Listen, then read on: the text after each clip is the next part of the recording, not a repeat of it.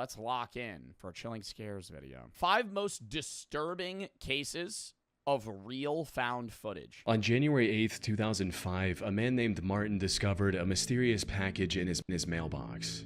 Confused, he brought it inside and opened it up. Inside the package was a single... Nope. That's why I'm never doing a fucking P.O. box, too.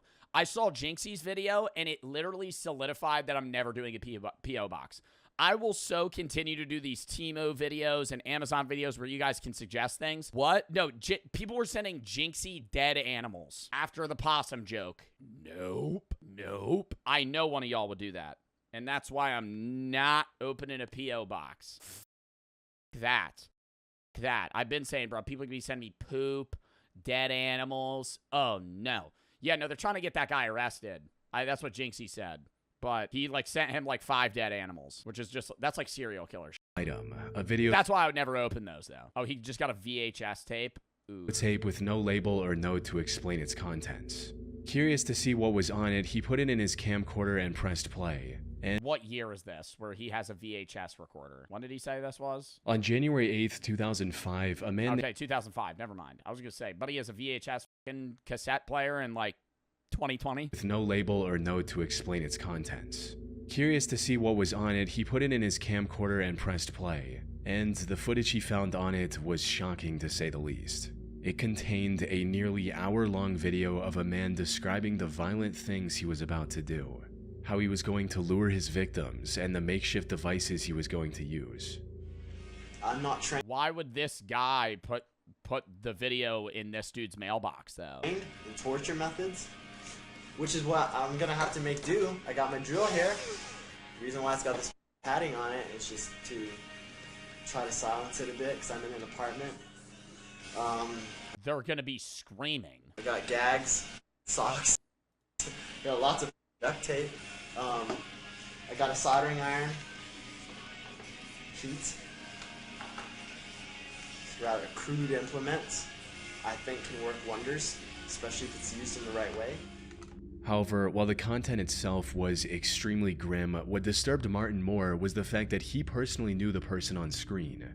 This wasn't the manifesto of a serial... He knew the guy that put this video for him? What, did he, like, confess to it or something? So when he would go to jail, you would see this video? Killer planning to take innocent lives. Instead, it was the final message of Martin's close friend, Ricky Rodriguez. A man who was tormented by a cult from the moment he was born. He eventually managed to this is fucking real. Escape the cult and was now planning to take revenge on the people who did unspeakable things to him for all those years. He recorded this hour-long video and mailed it to his few friends and family so they would find it and have all the answers about what he was about to do and why. I am making this video, well, for many reasons, I guess. I suppose the main reason is that I want there to be some record of the way I feel, my ideas, just who I was, really. But what, is he gonna kidnap the people that got him involved in the cult at a young age before he got out and then kill them? Ricky's story began 30 years earlier on January 25, 1975, when he was born as the first child of Karen Alva Zerby.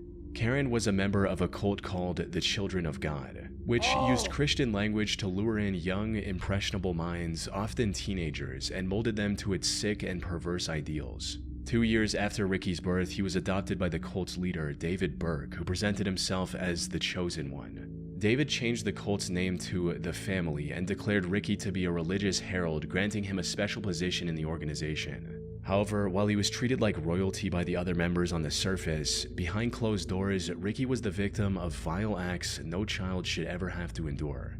David not only encouraged these acts, but went as far as to write a whole book about everything he and his followers did to Ricky, called The Story of DeVito. This abuse continued for many years, but as Ricky got older, he became aware of David's lies and manipulation. Then, in 1999, he finally managed to escape the cult with his girlfriend Alexia Manuel by faking a visit to the cult's compound in Mexico and fleeing to the U.S. Oh my god. He had to be in that cult till he was like 30 years old and he had to flee the country? Yes, instead. Reintegration into society after 24 years in an isolated cult was anything but simple. But Ricky somehow managed to pull through and secure a job as an electrician. He also married Alexia and later moved to Tucson, Arizona due to his work. Unfortunately, no matter how hard he tried to move forward, the nightmare he escaped continued to haunt him. What, and they would try and chase him down and bring him back? David had passed away in 1994, and the cult was now under the supervision of Karen Zerbe, Ricky's mother. And while the cult had managed to escape legal repercussions by mainly operating overseas, Ricky knew that there were still countless children suffering the same fate as him. So, in January of 2005, was he gonna kill his mom? He decided enough was enough and took matters into his own hands. Which brings us back to the video he recorded and then mailed to a handful of close friends and his wife. In it, Ricky mentioned his ultimate goal, which was to bring down the cult all on his own. Beyond that, a part of this was also about getting revenge for everything that was done to him. There's this need that I have. This need, it's not a want, it's a need, and I wish it wasn't, but it is. It's a need for revenge. It's a need for justice. Because I can't go on like this. In this video, he also laid out his plan for accomplishing this goal. He'd apparently gotten in contact with his previous nanny, Angela Smith, who was among the group that tormented him during his time in the cult. He was going to invite her over for— But every single person was fucking torturing this guy in the cult, but he was the chosen one? I don't understand what they were using. Like, I understand how cults manipulate people, but how are they perceiving David as this guy that's like, you know, a herald or somebody higher up in their, I guess, religion in their mind, but still abusing him? Dinner at his apartment in Tucson and make her tell everything she knew about the other members' whereabouts by any means necessary. And that's exactly what he did. On January 8th, after mailing copies of his recording, he invited Angela into his home and proceeded with the plan. It's unclear what information he managed to extract from her before taking her life. He then got into his car and drove to Blythe, California. There, he rented a motel and called his wife to tell her about what he had done and what he was going to do next. However, despite the meticulous planning, Ricky ultimately couldn't follow through with the rest of his plan. On the morning of January 9th, authorities found his car in a parking lot just a few miles from the hotel he was staying at. Ricky was found inside the car as well, where he had taken his own life. But they can't— oh. Well, I mean, it's sad he killed himself. It's sad he killed someone. But, like, what this guy had been through is fucking awful. I'm not saying I wanted him to, you know, murder people. But at the same time, it sucks this cult is effectively torturing children, and just being in a different country is— And while this was they just can't get them. Tragic news for his loved ones, it was hardly surprising for his wife. You see, Ricky believed that killing the cultists would bring him peace, something he reiterated in his last video. I can imagine how I would feel, how liberating it would be. But that's not what happened. During his call— Oh, he didn't feel better at all? With his wife, he confessed that despite his anger and resentment, killing Angela was the hardest thing he had ever done. Taking revenge didn't bring the comfort he was looking for. He couldn't bring himself— It probably made it worse. —to take any more lives. Because then he was so motivated to get that revenge, and then when that revenge didn't give him the reward he just felt 10 times worse. And decided to end it all. Bro said, shut up. All right, I'm a ban your dumb ass. All that night, leaving his friends and family with this hour-long video to remember him by. As for the family cult, it remains active to this day under the leadership of his mother. Really? What is the name of this cult again? The Family? The Family Cult Leader. No, what was it called before? The Children of God? The Family International Leader. Yeah, made by David Brant Berg, but who is the current leader of the cult? What was the woman's name? Till present day, the Love Charter is the family's set governing document that entails each member's rights, responsibilities, and requirements. It's not saying recent teachings. Like, what do they do now? That's crazy, though. The mom birthed him into the cult and then let him get abused. Became the cult leader herself. Fucking awful.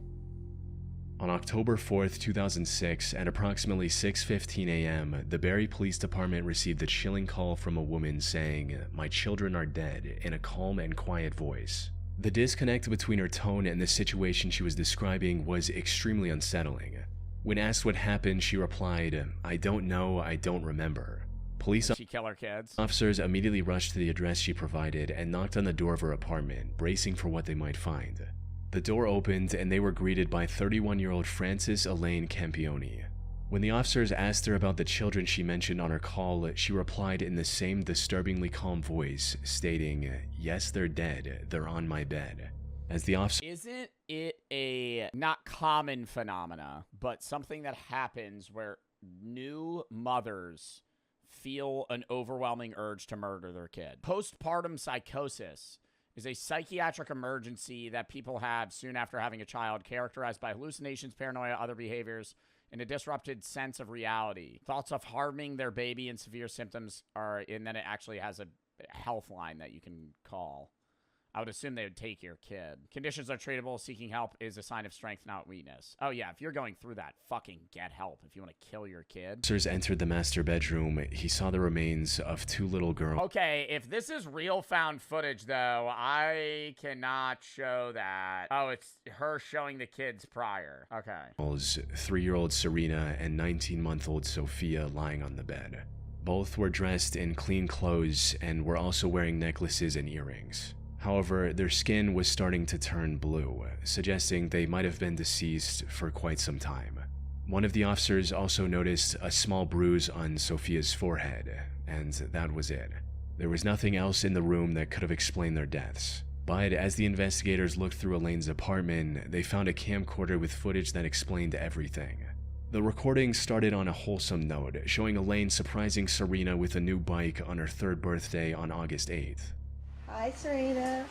It's August 8th. Is there a dad in the picture, or 2006. Happy birthday to you. Happy birthday to you. Happy birthday, Serena. Happy birthday to you. Serena's 3 today. Yay! Shall we go to oh my god, this is so fucking sad. Oh my god, that's so fucking sad. She killed both of her kids. Oh my god, and the way she was singing happy birthday. That's like how every mom sings it. living room and see if you've got Like in that exact tone. any birthday presents from the birthday fairies? Yes. Okay, let's go. I have to go.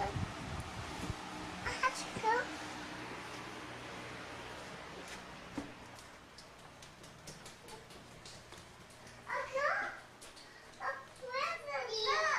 What is it? It's a bike. The next video also showed Elaine and her 2 daughters just hanging around and having fun. I love you. This much. Oh, I love you more than that. So far, everything looked quite normal. However, the 3rd recording, dated October 2nd, was when things started to get weird. The tone of the recordings instantly changed as Elaine suddenly went on and on about their horrible living conditions and the torment her ex-husband Leo and his family had put her through, said all in front of her children. You can't see through the camera, boo-boo. Oh, yes, this is a deplorable, horrible, messy, filthy apartment that supposedly my 2 children and I live in, and it's just a horrible, horrible mess. Yeah. I mean, it doesn't look that bad. If I'm being real. There's stuff on the floor, but it looks like a normal family apartment. I think Diego Campione is totally in the wrong, and I hope he burns in hell for all his sins. The same as Leonardo. All I wanted to do was take care of my 2 little girls and live happily ever after the 3 years of physical, emotional, and mental abuse that I endured tremendously by Leonardo. I get that. My mom went through a fucking terrible divorce, and she was still a great mother to me. No excuse. Sorry. You could go through a fucking shitty divorce. You care about your kids first and foremost. If you are ever a fucking parent, your number 1 immediate priority becomes your kids, and that's a fucking fact, and that's how it should always be, and that's a fucking good parent. No matter the situation you're going through, your kids might be in a shit situation, but if you're doing all that you can as a parent, that's all that fucking matters. Campione, and then the past Sucking blaming. Yeah, I understand being mad at them, and you could be mad at the dad. You could be mad at the situation. You could be mad at what they're putting you through, but you're still just fucking push. year from Anna and Diego Campione, the Like, now I'm getting mad. Killing your fucking kids ain't the answer. mental and This emotional ain't even no postpartum shit. This is just the mom wanting to get out of a fucking shit situation. This actually pisses me off. abuse, which wouldn't stop, and I had CAS keep bringing these 2 people into my life over and over again when I kept telling them the amount of mental and emotional abuse it was causing my 3-year-old daughter Serena and I and Sophia. It was horrible and uncalled for. And I want justice to my family for what they have all done to us. I cried out for help. They should have. Leo was apparently extremely abusive, both physically and mentally. He prevented her from contacting her parents and at one point even kicked her in her stomach while she was pregnant. This resulted in Leo getting charged with domestic violence and the two getting divorced. However, at the time of this recording, Leo was starting to turn things around and was engaged in a legal battle with Elaine over the custody of their daughters. This took an immense toll on Elaine's mental health. She was already quite unstable and had been to the psych ward twice. Yeah, and that fucking sucks. And, like, I'm sorry if anyone, including her, had to go through that. But it's like, the solution is fight for your fucking kids. Fight for custody of your fucking kids. If you care about your kids, you fight for the custody of your kids. You don't fucking kill your children. In the past couple of years. But according to her mother, the custody battle caused her to lose it completely and develop severe paranoia. She became worried that Leo would one day show up and forcibly take her daughters away. Then, on October 2nd, after ending this recording at 8:39 p.m. So she killed her children? Elaine did the unthinkable by taking the lives of her own daughters, then recording a haunting confession that investigators discovered on the same camera. Oh my god, this is after? Because Leo, there, are you happy? Everything is gone. You wouldn't give peace. You wouldn't tell the truth. I begged. You even had Stacy not believing me till he... Yeah, no, that's fucking terrible. You killed your children! Like, the husband is, yeah, he's a fucking asshole. He's a terrible person. What the fuck? I had to sign papers when I didn't. I went to victim witness to get the truth. Trying, begging everyone the truth.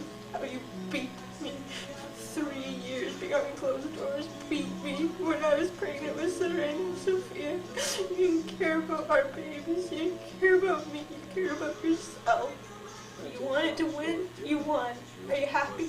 How does it make you feel? How does it make you feel? Because it doesn't make me feel great. Her trying to pin this and being like, they're dead because of you. Like, what the fuck? This is just like, kill your children, play the victim card. Like, yes, she went through terrible shit and she did originally get justice for that. And then he had a legal battle, and I'm agreeing that they shouldn't have had the custody of the kid. But then you kill the kid and go, are you happy now? I've lost everything my whole life. At this point, the camera cut to a later... Gives a fuck you lost everything. You killed your kids. The only thing that matters in your fucking life is your goddamn kids now. You're a fucking mom. You're a fucking mother. point where Elaine attempted to take her own. I tried to overdose. So, that means the remodeling time at their Aurelia and Bracebridge stores. They are changing the displays. Now is the time to make a great deal on an Ontario-made hydro-cooled hot tub. In stock models, floor models, or custom orders, everything has a sale price. Pool Spa Sauna Showroom, making waves in Aurelia, Bracebridge, and soon to be in Huntsville. You can also check them out on the web at poolspasaunashowroom.com. Elaine was arrested on the spot and was later charged with murder, with the found footage in her home serving as crucial evidence against her. She was ultimately sent. I don't understand the motive to kill them, is where I'm not following at all. Like, I understand she had been to the psych ward twice. I understand what she had gone through.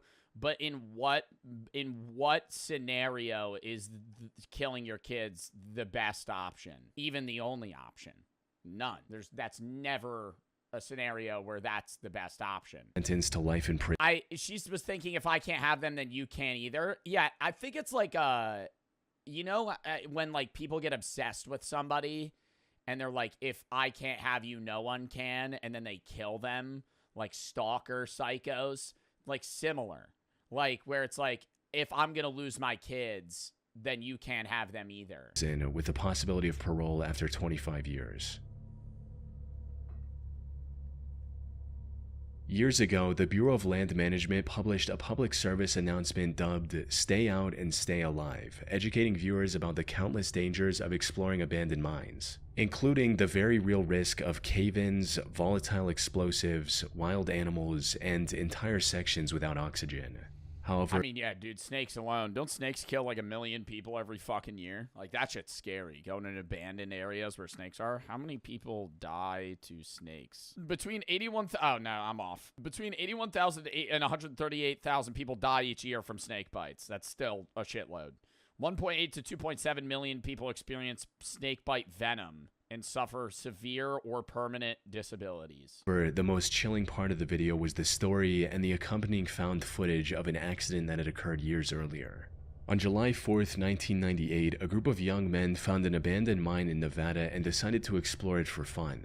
Though, surprisingly, the boys seemed acutely aware of the mistake they were making right from the start. As you see Briz pointing out, stay alive. It's a good point, but we're not too smart, so we're gonna go anyway. This is an unsafe mine. Danger. Oh, wow. And then they die? And the allure of exploring a place untouched for decades was too tempting for them to ignore. On the 4th of July? However, the deeper they went into the mine, the more dangerous it became, with the boys walking over sketchy wooden bridges to continue their journey. They even found signs of the mine caving in, but chose to ignore those signs just to venture deeper. And even, dude, even if this wasn't, like, marked as unsafe, this is an old mine shaft, and they're tightrope walking on old wooden boards. Like, what if this was dry rotted, and you just fell through? That's why, like, abandoned building, like, you know, exploration people, what is it called? There's, like, a name for that. Like, abandoned exploration. What is that called? Urbex.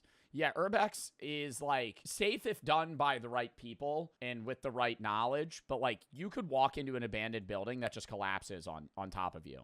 Not, like, naturally, but, like, you being there disrupts whatever it is because it's so old. Caving in, but chose to ignore those signs just to venture deeper. If you look at all this, there's lots of rocks and stuff that have fallen from the ceiling, which indicates that probably a good idea to be walking this way. And, Well, they've already fallen, so they're not gonna fall again. well, there's more to fall still.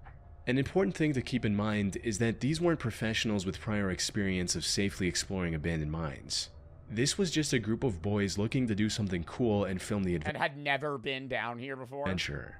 They could have easily plunged to their deaths down a 1,000-foot mine shaft or gotten lost in the miles-long maze of tunnels, which started looking more and more likely as time went on. Yeah, we gotta remember. Yeah, they're, like, not marking their tracks, you know? If I was going in this cave for the first time, wouldn't you bring, like, string or, like, something to mark walls? Like, it just, like, pans out to, like, 3 different, like, possible tunnels, and that happens every fucking 100 feet. Like, eventually you're gonna forget where the hell you are. Remember where we're. Okay, we got out here. Who painted these X's in cliff? Grant. What do they mean? Dead ends and stuff. Okay, they're all got an X on them. They all do. Oh my god, are they lost? This way. That one's got an X. But it's also got that. What does the diamond mean? Where's that go? Goes down. Along there. Ooh, that's not a little. Well, it'd be kind of hard if you slipped and fell. You could catch yourself before you actually fell down that. Not if panic set in and you spin like a little girl. Toxic gases and radioactive elements could have also caused Yeah, they could just walk into a room full of fucking gas, spores, some other shit. serious health issues down the line, if not immediately. Fortunately, they somehow managed And only one of them has a hard hat. They're all just walking in raw. to avoid all of these dangers and make their way fairly deep into the mine. But then they came across something that could have ended all of their lives in one fell swoop. Got them pipes. Oh, wow. We have to climb that. Yeah, don't everybody get up. I got you. You're gonna be the lucky one to fall. This is going to America's Funniest when somebody falls. That's a good idea. I don't know if it'll go to America's Funniest Home Videos. This is, if you fell, you die. Alrighty. Oh, that's on the table. Don't put. And then, like, dude, what if one of them did fall? Like, you know how fucking traumatizing that would be? Now you have to get out of the fucking cave. You just watched your friend fucking fall to his death. I hope the ropes. While crossing a sketchy section of the mine, one of the boys noticed a rope dangling down from one of the wooden beams and immediately became curious about whatever was down No! there. It's down to the main shaft. Wow, so we're climbing down this rope. Yeah. How far down? How Bro! are we getting out of it? climbing up it? I see. They had little rope How do they know they have the fucking strength to do that, let alone the rope fucking strength itself to hold all their weight? climbing experience between them. However, they didn't let Outside of fucking gym class. that stop them from accomplishing their desires. The guy named Adam decided to be the first one to descend, resulting in this. How far down does it go? All the gonna way down snap. to that ladder you were going down? Or Like a good 30 feet. Or am I gonna hook this I'll camera? go first. I am. About 200 feet. Oh, I thought it snapped. You don't like where to go. Put it like he's doing it into your mouth. Yeah. It's all like this. Is it off now? No. How am I gonna get the thing down there? Dude, my heart is racing. Yeah, but how am I gonna get back up? I don't have. Hey, good. Give you my belt string. Adam! Oh! Adam! Oh. Adam! Yes. Adam! Oh, God. Oh God! Somebody help! Adam! The rope Adam chose to trust was completely worn and gave way shortly after putting his weight on it. This caused him to plunge 65 feet down a dark mine shaft and lose consciousness. Luckily, none of the damage he took on his way down was immediately lethal. He was still breathing. He was alive? His friends were able to find an exit and contact the authorities, who eventually rescued Adam after an Oh my god. hours-long rescue mission. Ultimately, them escaping the mine without any casualties was nothing short of a miracle. The mine shaft could have easily been over 100 feet deep, or Adam could have just as easily hit his head on the Yeah, fucking landed on his neck and died. surrounding wall. Both of these scenarios would have resulted in his death. What's even worse is that the whole group could have gotten stranded in the shaft if the rope broke Or if they got panicked and then fucking, like, you know, they get panicked, they don't remember how to find their way out. when the last person was going down. With no way to contact the outside world, the group would have likely died of starvation. Fortunately, they were able to walk away from this terrifying experience with just a few broken bones Yeah, as fucked as that is, that was literally, if they were gonna go down, that was the best scenario. Because if they all got down and then one guy's going up and it breaks, it's like, now you're just fucking stuck down there. along with cuts and scratches. Unless there was some capability to climb back up. On the 25th of February 2022, the Perea Fuel Company hired maintenance workers to reopen one of the underwater pipes connecting their oil unloading dock and refinery. The operation team included 5 men: Christopher, Kazim, Yusuf, Rishi, and Faisal. They were going to use a pressurized habitat to inspect the pipe and make any necessary repairs. However, shortly after entering this habitat, all 5 men disappeared from the worksite, leaving those on the surface to wonder what could have happened. It wasn't until rescuers found footage from a GoPro mounted to one of the divers' suits that the full truth came to light. The footage showed the men struggling to open the valve keeping the pipe shut, prompting Kazim to go get a wrench. He returned to the habitat and handed the wrench over to his co-workers. But then, a few seconds later, this happened. Dude, underwater welding and just having to be somebody that works on, like, either, like, heavy equipment or deep underwater or on fucking electrical things, fucking the worst jobs ever. I'll scan it. The worst jobs ever.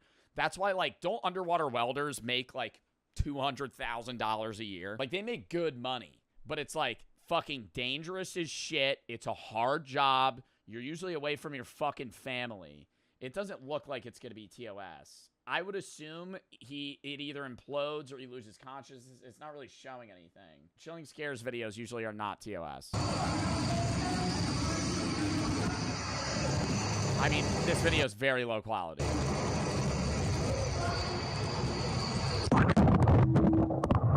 What just happened?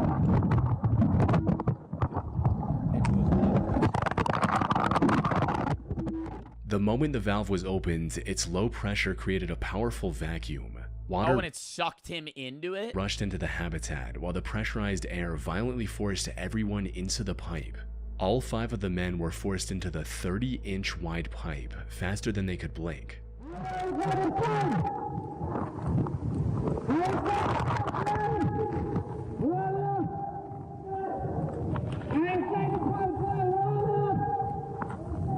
After tumbling through the metal pipe at violent I'm very confused. So this is the pipe and they just got shot inside of it? Speeds for a minute and a half. 30 inches. How did all 5 of them? They came to a stop at a section containing a small air pocket, just enough to keep them alive, allowing them a brief moment to find their bearings and assess the gravity of their situation.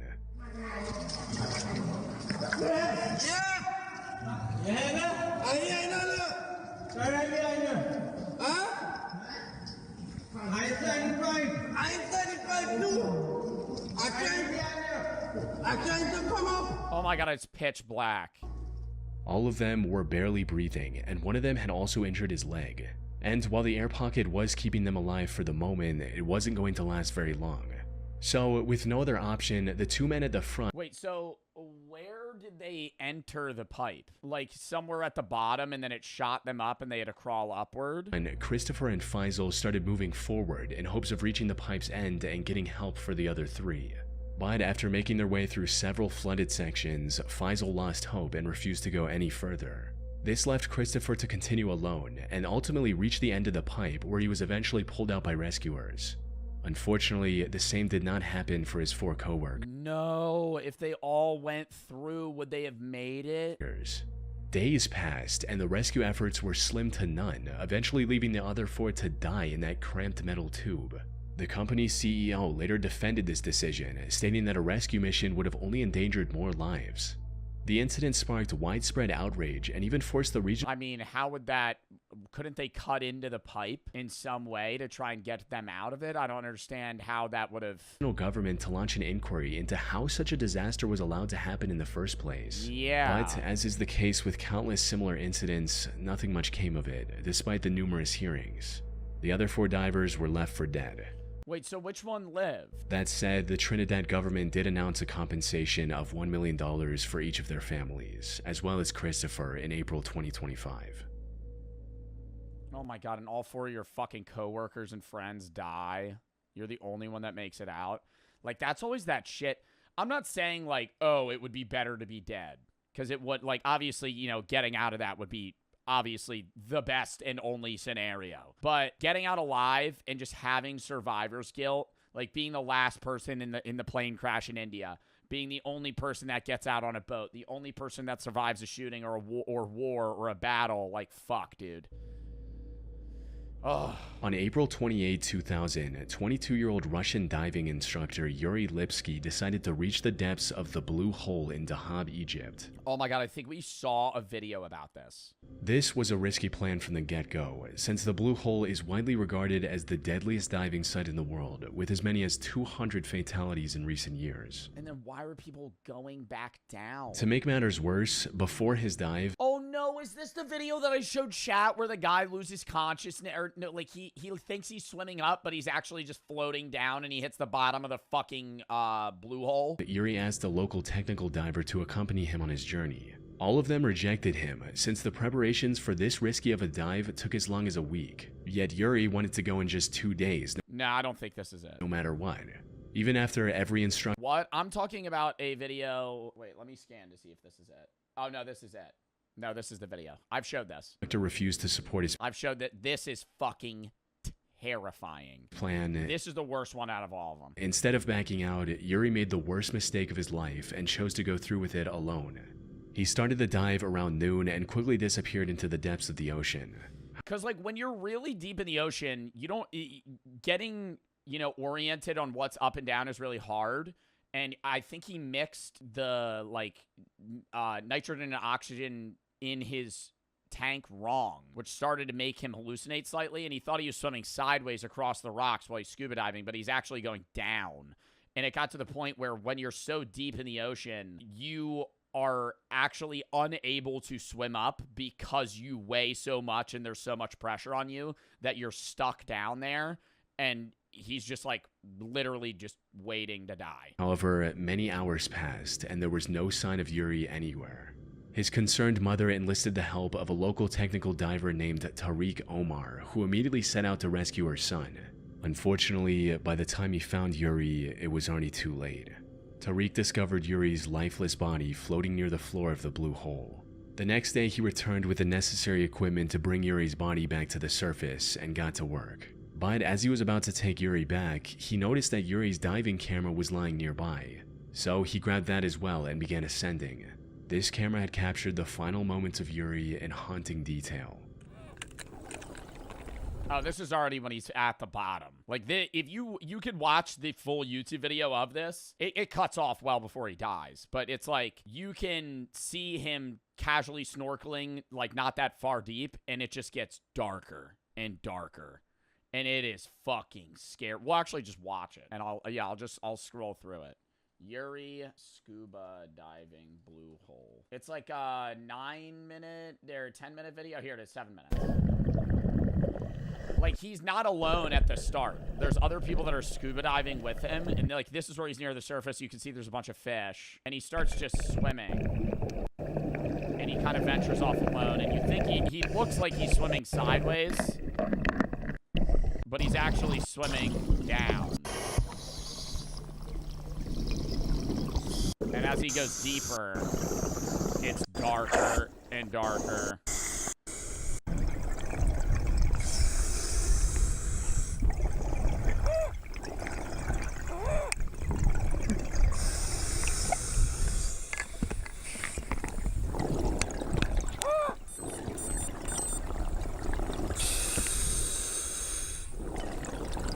And he's going, oh, fuck.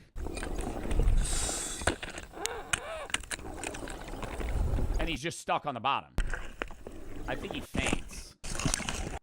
Or he tries to, like, swim up, but he can't. Because he's just so deep. How deep is the blue hole? 115 meters. 22-year-old Russian diving instructor in 2000 went 115 meters. So that's, whatever, 300 feet. Many other divers. However, it wasn't long before everyone else faded from view as he started to descend deeper into the blue hole. And that's when all the worst possible things started happening in rapid succession. It started with him failing to keep his gas levels under check, resulting in him getting nitrogen poisoning and becoming extremely disoriented. By the time he realized his situation, he was already sinking like a rock. Yeah, 377 feet. How do you put that in perspective? Like, how tall, how many stories is 377 feet? That'd be a 35-story building. It's taller than the Statue of Liberty. So he went that deep and didn't realize until, like, almost when he was at the bottom. He started panicking and began inflating his buoyancy control device quickly to avoid sinking any further. Tragically, this backfired. The buoyancy control device bursted due to the rapidly increasing pressure, leaving Yuri no way of safely returning to the surface. And then you're like, what way is up?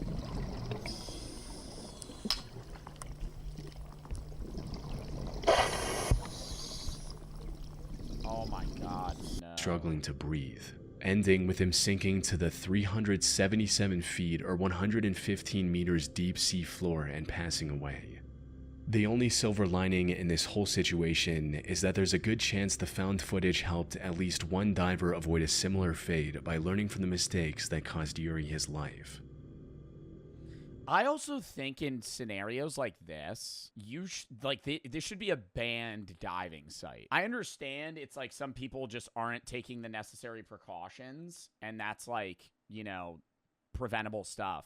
But when like 200 plus people are dying here, that's like, you need to not allow other people to go there.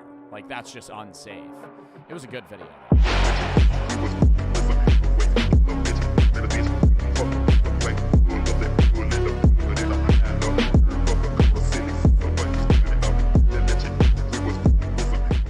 When animals eat their owners. How you doing? How you doing? Come on in and sit on down because today we're talking about pets eating their owners. I don't know why we're necessarily doing this. It's just been kind of a topic here at Meat Studios. I just thought it's been fascinating. It's been a topic at Meat Studios.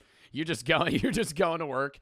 Hey, when are we gonna make a video about when, you know, people eat their owners? What about that? How many animals have eaten their fucking owners? How, like, is that a common occurrence? Maybe with dogs or cats, if you just keel over and die. I've heard of I didn't know the person, but I knew a person who knew a person who died, and their cats ate them, like, one of their entire legs off. because they had like 3 cats and they were dead for like 2 days before somebody found them, and then the cats ate them. But they never really kill you, right? Your pets usually wait for you to die, unless you have like a tiger or something, and then they'll eat you. So will your dog after a period of time. Less likely than a cat.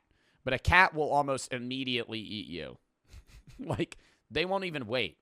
Like, you'll be like dying and they might start snacking on you. I thought, why not make a video and indulge you on some of the conversations that we've been having here at the studios?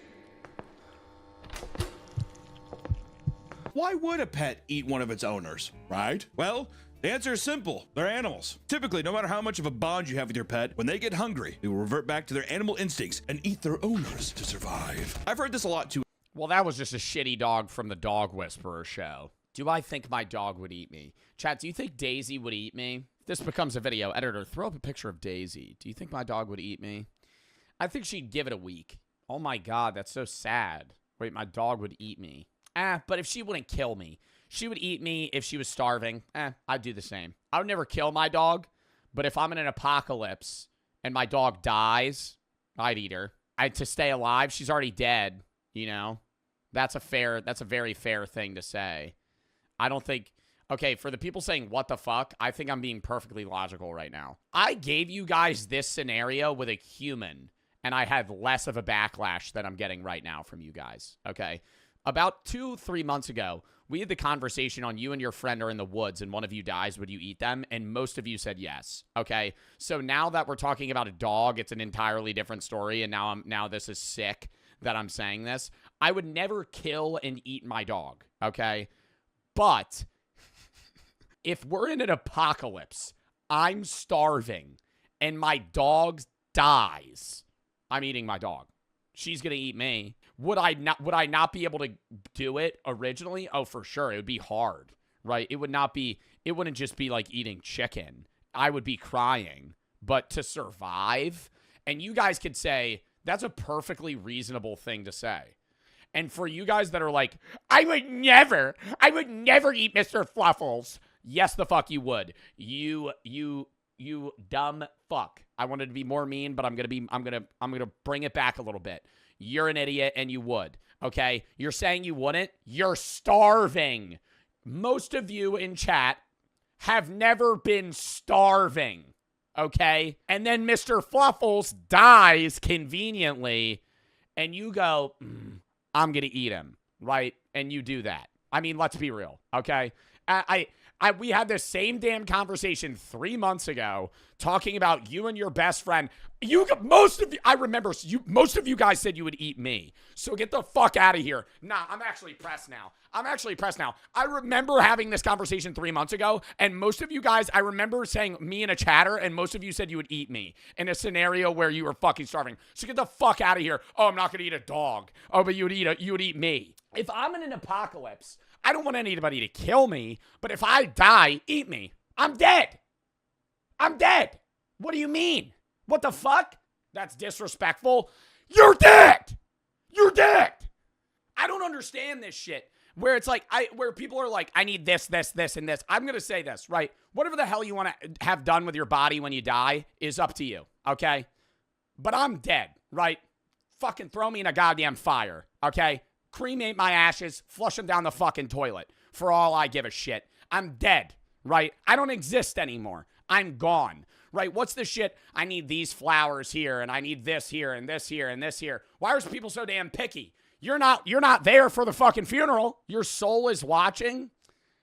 Okay, that's why I'm not going to sit here. Like, if you want to have this, and that at your fucking funeral, fine. But, like, I don't want to put $45,000 in extra fees on my fucking family when I'm dead. You know what I mean? You would eat Brooke? I wouldn't be able to do that. No. I think if I was starving, dude, I mean, I'm going to be a very upfront person. I love my dog. But in a scenario where I'm starving, it would be way easier to eat my dog than a human, right? What? Would you eat me? I don't know. I don't want it. Dude, what are you guys get? You guys are just trying to give me fucking scenarios where I'm going to say I would eat a person. That's what you guys are doing. I know you. That's chat. I know. I don't know you individually, but I know what you guys do, and you're just trying to lead me down a fucking path where I'd go, oh yeah, I'd fucking eat somebody, and then you're gonna go, what?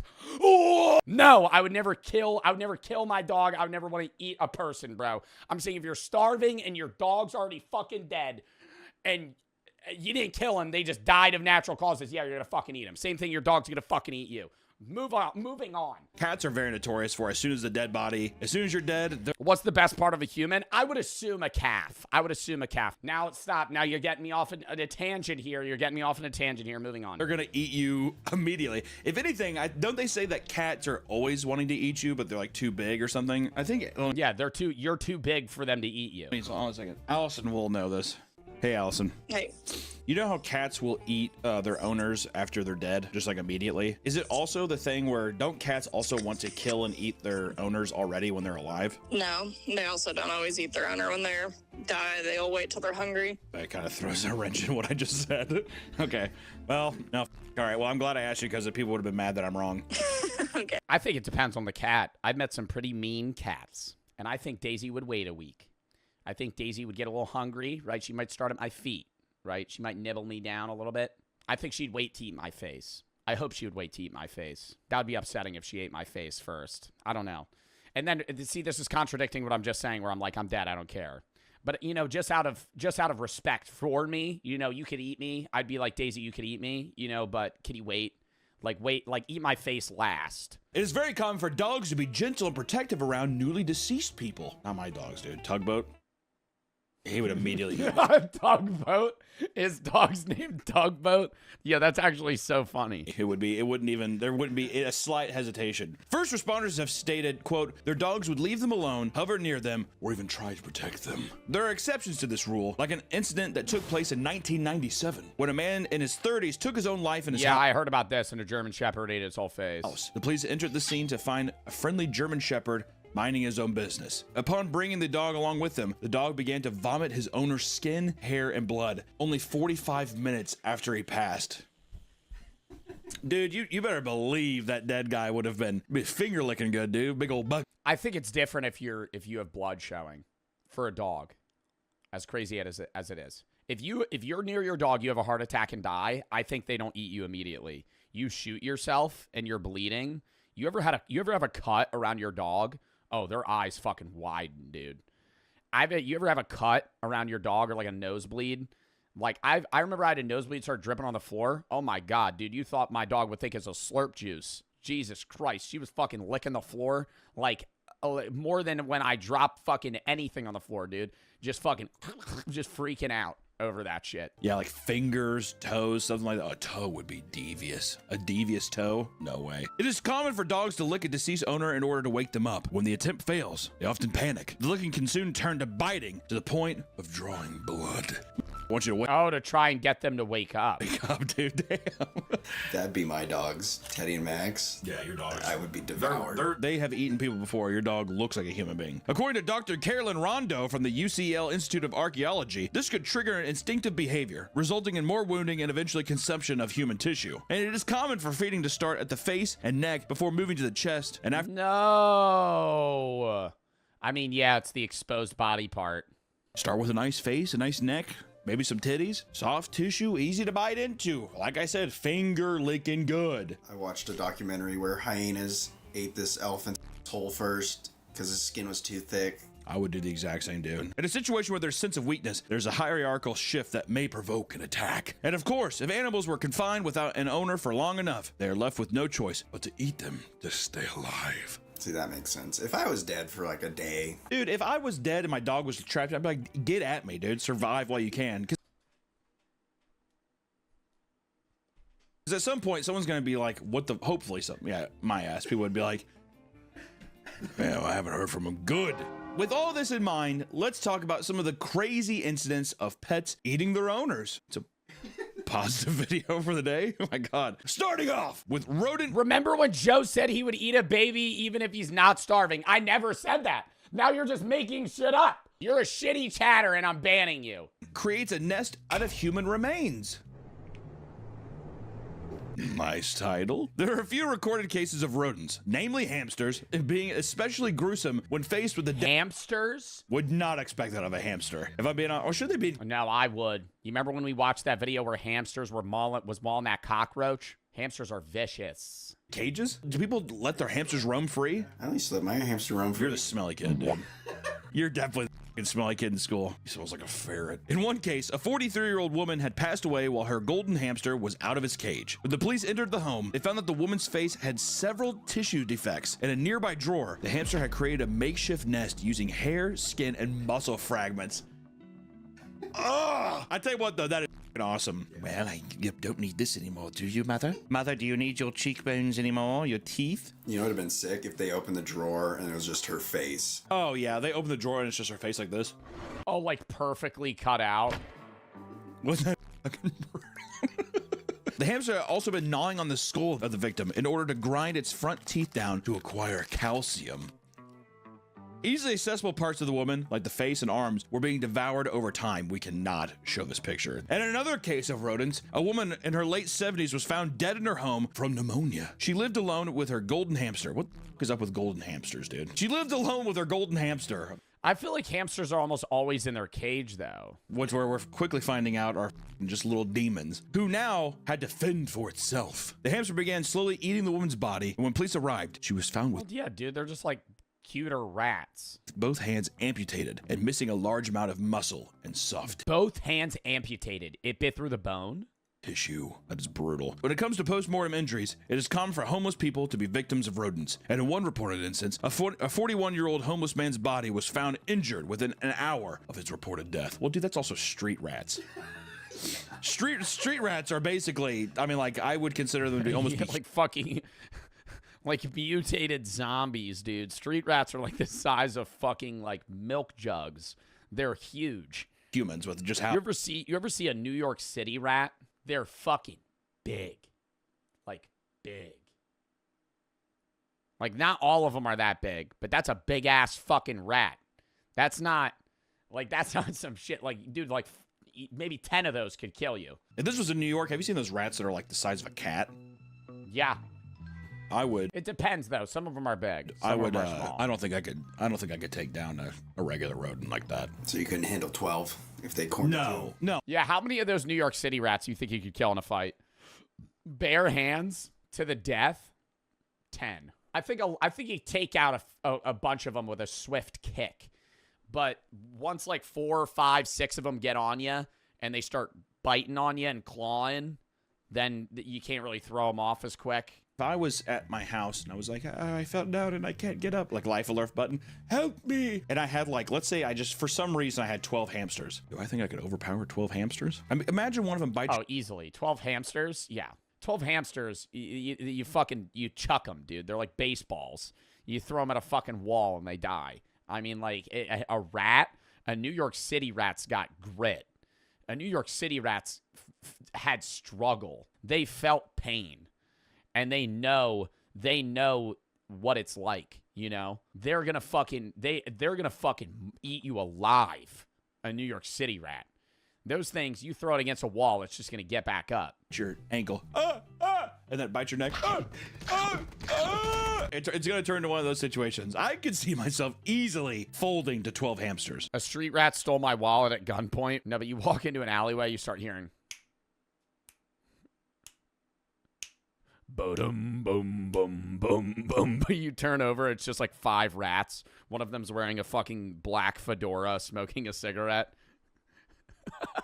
Vogel, a 30-year-old German man, died after his pet black widow spider named Bettina Okay, who the fuck has a pet black widow spider?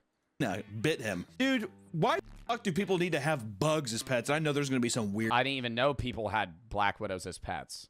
ass people being like, my spider would never do that to me, or my horde of grasshoppers in my closet. As we're gonna have, so we definitely have some bug fans, dude. My nephew's a bug fan. He's got spiders and... He has pet spiders?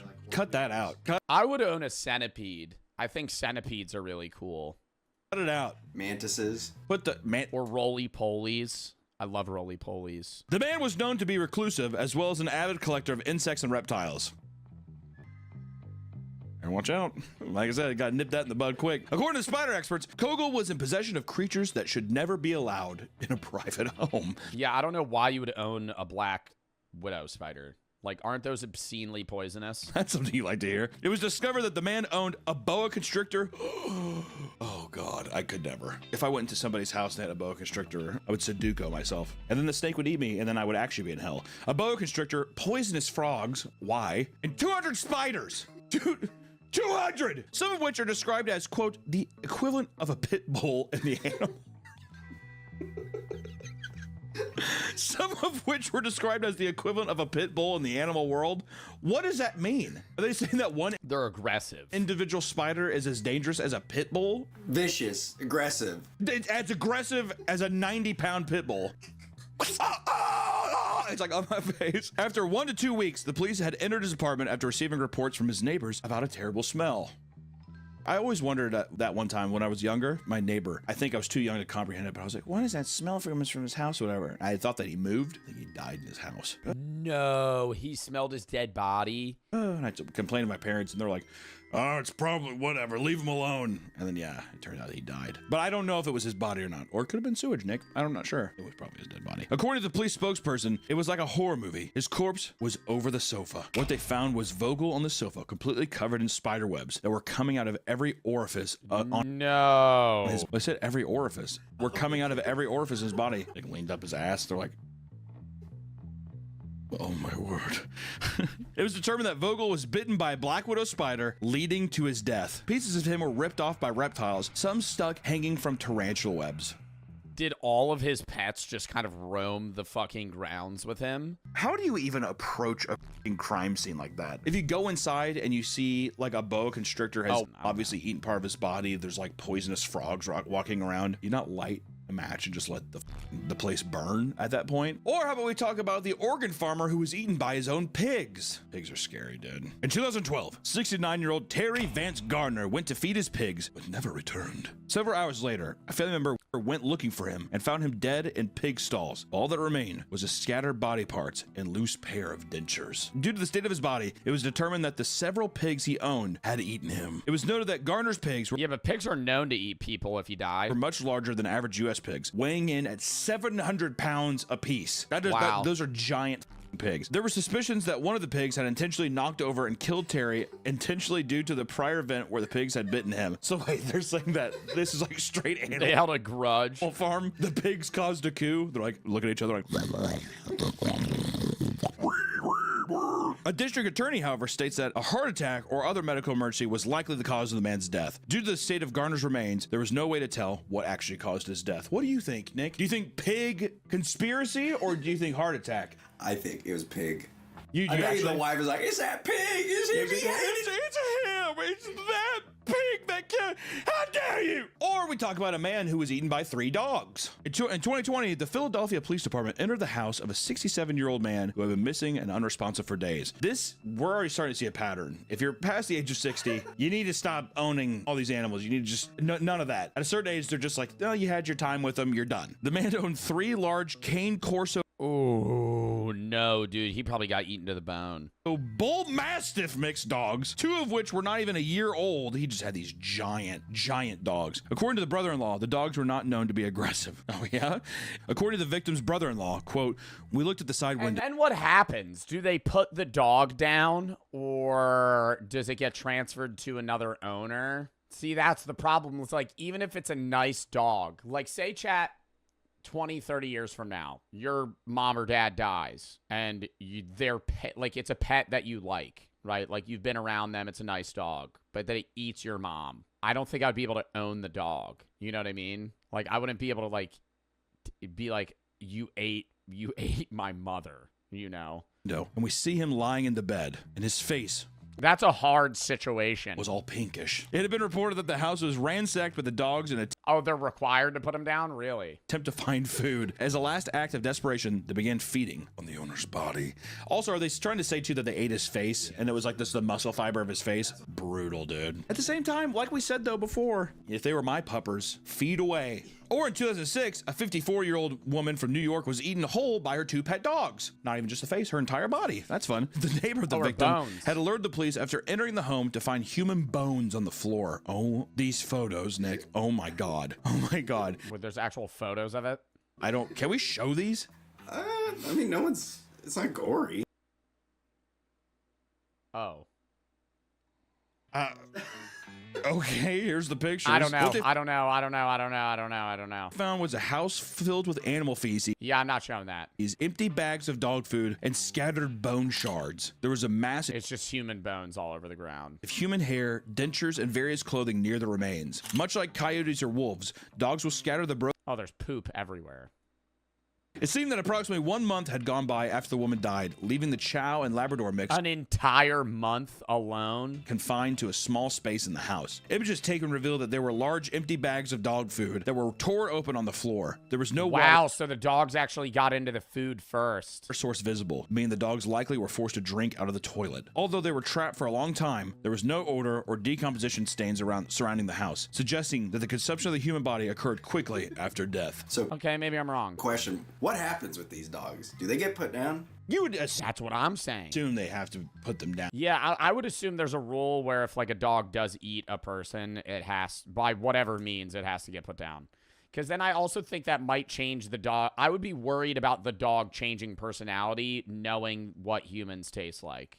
I would assume. If someone gets murdered in your house or dies in your house, don't you have to report it when you sell the house? So that'd have to be the same thing with when you adopt them. In 2019, a 57-year-old Freddie Mac from Venice, Texas, was eaten alive by 18 mixed breed dogs. It's kind of racist to say mixed breed, doesn't it? I don't know why.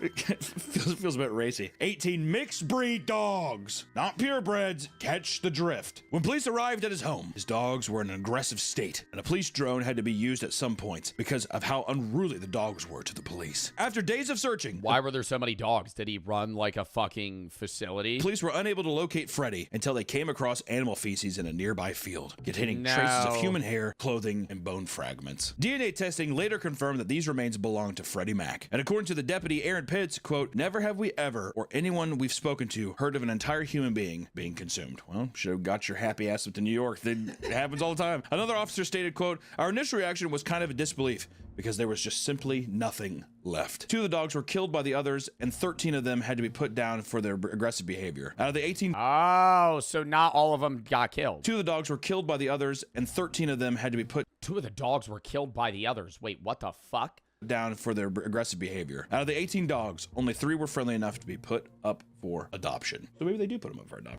And those dogs may have eaten him. Well, there you go. How do you sell those dogs? Maybe the 3 puppers that did survive and that were kind, maybe they didn't indulge. Like, oh, we got pedigree right here, a lot of it. Oh, I don't care. I mean, guys, we have kibble here. Do we really need to eat him? I mean, he would give us treats now and again. Oh, God, you're eating his dick. Oh. Or we can talk about cats eating their owners, right? Because similar to dogs, cats have also been known to eat the dead remains of humans. In one case, a man in his early 30s took his own life after overdosing on prescription medication. The man owned 10 cats who slowly feasted on his face and body right down to the bone. This is so much more weird when it's cats. Dogs, it's like, you know, watching a dog eat dog food, you're just like, you just know you're like, terrible. Cats are very delicate. So like thinking of like a cat, like, yeah, I don't know. I feel like a dog eating you would be like a big, and they would just rip off a piece and eat it. And it would seem more like, I don't know, naturally animalistic. Whereas like a cute cat eating a human. Slowly chewing on a face. I don't know why that's so much more worse to me. Tiny mouths, but I think it's just how meticulous, how long it would take. So for it to go all the way down to the bone. Yeah, I feel like a dog could eat you real quick. You know how long the guy had to have sit there? You know what I mean? That'd be one thing where I was like, dude, you can eat my body. And cats can determine when they want to stop eating. Like you can leave food out for a cat. You can't really leave food out for dogs. They'll just keep eating until they fucking vomit. Days later, he was found with parts of his body completely defleshed. According to a study on post-mortem injuries, there were injuries present on the head, neck, right upper arm, and the soft tissues including the tongue, larynx, upper half of the esophagus, thyroid gland, neck, and right upper limb musculature were missing. Man, dude, the tongue. They went into his mouth. And gonna start eating the tongue. In a horrific turn of events, the drugs inside the man's system spread to every single cat that feasted on his remains. And in the end, all 10 cats were dead from lethal intake of drugs. No! He OD'd, they ate him, and then they OD'd. That must be testament to how much drugs were in his system. We talked about reptiles a little bit. Let's talk about lizards. Because in 2002, 42-year-old Ronald Huff was killed and eaten by 7 of his 6-foot monitor lizards. He had 7 of them. Where do you keep them? Where do you keep 7 6-foot-long somewhere in Florida lizards, bro? His neighbor and his friend Jeff Wildonger, great name, stated that Ronald often let his monitor lizards roam free in his apartment, keeping his apartment as hot as possible to accommodate them. This is a f***ing Junji Ito horror manga. Like a person being like, God, the hallway was so hot, and there's like humidity coming from this guy's door, like your neighbor's door. You like knock on the door. Yeah, he just keeps the AC at like 85. Opens it. Hello. Huff's past boss admitted that he was once shown bite marks inflicted on him by his pet lizard. So he's even going to work. He like works at Walmart, and he's just like, check it out, dude. Gabriel is just so bitey this week. Gabriel's being a little bit aggressive, and then the next day he doesn't fucking show up to work. I would immediately assume he got eaten. Which is a big deal since monitor lizards carry bacteria in their mouths that can lead to blood infections if bitten. How convenient. It appeared that after being bitten a week or so prior, he ended up dying from a staph infection that likely led to organ failure. After the smell from the apartment reached Jeff's bathroom next door, he alerted the police, who promptly entered the apartment. Ronald's corpse, propped up by the front door, was being devoured by his 7 lizards, who were covered in Ronald's blood. Well, I was gonna say also, lizards just swallow shit like whole sometimes. It's almost like setting up that scene almost as if he was like trying to escape or something. Passed out and like went unconscious. Oh my God, these lizards too. Jeff, who watched the scene unfold, stated that, quote, his cheeks had been eaten off and his molars were where his ears should be. They had eaten his face, eaten his hands, and they actually had eaten into his abdomen and had eaten some of his internal organs. Strangely enough, his neighbor spent the next night creating an illustration of what he had witnessed. What? Wait, the neighbor witnessed this and then drew that? That's what he saw? Imagine walking into your fucking neighbor's house and seeing lizards eat your friend alive. You know what's up too, what I hate about this is that he makes the lizard in the front bottom right looks pretty cute. Like he's just like, I don't know, I was hungry. You know what I mean? Also, he really got the Lynx tapestry. Yeah, the cat painting for some reason. Wall. He's like, but he did have a really cool, like, wild jungle cat tapestry on the wall. Just had to put that out there. While the lizards were transferred to the zoos, one was ultimately euthanized due to being incredibly aggressive, often running towards people with his mouth open. Good God. It also shows with this drawing how that imagery was just... Why are you even allowed to own these animals? I feel like you shouldn't be allowed to own something that could just fucking maul you like that. I mean, people own dogs, but I don't know. I feel like that's different. That's like a domesticated animal versus a fucking lizard. Let's talk about pet hippos. But they do look cute, especially when they do that little... their ears.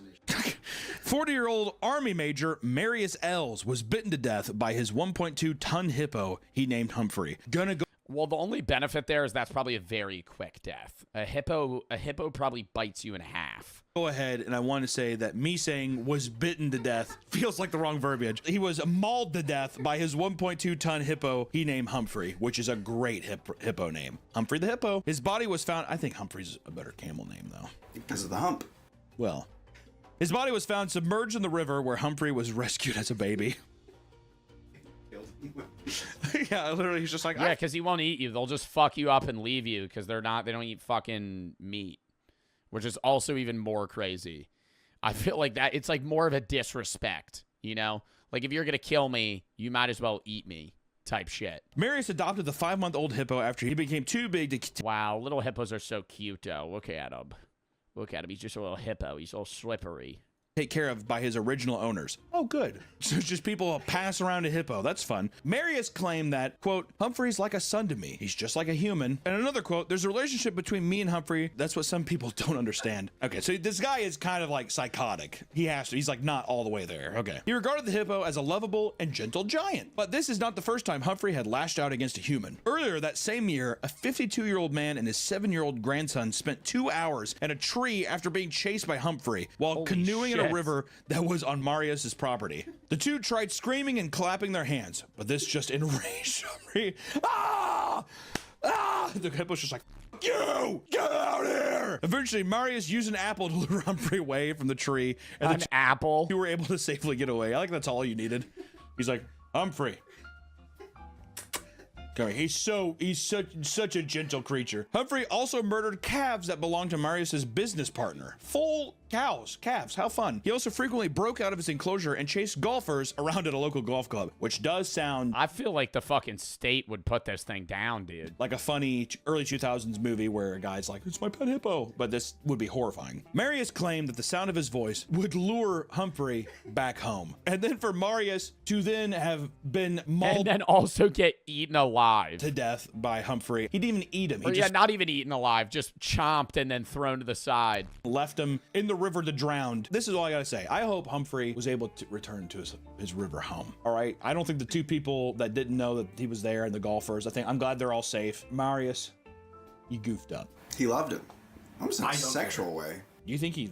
It kind of sounded like it. You just don't understand, Mari. You never know, dude, with people that have those eccentric stuff. Like I read this, or I listened to this interview about a guy who had like a sexual relationship with a dolphin. He was like a trainer at like a zoo or something like that, or like an aquarium. He was having a sexual relationship, and he got caught and he was fired. But he wrote a book about it. In conclusion, it's a gruesome reminder that inside every cute little animal and every He was a trainer that was fucking a dolphin. little pupper and little Butterball turkey incident. fur baby out there is it's an animal. It's survival. And in any case, animals will get any opportunity to basically, over. And it's especially, they might love you in the moment, but those hunger pains start coming in, they're going to eat whatever they can. Animals are a dangerous thing, and they're to be taken seriously. And no matter how many weird TikToks or Instagram reels you see of how cute some of these things might be, you better be warned. You gotta keep in mind, dude. Either some of them are capable of killing you, or if you die, they will eat you. All right, W fucking stream chat. We're gonna call that there.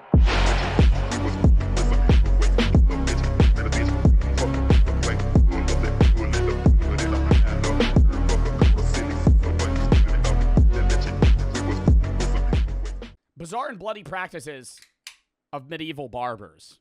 Type locked in. Barbers in the Middle Ages were the ultimate multitaskers. While it's true that a lot of surgery in the Middle Ages was done by so-called barber surgeons, these precursors to the old dude... How fucking crazy that would be. A guy with no experience, no medical license, no training. He's just been winging it for a while. Yo, I got a toothache. Oh, no problem, boss. Let me get my rusty pliers out. Dude with combs and a jar of blue water did a whole lot more than just cut people open. So, today we're going to take a look at the bizarre and bloody practices of medieval barbers. But before we get started, be sure You got a degree in medicine? Well, did they have degrees in medicine at that time? I think barbers were effectively just doctors and dentists. Like, the guy who cut your hair was just a multitasker. You know, he was an all-around guy. He was a jack of all trades. Subscribe to the Weird History channel. After that, we'd be much obliged if you would leave a comment and let us know what other medieval jobs you would like to hear about. Okay, prepare yourself for a close shave with history. Terrifying amateur surgery. Holy dude. Imagine you have something wrong with you, and the best guy you could go to is your barber. I feel like I would rather try and perform surgery on myself than have some random dude. I mean, he has some level of experience, right? He's better than you. I think that's fair. He might fuck up and kill you, but he's done this 30 times. You've never done it. So it's like, he's still more knowledgeable than you. Perhaps the best description of medieval barbers comes from an inscription on a 16th century woodcut by German artist Jost de Man, presented in the first person from a man practicing the trade. I am called everywhere. I can make many healing salves. I can cure new wounds, also fractures and chronic afflictions. Syphilis, cataract... Syphilis. You're syphilis. This barber said that people would come to him with an STD. What? Cataracts? Your eyes? Like, cataracts, you got problems with your eyes, what is he gonna do? Gangrene, pulling teeth, shave, wash, cut hair, also like to bleed. What, like bloodletting? Gangrene, pull teeth, shave, wash, and cut hair. I also like to bleed. While it may sound like the worst Tinder profile ever written, it's not wrong. Medieval barbers did all that stuff, and they were considered the experts, although some, if not most of their methods, were a little questionable. For example, once upon a time, medieval barbers used to pour boiling oil into gunshot wounds in order to cauterize them. I mean, that doesn't sound that crazy to me. Even if I got shot in the middle of nowhere and I'm like, I need help, and this guy's like, I'm going to pour boiling oil on it so it blocks the wound, I'd go, okay. I mean, what else are we going to... Tourniquet? Yeah, but I mean, you still got to fucking cauterize. You got to get rid of it. Which sounds a bit like driving your car into a lake because the check engine light came on. Okay, why is that a bad idea, though? Can somebody explain to me? Why is pouring boiling oil in an open wound a bad idea? Because it's bad. But why? Infection? But wouldn't it singe it?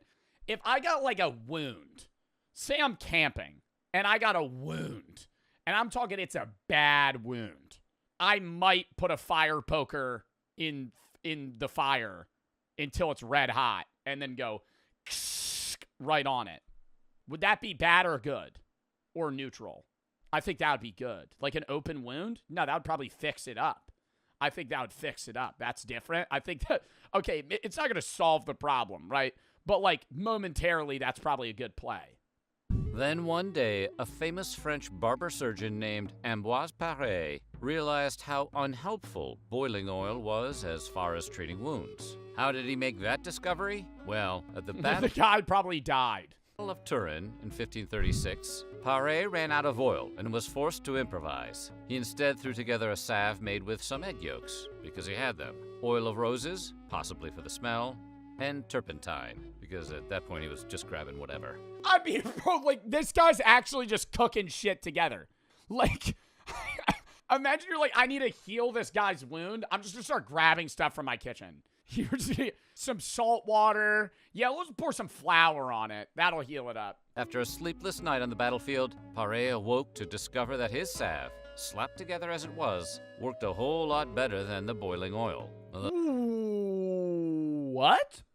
Though, to be honest, anything other than a second bullet would have felt better in a gunshot wound. According to Paré, he visited with all of his patients, and he discovered that everyone who had been treated with his weirdo salve, counter to his expectations, fared better than those who had traditional boiling oil. He wrote that... Okay, well, it might have just done nothing, and boiling oil made everything worse. That each patient he treated with salve had a good rest, and that their wounds were not inflamed or tumefied. On the other hand, those that had been treated with standard boiling oil were feverish, tormented with much pain, and the parts about their wounds were swollen. You know. Wow, that's shocking, because I would think you would just want to fucking singe that shit, you know? Like, you got an open wound, like a red hot, right on it. Like a person who had been doused with boiling oil. After repeating the procedure on diverse others, Paré concluded that neither he nor any other should ever cauterize any wounded with gunshot. Paré went on to advocate that medical practitioners should treat wounds gently, an innovation that of course survives to this day, although I'm pretty sure that doesn't include turpentine and egg yolks anymore. Barbers performing minor surgeries in the Middle Ages sometimes offered anesthetic in the form of something called a soporific sponge. It was Oh, I thought it was going to be like, the barbers offered an anesthetic by hitting you in the back of the head with a wooden club.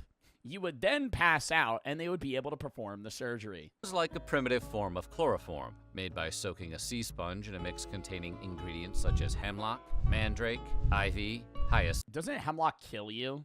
Isn't that what Socrates drank and died from? Oh, they put it on the wound, though? Mandrake, ivy, hyoscyamine, mulberry juice, and opium, among others. I'm no doctor or even a medieval barber, but it sounds like maybe the opium is doing the heavy lifting there. Also, pretty sure hemlock is poisonous, but hey, it's a party. The sponge is supposed to be completely dried out in the sun during the dog days until all the liquid is consumed. When the barber needed to knock someone out, they reconstituted the sponge by dipping it in water and then placing it under the patient's nose. Some historians have suggested that the sponge contents were meant to be imbibed, which would have been a very stiff drink. Get it? Stiff? Because it'd probably kill you? Okay.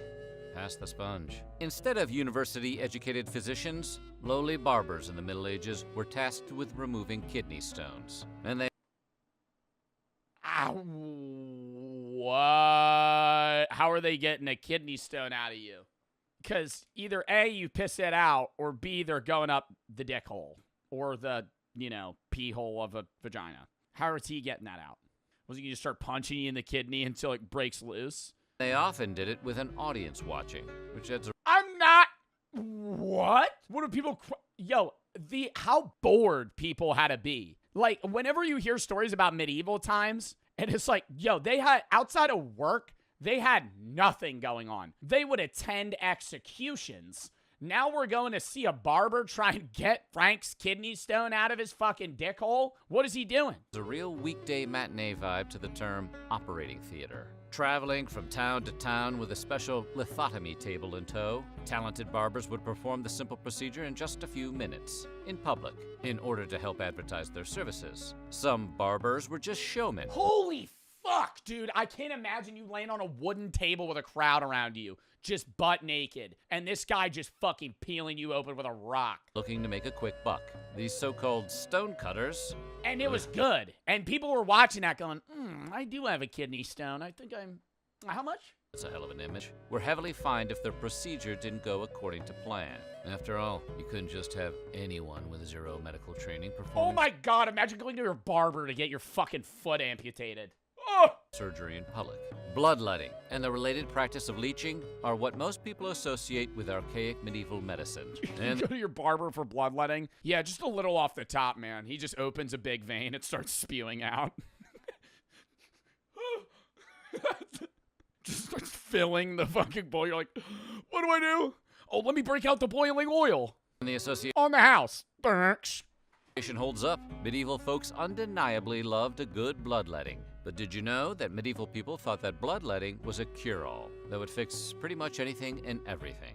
That's the reason barbers practiced bloodletting more than anything else. As far as they knew, there was nothing it couldn't make right. Right to the dome? Right. It was like Robitussin, if Robitussin stabbed you in a major artery. One medieval medical textbook even boasted, bloodletting clears the mind, strengthens the memory, cleanses the gut, dries up the brain. Bloodletting may cause instant death, low blood pressure, infections, damaged veins, heart attacks, and other complications. Ask your doctor about bloodletting. The marrow, sharpens the hearing, curbs tears, promotes digestion, produces a musical voice, dispels sleeplessness, drives away anxiety, feeds the blood, rids it of poisonous matter, and gives long life. That sounds pretty good.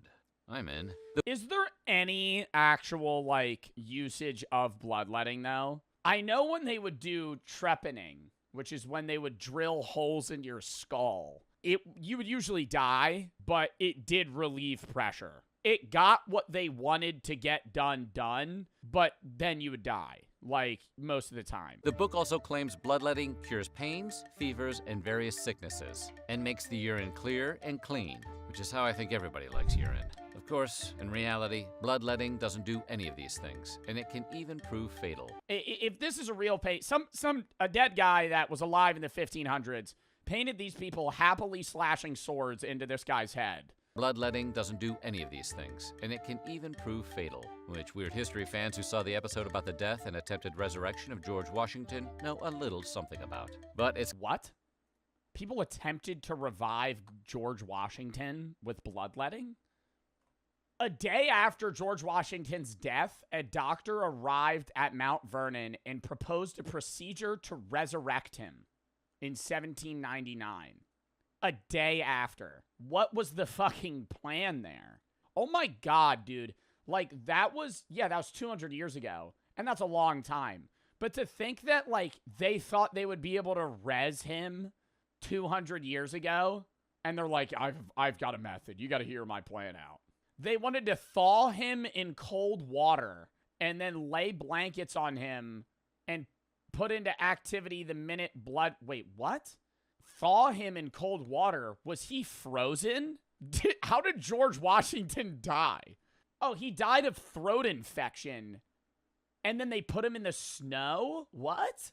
They thaw him in cold water and then lay to him in blankets and by degrees and by friction to give him warmth. And then put into activity the minute blood vessels at the same time to open a passage to the lungs by trachea and to inflate him with air. And then they transfused blood into him. So they tried to inflate his lungs and then pump him with blood and thought he would come back to life. Were still prescribing a good old-fashioned bloodletting the year Bambi came out in theaters. Medieval barbers Decorated their shops with blood. looking to advertise their superior bloodletting skills channeled their inner Don Drapers, and by placing bowls of human blood in their shop windows. While the blood bowls may have brought in new business from stray dogs and supernatural creatures, the people of London didn't respond to them so well. The blood would congeal and get putrid, causing the disgusted citizenry to push for a law banning the questionable displays. The law was passed in 1307 with the following wording: no barber. They had to have a law in the 1300s that barbers would stop. It was so bad that they kept putting blood bowls outside, and it made it smell bad. Shall be so bold or so hardy as to put blood in their And keep in mind, this is like around the same time where people would just like throw shit out of their window. windows. I'm not sure, but I think that's medieval sarcasm. The barbers were a bit miffed by the public outcry. For them, the displays were a handy way of recycling unwanted blood, and if they couldn't use it for promotional purposes, what were they supposed to do with the blood? Throw it away? Actually, yes. Lawmakers, ever concerned about public health and sanitation, advised barbers to throw their old bowls of blood into the River Thames instead. Further proof that the Thames has literally never been safe to swim in. So how did barbers advertise after the Great Blood Bowl ban of 1307? Some historians believe this is when the practice of wrapping a bloody cloth around a pole outside the shop began, a grisly precursor to the wholesome image of a modern-day. Wait, what? That's how that started. That's how that started. The little fucking spinny wheel of like the red and the blue was people pinning like blood outside of their fucking shop. Shop began, a grisly precursor to the wholesome image of a modern-day barber pole. Shampoo and shaving with urine and beer. I would rather somebody shave me with beer. Believe it or not, I get there's alcohol in that, so it's like somewhat, sterilizing. human urine has its uses as a cleaning agent, even though you're probably not going to see it on the shelf of Target anytime soon. The Romans knew it. In fact, they even recycled their urine to help get their togas cleaner. Yeah, no, they used to have like little basins that people would wash clothes and pee in.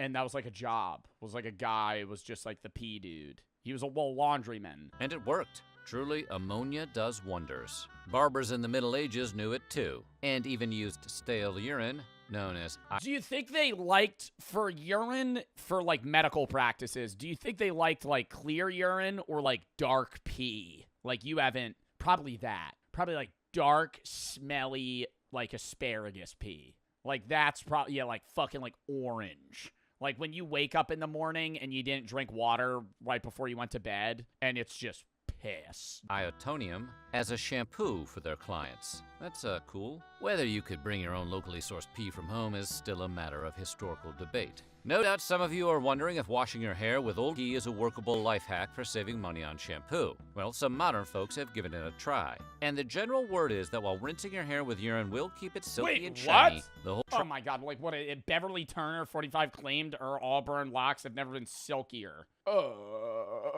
Try. And the general word is that while rinsing your hair with urine will keep it silky and shiny, the whole... Oh my god, I couldn't imagine doing that. I couldn't imagine peeing into a fucking cup and then pouring it on my head. I would fucking, my whole body would vomit. Like, dude, that is so gross. procedure still makes your head smell like pee. A document from 1499 detailing the affairs of the Guild of Barbers of Oxford mentions ale-basters, an obscure term that initially stumped the editors of the tome Records of Medieval Oxford. Subsequent research, however, revealed that the lowest class of medieval barbers simply couldn't afford a plentiful supply of shaving soap, so they sometimes turned to froth of ale for basting their patients' faces instead. Yeah, they used beer foam as shaving cream, for when you're looking to give your face that bar rag freshness. Why Axe, Old Spice, or even Anheuser-Busch haven't resurrected this trend is yet another of history's mysteries. Now grab that Michelob and get a good lather going. A lot of medieval barbers doubled as chandlers. Could they be any more medieval? Sadly, however, this had nothing to do with 90s sitcoms. Did they get paid well to do this? Sense, a chandler was like, what was the average barber? Because they were saying poor barbers, so probably not. Like, they were probably, like, lower-class citizens that just had to do all of this stuff. Like, you're basically a doctor before, you know, modern doctors exist. Was just another name for a candle maker. Why did barbers make candles?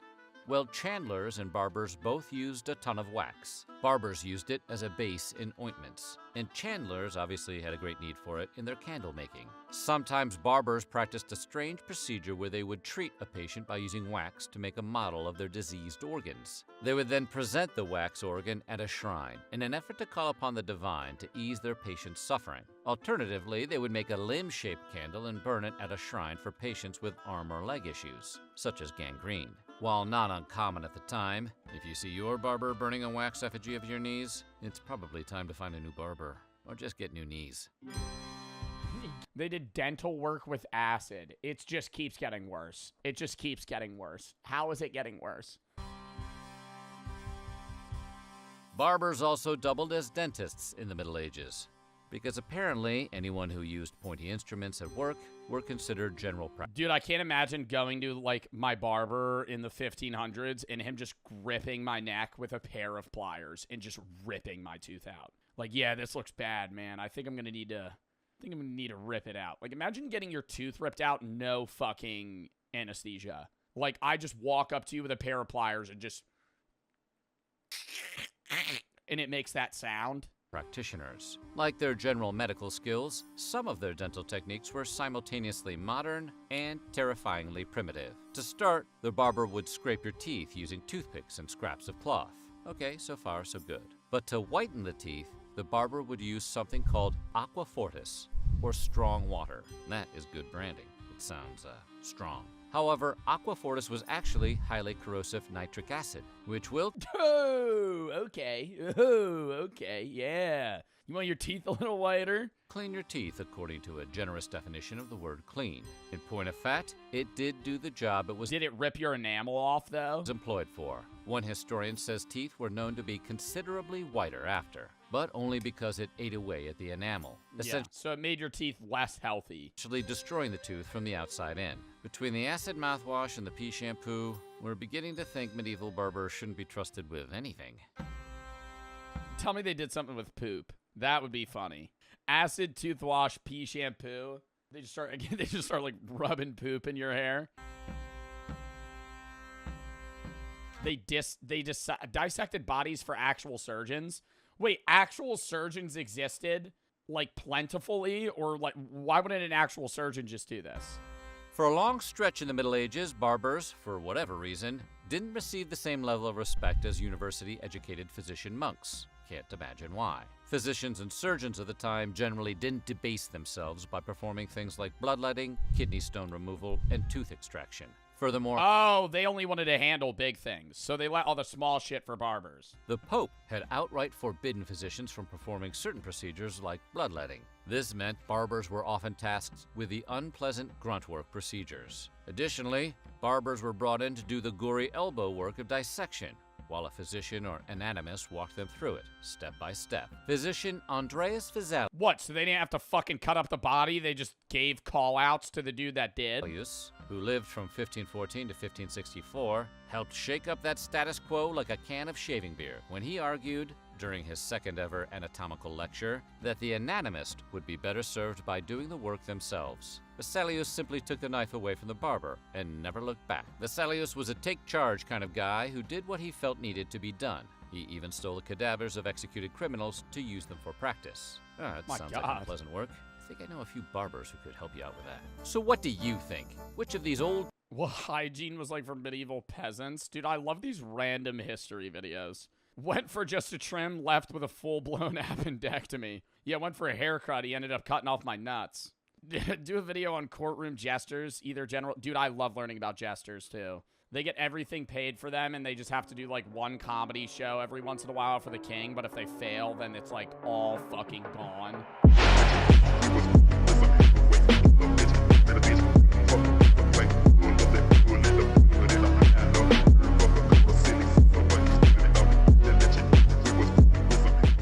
Why drinking? Stupid.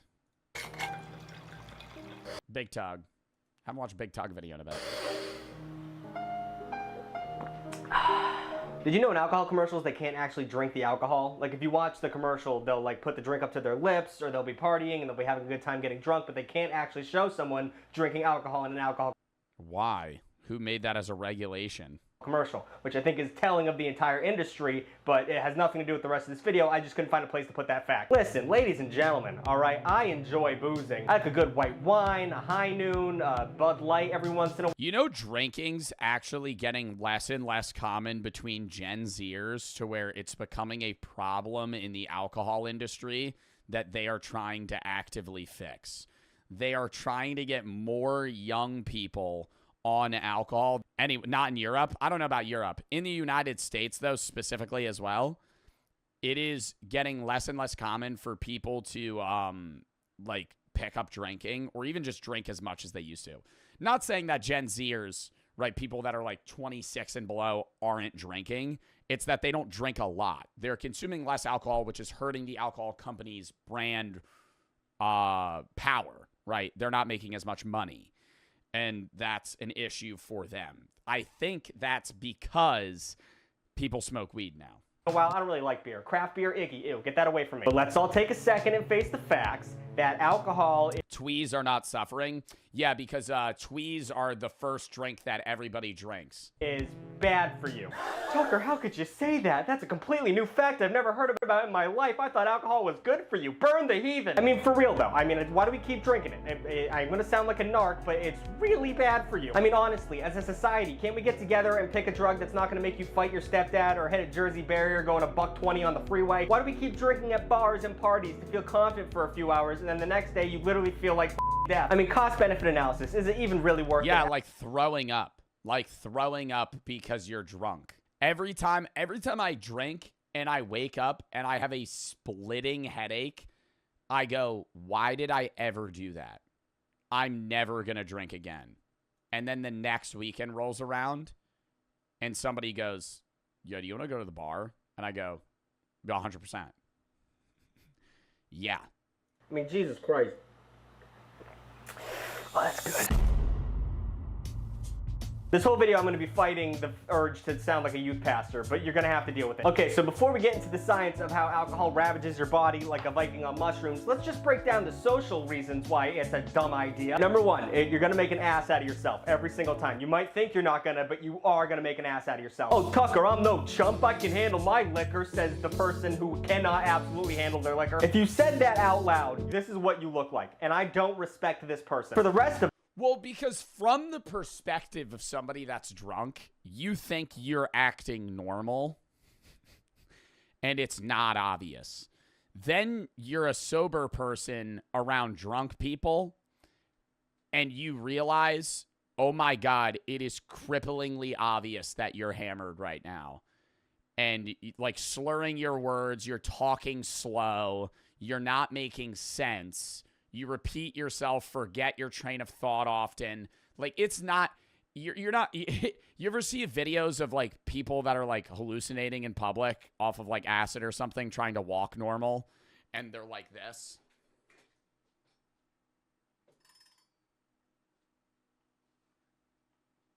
Like, from their point of view, they think they're being normal. They think they're blending in, but they're not. And it's the same thing with drinking. It is obvious you're drunk. Of us, I mean, good Lord, aren't we the worst? Aren't we the worst when we're drunk? Talking loudly, oversharing, thinking you're hilarious, thinking you're James Bond when really you're just James Corden. And then you wake up the next morning and you feel like garbage, and every social faux pas you made last night flashes in front of your eyes like a PowerPoint presentation made of knives. Just straight pain to the dome. And speaking of pain, let's talk about the financial pain that comes with drinking. I mean, if you're drinking at home, that's not too bad. You can get a 6-pack of Line and Googles for like $10 and just, you know, have fun. But drinking at home is close to drinking alone, and that's, you know, historically not great. So you go out, you meet some folks, try and have a good time in society, which is pretty hard without alcohol. Yeah, if you... And then you go, boom, $18 margarita. Oh yeah, I'll buy a round of shots. That's what I always do. I get drunk, and then I get nice, right? I get, hey, you want a drink? My friend will go, yeah. And I go, you want a shot? I'll go, yeah. And I'll go, let's get round of shots. Let's get 6, 7 shots for everybody. And then it's $180. Myself to a nice little cocktail. A little bit more expensive, but it's gonna be worth it. Flash forward to the point where you've lost all sense of monetary value because you're too drunk and you bought 17 cocktails and you are shit out of luck. I mean, I lose all sense of the value of a dollar when I'm drunk. I am bad at that. And also, let's not kid ourselves, okay? Alcohol tastes yucky. Doesn't taste good at all. Honestly, it's probably... Okay, I also do this. Okay, sometimes too much. I like tipping bartenders because I know bartenders have a hard job. And so when they're making me mixed drinks and it's like $30 and you tip 10 or whatever, I'm like, yeah, it's extra. But, I'm being nice. There's been times where I'll be like, yo, can I get a beer? They'll go, yeah, sure. Hand it over to me. And then I tip them $5. Like, obviously, I'm in a situation where I could do that. But I'm like, bro, I just give you $5 because you just opened a beer for me. Like, you didn't pour it. You didn't make a cocktail. I asked you for a beer. You went, and then I went, that's deserving of $5. You're a skilled professional. Here's money. Probably the most disgusting and common thing a human adult puts in their body. Oh, but Tucker, you're just uncivilized, okay? You don't know the finer things of a nice $8 IPA with hints of chestnut and tinfoil in it. All right, Big Cat, maybe you do like a good IPA, but you're telling me you'd still drink that if there was no 8% alcohol by volume on it? I doubt that. I doubt that very much. I mean, real beer, not Bud Light, but real beer tastes like gross, stinky bread water, and wine tastes like a 20... I love beer, dude. No, I love beer. I love beer. Beer is... And I say this, and people used to say this, and I was like, you're fucking out of your mind. Because when I started drinking beer, it tasted like shit. It's an acquired taste. Same with coffee, same with wine. You don't like it until you drink it a lot, and then it starts tasting good. Me and Brooke were at a sushi bar last night, right, for dinner. And I got a Japanese beer, and I'm drinking it. I'm like, this is fucking amazing. She tries it. She's like, this just tastes like every other beer I've ever had. I'm like, you don't get it, right? She's not ingrained in it. She hasn't tried 35 different gross IPAs to understand a good beer. Alcohol and vinegar and booze, like straight up booze, I would never drink straight up vodka again in my life. College Tucker has made his mistakes and he has learned from them. I have nothing to prove anymore. It's okay that we drink just because, it makes us feel... Opinions on soju? Soju's so good. Sake sucks. Sake makes me want to throw up. Hennessy makes me want to throw up. Cognac makes me want to throw up. Soju tastes like strawberry water. Fuzzy and forget about the horrors of reality. You don't have to pretend to be fancy. Sake, bad pee. Soju, good pee.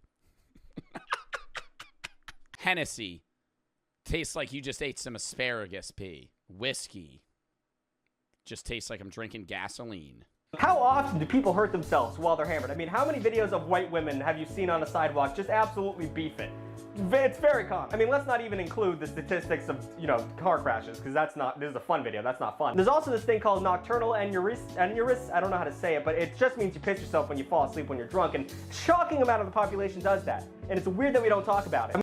I've never been around a friend of mine that has pissed themselves when they're drunk. I've never peed myself when I'm drunk. I always pee in random places. I wake up, right? My body goes into like operation default mode, right? It's like I'm reverting back to the BIOS settings. So I have to pee, right? But I'm really drunk and I'm asleep. So my body just goes, well, we can't pee in the bed, right? So I just kind of find a container and then I pee, right? Yeah, like a drawer, a corner, a bucket, something like that. My friend shit himself in Harbor Freight. Bro, I don't know what I would do. If I had a friend that pissed themselves while they were drunk, there's like a way you can handle that. If it was like, who's that one like conservative lady that gets shit on all the time because she just like tries to like basically clip farm by saying like stupid shit. Like just like highly conservative shit, but she shit herself at a frat party.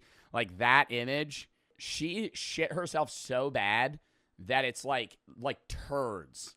And if I had a friend that just full on crapped his pants, I don't know how I would handle that. Oh, but I do have a friend that will pee on the bed, but he doesn't piss himself.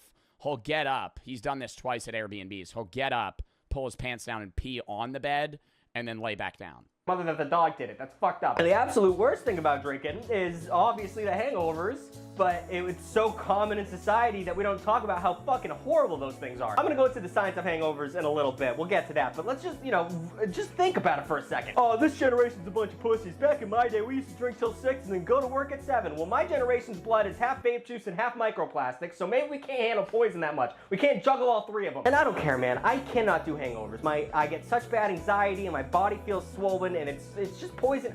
Yeah, everything feels wrong. Like, you wake up hungover, the hangover anxiety is just like an eternal doom that's just like looming over you fuck it. for like 12 hours. Talk about the science of hangovers. Oh, fuck me. So alcohol is, well, I've said it before, it's like the worst thing you can put in your body. And once again, I'm sounding like the sexy dare line, only you can prevent forest fires, whatever the fuck he says, but hear me out. Let's just look at the science of what alcohol does to your body, and then you make the decision whether or not it's worth putting in your body. You probably still will drink because you're a degenerate, but just fucking pay attention. So number 1, alcohol is classified by the World Alcohol is classified by the World Health Organization as poison and also a class 1 carcinogen. It's yeah, well, you're killing your brain cells while you're drinking. Cancer juice. Say it with me, everybody. Cancer juice. That's right. So ignoring that scary tidbit of information, let's think about how your body processes alcohol. So when you drink alcohol, your liver breaks it down at a steady rate. And that's why nerds will tell you that you drink alcohol like 1.5 drinks per hour so your body can handle it. But we're not fucking dorks. We're here to drink, baby. So when you drink to get drunk, you're just 1.5 drinks per hour, you're not getting drunk. Unless you're like 5 feet tall and like 100 pounds. Overpowering your liquor. Like 3 drinks an hour, that's gonna make your liver go like, yo, dude, slow down. And you're like, no, you fucking pick up because we're going hard tonight. You're just kind of bum rushing your organs into letting you have a good time, which is such an abusive. That's the point. Well, then why would you drink? Oh my God, I sound like an alcoholic. If you're drinking, if you're like, hey, I'm gonna go out and I'm gonna scientifically make myself drink 1.5 drinks per hour, I feel like that makes less sense than drinking to get drunk. Defense mechanisms, your blood gets filled up with alcohol and it goes straight to your brain and slows down shit and also can kill brain cells. But now you're drunk, baby. Now it's a party. Uh-oh, drowning your organs in Malort and lime juice added consequences. Who would have fucking thought? Drinking gets your blood pumping, ladies and gentlemen, and not in a good way. Not at all. Alcohol makes your blood vessels dilate and expand, which makes your heart have to go into double overtime, which makes everything fucky in your body. And the heart rate effect can last up to 5 days, 5 whole days. And if you do it enough, you can experience also these fun symptoms.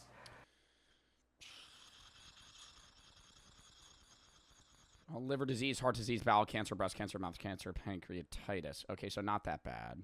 Huzzah! And the way this shit affects like the rest of your body is also no bueno. I mean, let's pretend you're an athlete. You're a fan of mine, so you're definitely not. But let's just pretend for the moment. You're in the gym pumping iron, or you're on the field playing polo, whatever the fuck. You won't be back to your athletic peak for 28 days after you're drinking. That's how badly alcohol affects. Then why did John Daly drink while he played in golf tournaments? Riddle me that one, Batman.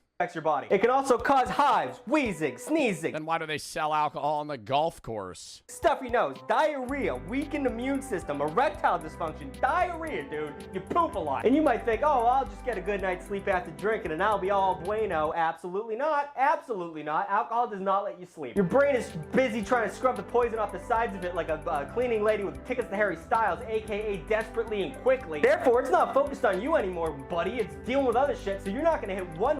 Dude, now I feel bad for my cells. Now I feel like I'm betraying my friends, bro. I feel bad for my fucking organs. I'll eat a green bell pepper tonight. That'll round things off. Cycle. You're not going to get any of the restorative benefits of sleeping, so you're just kind of laying there unconscious for a while, which means you didn't sleep. And it also causes nightmares sometimes. Alcohol causes nightmares.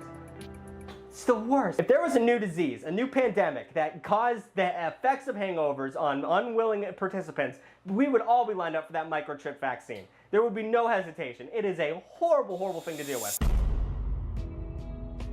So I was a bartender. Fuck, spilled my drink. So I was a bartender for 5 years. And the worst drinks, Long Island iced tea. If you order a Long Island, you're immediately an alcoholic. You have transcended. You could be a casual drinker. You could have never drank at all. If you go, yeah, let me get a Long Island, you're an alcoholic. You can tell a lot about There's like 7 different alcohols in there. a person by the drink they order. And usually, I would hate that. Everyone has a favorite cocktail, but there's a lot of them that means you're a trashy piece of shit. So just know that Oh, shit. you order these specific cocktails, you are garbage, and your bartender is secretly judging you, and they probably hate you. Number 1, Long Island iced tea. That's the only drink. No, that's not pre-watch, bro. That's any bar. Any bar, you will see the drunkest person in that bar order a Long Island iced tea. Every single time. The drunkest person's going, yeah, can I get another Long Island? And I am shithoused at like 2 in the afternoon. All right, Long Island iced tea. You need 7 different liquors in a drink? Do you need that? Do you need that to get going there? Boozy McBoozhound? Wait, what's in a I actually don't know what's in a Long Island. Gin, vodka, rum, tequila, triple sec, sour mix, and cola. That's disgusting. That is literally just I'm gonna drink every type of alcohol they have at the bar today. There, Boozy McBoozhound. The problem with the Long Island iced tea is it sounds fancy, but it's not fancy. And the bartender has to run around opening up like 6 different bottles, and it's just obnoxious. It's just fucking drink like an adult. Manhattan, ooh, we get it, dude. You're a business conglomerate. That's not the word. You're fancy. You have business speed. Nah, the most disgusting drink is a gin and tonic, dude. Number 1, that's a serial killer drink. Serial killers drink more gin and tonics than anything else, right? That's what they're going to order. Gin and tonics, it literally just tastes like you're drinking chemicals. Some sort, like, imagine you just went into your, like, medicine cabinet and you were just like, oh, this is a weird white liquid. That's some sort of disinfectant. Let me just start drinking that. That's a gin and tonic. It's called a Manhattan. You know why it's called a Manhattan? Because the ingredients are 2 things, then 1 thing, and then another 2 things, and that's the area code, 212 Manhattan. It's fucking, if it didn't have that name, it wouldn't be that fancy. And same goes for Old Fashions. Old Fashions are stupid. They're like Manhattans, but they're a little less classy, but people still think they're classy. It's just whiskey in a fucking glass. So a college kid will order one because he thinks he's an adult. You're not, dude. It's not good. Especially if you get a Wisconsin one. What the fuck is going on over there? Then we have the category of the super duper trashy ass cocktails, and those are a league of their own. Grateful Dead's Garbage Can Zombie, Adios Motherfucker, all. Oh, trash cans, dude. Can Zombie, Adios Motherfucker, all of these dudes. Grow up. And I get the appeal of drinking a thing that tastes like juice with 17,000 hidden liquors in it, but you know, let's not be a dick. That's like every drink at Applebee's. Just looks like that. With 17,000 hidden liquors in it, but you know, let's not be a dick to the bartender maybe. I don't want to serve you a drink that's gonna get you drunk in 2 sips and then I have to get a stiffed on the tip because I told you you can't piss on the floor, sir. Whiskey sours, that's fucking gross. That's a sneak piss, though. Nobody knows, bro. That picture just spawned, dude. That's just a sneak peek. He's gonna use the bathroom. She's actively showing him a video, and he's just peeing on the bar. Dude, I don't know why I'm laughing. I've seen this picture before. That is so funny. Sir, whiskey sours, that's fucking gross. Why would you order that? If you get the whiskey with the mix in it, like the, whatever, normal whiskey sours have eggs in them. I don't want to crack an egg as a bartender, and that's fucking yucky. Why are you doing that? I'm not a chef. I don't gotta get slime on my hands. I don't want to fucking deal with that, so, you know, just don't order that. Also, any type of bomb, you degenerate, like the Vegas bomb, the orange bomb. Love Vegas bombs. The Jaeger bomb, cherry bomb, what else, what are the disco bomb, whatever. Yo, now that you guys know Chris, that story's even better. Koshard, the guy I played with Marvel Rivals with, when me and him went to a gay bar in Philly, me and him ordered 2 Jaeger bombs, and they gave us 2 double shots of Jaeger each and a full glass of warm Red Bull, and we just dropped them in, chugged the whole thing, and I looked at him, literally tears running down my eyes, going, I'm gonna throw up. And then I just walk to a bathroom. He comes with me, and he's just standing in the corner watching me vomit. And I'm not even, it's not even because I'm too drunk. It was just not sitting in my stomach. It was like the fucking 3rd drink I had that night. I'm just yakking, and he's just in the background. He's crying now, and he's just going, I'm like, dude, you can leave. He's like, no, I'm here for you. He's like, I smell it. He's just sitting there gagging in the back. What the fuck? Grow up, dude. Are you 30 ordering that? Are you at a club? Are you at table bottle service, you pussy? Bunch of fucking losers. I don't think I can fucking finish this video. I'm gonna at least lay down for a little bit before Hi, baby. Hi! Oh my goodness, hello. He got drunk for this video. Yes. So I fucked up. I'm pretty painfully hungover. Oh, ghost energy cures the hangover. And I shouldn't have did what I did, but I've given up on making that end of the video I really thought I was gonna make, and I've come up with a new idea. Since I'm in currently the state of peril that I am, I thought that I would try a bunch of different hangover cures and see if any of them work. A lot of them seem pretty disgusting, but I'm here for the content. But if I puke, you're gonna have to just deal with that, okay? All right, so apparently in Puerto Rico, it's tradition to put lemons under your armpits. What? Wait, what? Like cut lemons? I don't know what the fuck that's all about. Apparently it's supposed to prevent the effects of dehydration and headaches. Will prevent or stop? Guess I'm a little late to this. But I did buy a lemon, so I'm just gonna go and put those under my armpit. Probably, I don't know how much lemon I should be putting. I'm not gonna put both these fucking... Probably a fourth. I would say a half of a half. Chunks on my armpits, am I? Let's just do some classic slices. There we go. Ooh, it's cold. Oh, fuck. And number 2. And there we... Is it supposed to burn? Oh, God. No one does that. People put lemons under their armpits. I forgot. Fuck, it hurts. Was I just supposed to put like a whole lemon under my armpit? Or like a slice? Oh my God, this is such a bad idea. All right, next up, what am I doing? We have the prairie oyster, which is an American thing apparently. Worcestershire sauce, tomato juice, vinegar, and hot sauce. Well, that's just a bloody... Dude, this just sounds like a fucking punishment for a fantasy football game. Mary with a raw egg instead of... So I'm gonna do that on camera for you guys now. So I just bought Bloody Mary mix instead of all the specific ingredients because I didn't want to buy all those things, and also this isn't gonna work, so what's the fucking point? So we'll just go ahead and fill this up right to the little Massachusetts thing, I guess. There we go. Should I put ice in this? Ah, fuck, it doesn't matter. And then we have one egg. Huzzah. Yeah.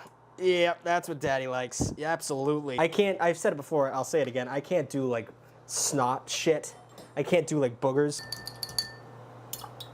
There we go. Oh. Nice. That's what I want to see. I mean, it doesn't look too different from where it was. Okay, I gotta get the balls because it touched my lips and that's made me almost gag. It's so chunky. Okay, we're good. We're fine. That was almost a thing. I can't show that on Twitch. But it wasn't. Uno, dos, tres. Oh, he starts chugging. He's shaking. Oh.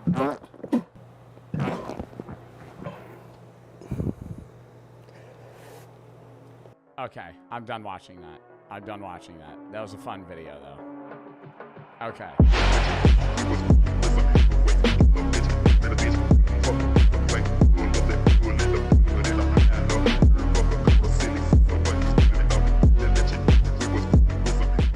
So you want to get your license. All right, so getting your driver's license is supposed to be like this big milestone in life, right? Freedom. I think it is the biggest milestone.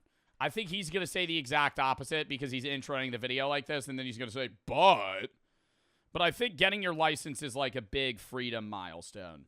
More so, dude, I want to say getting your license is like really big, and it's not really treated as such compared to like turning 18 when you're like an adult. But turning 18's lame as fuck. You don't get anything. You could buy scratch-off tickets. Congrats. The biggest milestone is, depending on your state, because it's varying by age, getting your license and then turning 21. That's the big milestones. 18 to 20 blows dick. That's like the worst years. People, not the worst years of your life. It's the worst years in that, like, your birthday doesn't matter. After 21, your birthday doesn't matter either. But it's like, you turn 18, it's like, congrats. Now you're a legal adult. And it's like, oh, really? What did I unlock? Absolutely nothing. Absolutely nothing. You still can't rent a car. Most Airbnbs, you still have to be 21 or 25, so you can't do that either. You can buy scratch-off tickets at a gas station. Taxes don't apply to you when you're 18. They apply to you whenever. They apply to you if you have an income. You could be 12 and you could get taxed. If you have a job, you're getting taxed. It's not taxes. You get a credit card. You could get a fucking credit card before you're 18, depending. You might just need to co-sign it. It's just stupid, right? Turning 21 and getting your license are like the big milestones in your life. Well, if you're in the U.S. If you're in the UK, it's different because different drinking ages, driving ages, whatever. Independence, all that stuff. But in reality, it's one of the most stressful and embarrassing processes you'll ever go through. Like the government... You used to be able to buy cigarettes when you were 18. That was the milestone. Used to be able to smoke cigarettes. Not anymore, though. Damn it. Basically hands you a car and... When? Not that long ago. Like, your parents probably could have bought cigarettes in high school when they were seniors. Says, good luck, try not to kill anyone. And the way people hype it up makes it worse. Everyone's like, once you get your license, you can go anywhere you want. Bro, no I can't. I still live with my parents. I got like $3 in my bank account, and gas is $5 a gallon. The only place I'm driving is straight back home. Not to mention, the whole process is designed to humble you. Like, you'll walk... No, I'm still gonna say, bro, not having to need a motherfucker to pick you up is so... much. It's not freedom, but it's better. Bro, I remember getting done at track practice and having to wait to get picked up. That shit's ass. Just standing around being like, God damn, where are they? They show up late, they forget. Have you ever had that? Have you ever been somewhere and it's like your mom forgets that they have to pick you up? And it's like, oh, don't worry, I'm on my way. And it's like, you were supposed to leave an hour ago. So now you're just standing around like fucking waiting for shit to happen. Like you run on other people's schedules. Once you have a license, you have your own time, right? Like you could go places when you want to go places. Yes, you need money, but it's like if you have gas, you could go somewhere. To humble you. Like you'll walk into the DMV thinking you're ready for adulthood, and the second you step up to that counter, some 60-year-old lady with glasses down her nose just looks at you like, you're not built for this. And she's right. No, that's not what she's gonna do. She's gonna go, you don't have enough you need more points of identification. You only have your passport and a local water bill. You're gonna need to go home. And now you have to go you have to prove that you're you in every way in the fucking world. Oh my God, going to the DMV, bro, you might as well bring a binder full of everything that's ever happened to you. Drive all the way back, and hey, if you have an appointment, now you gotta reschedule because you didn't fucking show up with the right shit. Thinking you came with the right stuff. Wrong, you gotta show up with something else. Right, because 5 minutes later, you're out there stalling your car in front of a line of 30 people who all hate you now. So let's talk about what actually happens when you try to get your... I had a friend that failed the written test 15 times. I failed it once, and then I passed the behind the wheel. He passed the behind the wheel immediately. He failed the written like 15 times. He wouldn't study, and it was like an ongoing meme. Like everybody, he's like a year older than me, and we all got our licenses, and most of my friends are older than me. Like right now I'm 23. Most of my friends are like 25, right? Chris is like one of my IRL friends. He's 28, so he's a lot older than me. He's like 5 years older than me. But I think that changes. Once you're in your like mid-20s, it's just, you know, you all mend. It's fine. It's whatever. He's unk though. But anyways, when we were all like, you know, in New Jersey, you're 17 when you get your license. So we were all like, I was 16. He still didn't have his license. He was 17. I turned 17, got my license.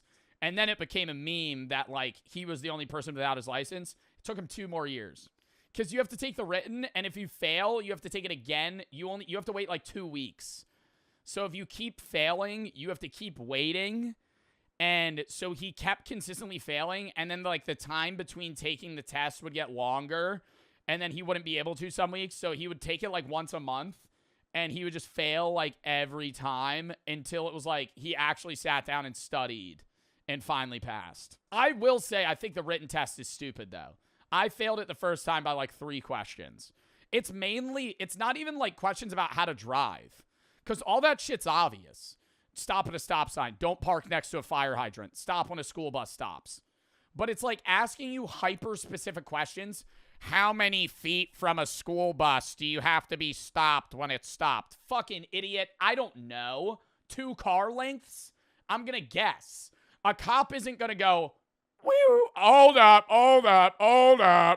pulls out a tape measure and fucking goes, "You're 3 inches too close. That's a safety hazard." No, they're not going to do that. They're going to eyeball it, right? Or they'll ask about fines. Like, why do I need to know that? Why do I need to know that? Hey, prove that you can drive. How much are you going to get charged if you do this? Fucking, I don't know. Just don't do it. Just don't do it. Just don't do it. And hey, I'll find out. If I ever get pulled over for speeding, how much is the ticket if you're 10 over? Fucking, I don't know. The cop's going to hand me the ticket and I'm going to read it and go, oh shit, it's fucking $200. That's when I'll know. And then I'll say, the behind the wheel is too easy. The behind the wheel is a piece of shit. What? It depends on the state. The behind the wheel is literally stop, turn your signal on, go on a roundabout, turn around, parallel park. That's the hardest shit. Hey, buddy, why don't we make the test merging onto a 6-lane highway and going over a bridge when the median is fucking 6 inches away from the fucking edge line of the road and there's no fucking shoulder? That's how you know how to fucking drive. That's how you know how to fucking drive. You pass the fuck ass behind the wheel test. Congrats, you can parallel park. Oh, wow. Yeah, now actually get on a highway where people are going 95 and they won't let you in.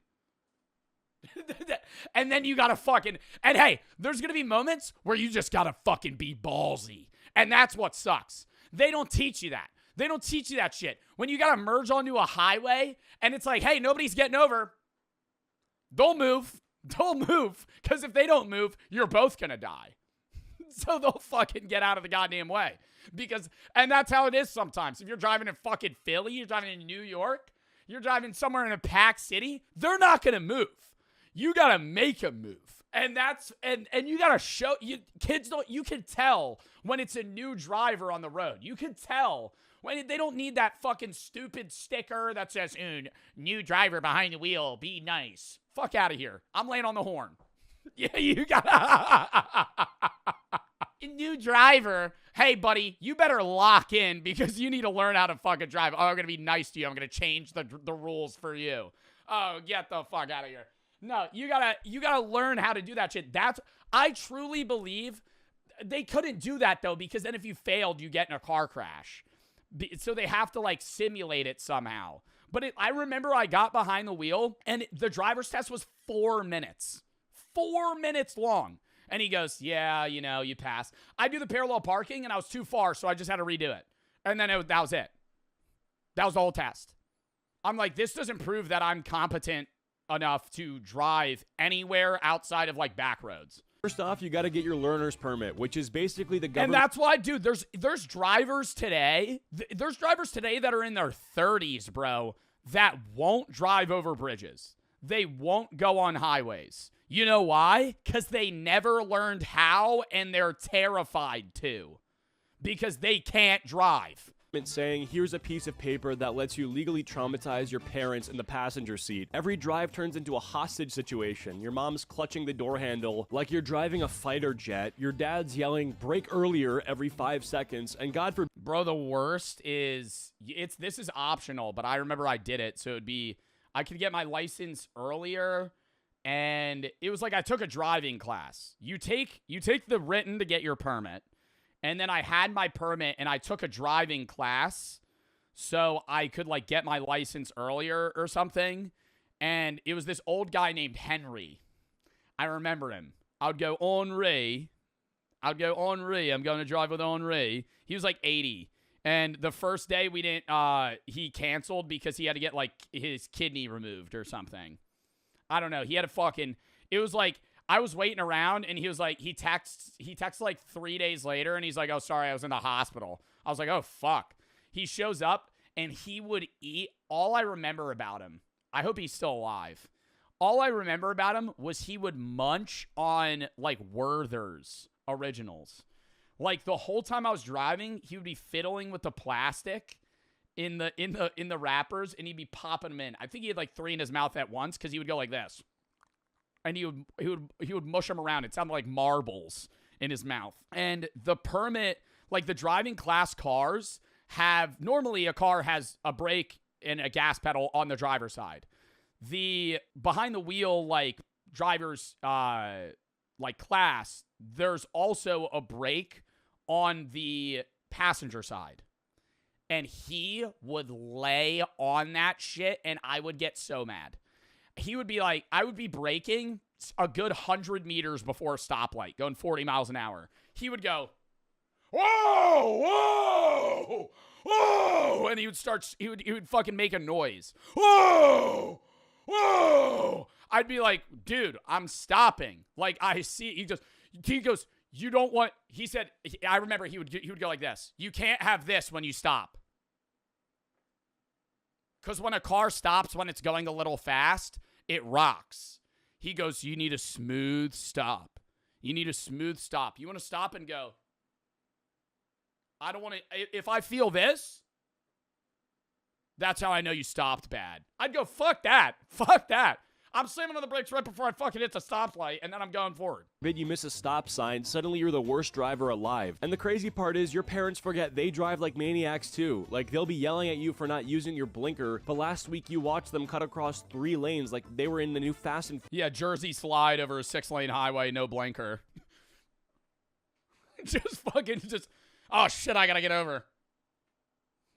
Furious movie. Plus, having a permit makes you a second-class citizen. You can't even drive alone. You need some random adult next to you at all times. Like, bro, if I'm old enough to control a 2-ton... Bro, and you fully bank, I remember, bro, when it was my turn to take the driver's test, all my friends that had taken it before me, like, in my class, were like, dude, you don't want, like, Rachel. They were like, you don't want Rachel. Rachel failed Billy and John. She's so mean. I got like Bob or whatever his name was. He was nice. Because it's literally like up to them on if they pass you or not. Outside, there's definitive fail markers. Like if you hit a traffic cone, that counts as hitting a car. So like you fail. But outside of that, it's like up to their discretion. Death machine on the freeway. Why do I still need my mom sitting there with a Diet Coke acting like she's my parole officer? Then there's driving school, where some random 40-year-old dude who looks like he's given up on life teaches you how to parallel park. The car always smells weird, like a mix of... Oh my god, yes! Yes! I was gonna say, bro, it didn't even smell like the Werthers. It smelled like piss.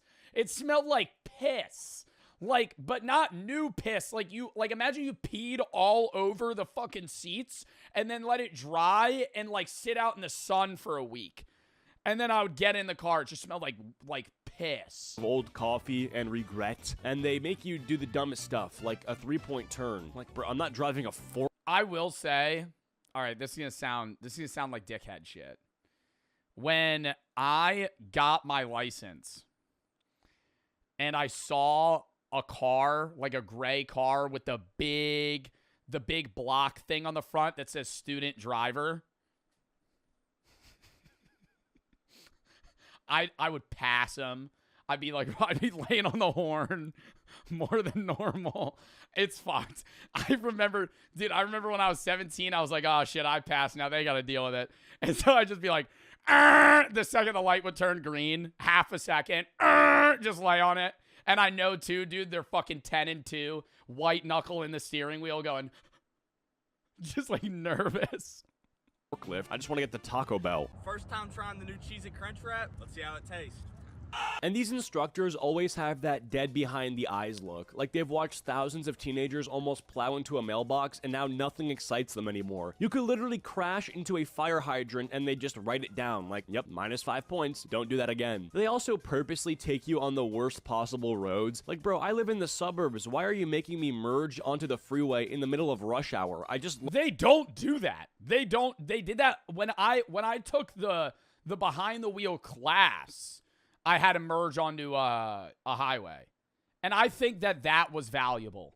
I will say that. I'm going to disagree with him. I think taking that class, having that guy be annoying to you and make you drive in stressful scenarios makes you a better driver. Because that's how driving's going to be. There's going to be moments where you're stressed as fuck and you need to lock in. right? And having some dickhead chirp at you the whole time helps. Learned where the headlights are. I'm not ready to battle semis going 80. And for some reason, they love parking drills. Parallel park between these two cones back into this imaginary spot. Like, when am I ever going to use this? Nobody in history has ever said, oh, sorry, guys, I can't come out tonight. I really failed my three-point turn. Plus, the silence is brutal. Nah, you do need to know how to parallel park, though. That shit's hard. It's easy once you've done it a lot, but, like, it's hard in the sense that when you're in a scenario where you have to parallel park, a lot of the time there's not designated spots. It's just street parking where people aimlessly park anywhere on the road. And there's going to be spots that have this much space and spots that have this much space. And you need to be able to pull up to a spot, stare at it, and go, yeah, I could fit in that. And then fucking, while other cars are flying past you because you're on a road, and so you have to fucking park. And if you fuck up, now you got to pull back out, and then people are getting annoyed because you're blocking them. Brutal. You're in a car with this string. I'd rather park further than parallel park. If you're ever in a big city where there's just street parking, that's the only option. Unless you want to walk an hour to wherever the fuck you're going. And the whole time you're... Or pay for parking in certain scenarios. But a lot of the time you pay for street parking. You're trying to impress him like it's a date you don't need to learn that. Just Uber or something. Yeah, just spend $180 to Uber. Agree to. You flick the blinker on 2 streets early, and so he notices, like, see, I'm responsible. Meanwhile, he's staring out the window, sighing, writing hieroglyphics on his clipboard, 0 validation. Now comes the actual road test. Easily the most stressful 15 minutes of your life. You've been practicing for... Oh my God, I will agree. No, I actually will agree. I think one of the most stressful things isn't like first day of high school, first day of college. It is the second you're fucking waiting for your driver's test to start. Where you're like, you see the person walk around your car and do an inspection because they inspect your car first. And then they get in. Months, but the second that instructor sits in the passenger seat, your brain forgets how cars even work. Like, I'll be gripping the wheel so hard, you think I'm landing a plane. And the instructors never help either. They just sit there in complete silence, scribbling on their little clipboard like they're writing Yeah, they try to stress you out. I think they enjoy that part, though. Your obituary. You could literally save a baby duck crossing the road, and they'd still be like, you didn't check your mirrors enough. Automatic fail. The worst part is they never tell you how you're doing during the test. Like, you're just sweating bullets, thinking, okay, I nailed that stop. One, don't you have to wait mad long if you fail? It's longer than a written test. It's probably depending on the state. You have to wait 2 weeks to retake it. But if you fail 3 times... you have to wait 6 months. Wow. So if you fail multiple times in a row, you have to wait a half of a year. Stop sign, right? That was clean. Meanwhile, the guy's just clicking his pen like That's not bad, bro. That sucks. He's deciding if you deserve human rights. And parallel parking, that's the final boss. You could drive perfectly the entire test, but if you so much as touch the curb, they act like you just committed a felony. Like, bro, half the adults out here park like absolute garbage. Why is this a standard? And if you fail, oh, that's the walk of shame. Nothing hurts more than walking out of the DMV while some 16-year-old behind you is celebrating like they just won the Super Bowl. You gotta call your parents like, yeah, so we're gonna be Ubering for a few more weeks. And the retest, way worse, because now the instructor already knows you're trash. They sit down like, oh, it's you again. And suddenly every tiny mistake is magnified. Forgot your blinker? Fail. Rolled half an inch over the line? Fail. Blinked too aggressively? Fail. Well, no, I think there's like point values for different things. Like if you like roll a stoplight, there's certain things that are immediate fails. But if you're going like a mile over the speed limit, I feel like they'll probably dock points, but I doubt you'll immediately just fail. It really feels like a driving test is more like some government-sanctioned hazing ritual. Like, congrats, you survived high school. Now let's see if you can survive me quietly judging you for 15 minutes. The driver's license exam during COVID was crazy. The instructor just stood outside in the parking lot and watched me drive and park so they weren't in the car. Nah, that's even worse. That's even worse. Just having like some dude like Slender Man in his suit with a clipboard, just watching you drive around a parking lot. Just like he's scouting you with like football. Oh my God. It's like, I feel like the silence would be even more deafening. You're just talking to yourself. You're just like, oh fuck, dude.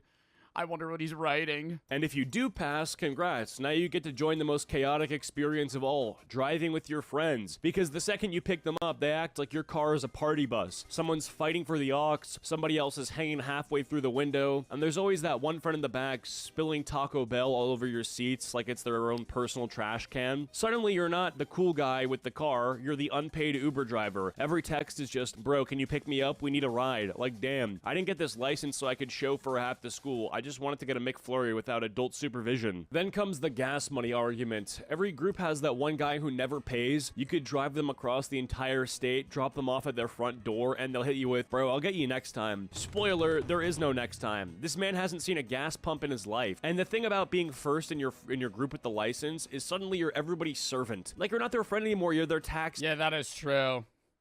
The earlier you get your license, the more you got to drive people around. Midnight trip. That doesn't change, though. It's not like, oh, you're stuck doing that, but there's always somebody in a friend group that's usually like a designated driver or somebody that drives people most of the time. Also dependent on the car you have. If you want a life hack, get a smart car. Get a 2-seater smart car, then nobody's going to ask you to drive them places. If you get like a fucking 6-person SUV, all of your friends are going to want you to take them places. To Taco Bell, guess you're driving. Someone's crush lives 20 minutes away, you're driving. Someone wants to just cruise, guess what? You're driving. Meanwhile, your tank's on empty and you're praying your parents don't notice you burn through half a paycheck in gas money. And late night drives are their own horror movie. Everyone's laughing, music's blasting, but the second you get pulled over, all your so-called friends just turn into lawyers in the backseat whispering advice. Bro, don't admit anything. Just tell him you're speeding because your grandma's sick. Like, shut up, man. You're the reason I missed the stop sign in the first place. Here's the thing nobody tells you. Once the hype dies down, you realize that driving kind of sucks. Like, yeah, you've got the freedom, but now you also are stuck dealing with the absolute worst people on the road. You've got the guy who thinks turn signals are optional, the lady going 20 and... Dude, I've low-key done some shit like that. Not to the point where it was that dangerous, but I've, like, borderline missed an exit, and, like, the next exit to where I'm going is fucking 10 miles down the road. And if there's not a lot of people on the road, I'm hitting a quick 70-0, hard pivot right, and then just fucking rip the exit. The lady going 20 in the fast lane, and of course, the dude in the lifted truck who takes it personally if you merge in front of him. And don't even get me started on traffic. Like, nothing humbles you faster than sitting bumper to bumper for 40 minutes to go 3 miles. You're sitting there like, wow, I really begged the DMV for this privilege. Parking lots are war zones. It doesn't matter if it's Walmart, Costco, or some random strip mall. People will straight up cut across 10 spaces diagonally just to beat you by 5 seconds. And there's always that one psychopath who backs into every spot like they're rehearsing for NASCAR pit crew tryouts. Once you get sick of borrowing your parents' minivan, reality hits. You gotta buy your own car, which sounds awesome until you realize every option is either insanely expensive or complete garbage. Like, it's either a yeah, you're either going to get something that's reliable. It's really hard to find, like, a semi-cheap or, I guess, reliable car that's not, you know, $40,000. Like, if you're getting a used car for $10K, a lot of the time it might run well for the first few months, and then you're going to have, like, your transmission be shot. Or something's going to fucking break. You need to change your tire. Well, a lot of the time, if you get it from a dealership, they're going to give you new tires. But you'll have, like, your brakes give out or something else that's just not going to fucking work. A Honda. Yeah, a lot of the time, dude, some people getting, like, a used Honda Civic with 230,000 miles on it. That fucking engine's going to fall out of the fucking car. But I mean, like, what else do you get? Brand new car that costs more than your entire net worth, or a 2003 Honda Civic with 280,000 miles and a quirky rattling noise that definitely means the engine's about to explode. And the seller is always the AC doesn't work. Dude, I feel like every time a car reaches like 200,000 miles, the AC gives out and it makes like a weird sputtering noise. Like was there a dead rat in the fucking car? What is that? Like it's a hidden gem, like, oh yeah, it runs great. Just don't roll down the windows or touch the AC, and make sure you keep a jug of coolant in the trunk at all times. Bro, that is not a car, that's a time bomb on wheels. Insurance? Forget about it. The government basically looks at you, a 17-year-old, and says, yeah, you're definitely crashing within the first 6 months. Oh, is this a turn right here? Shoot, crap. Everyone hang on, I'm sorry, I love you. I love you so much, I'm so sorry. They charge you like $400 a month. month for the privilege of driving a car that barely starts. And when you do finally buy one, it's not freedom. It's another money pit. Oil changes, tires, random lights popping up on the dashboard. It's like you're playing whack-a-mole. You think you're buying an independence, but in reality, you're just signing up for permanent debt. So yeah, getting your license is hyped up like it's the key to freedom, but it's really just the start of a whole new headache. First, you traumatize your parents, then some guy in a polo shirt makes you parallel park, then you get judged by a DMV executioner with a clipboard, and eventually you go broke from gas, insurance, and your friends mooching rides. So yeah, getting your license is just your first subscription plan to adulthood, and trust me, there's no cancel button. Thank you guys so much for watching. I hope you enjoyed all my videos. I don't know. I still think it's an overall net positive to be able to get a license. I think there are a lot of downsides, but I don't think it's something that it's like, oh, this should be dreaded, you know? That was a fun video, though. Check, counting down 30 seconds.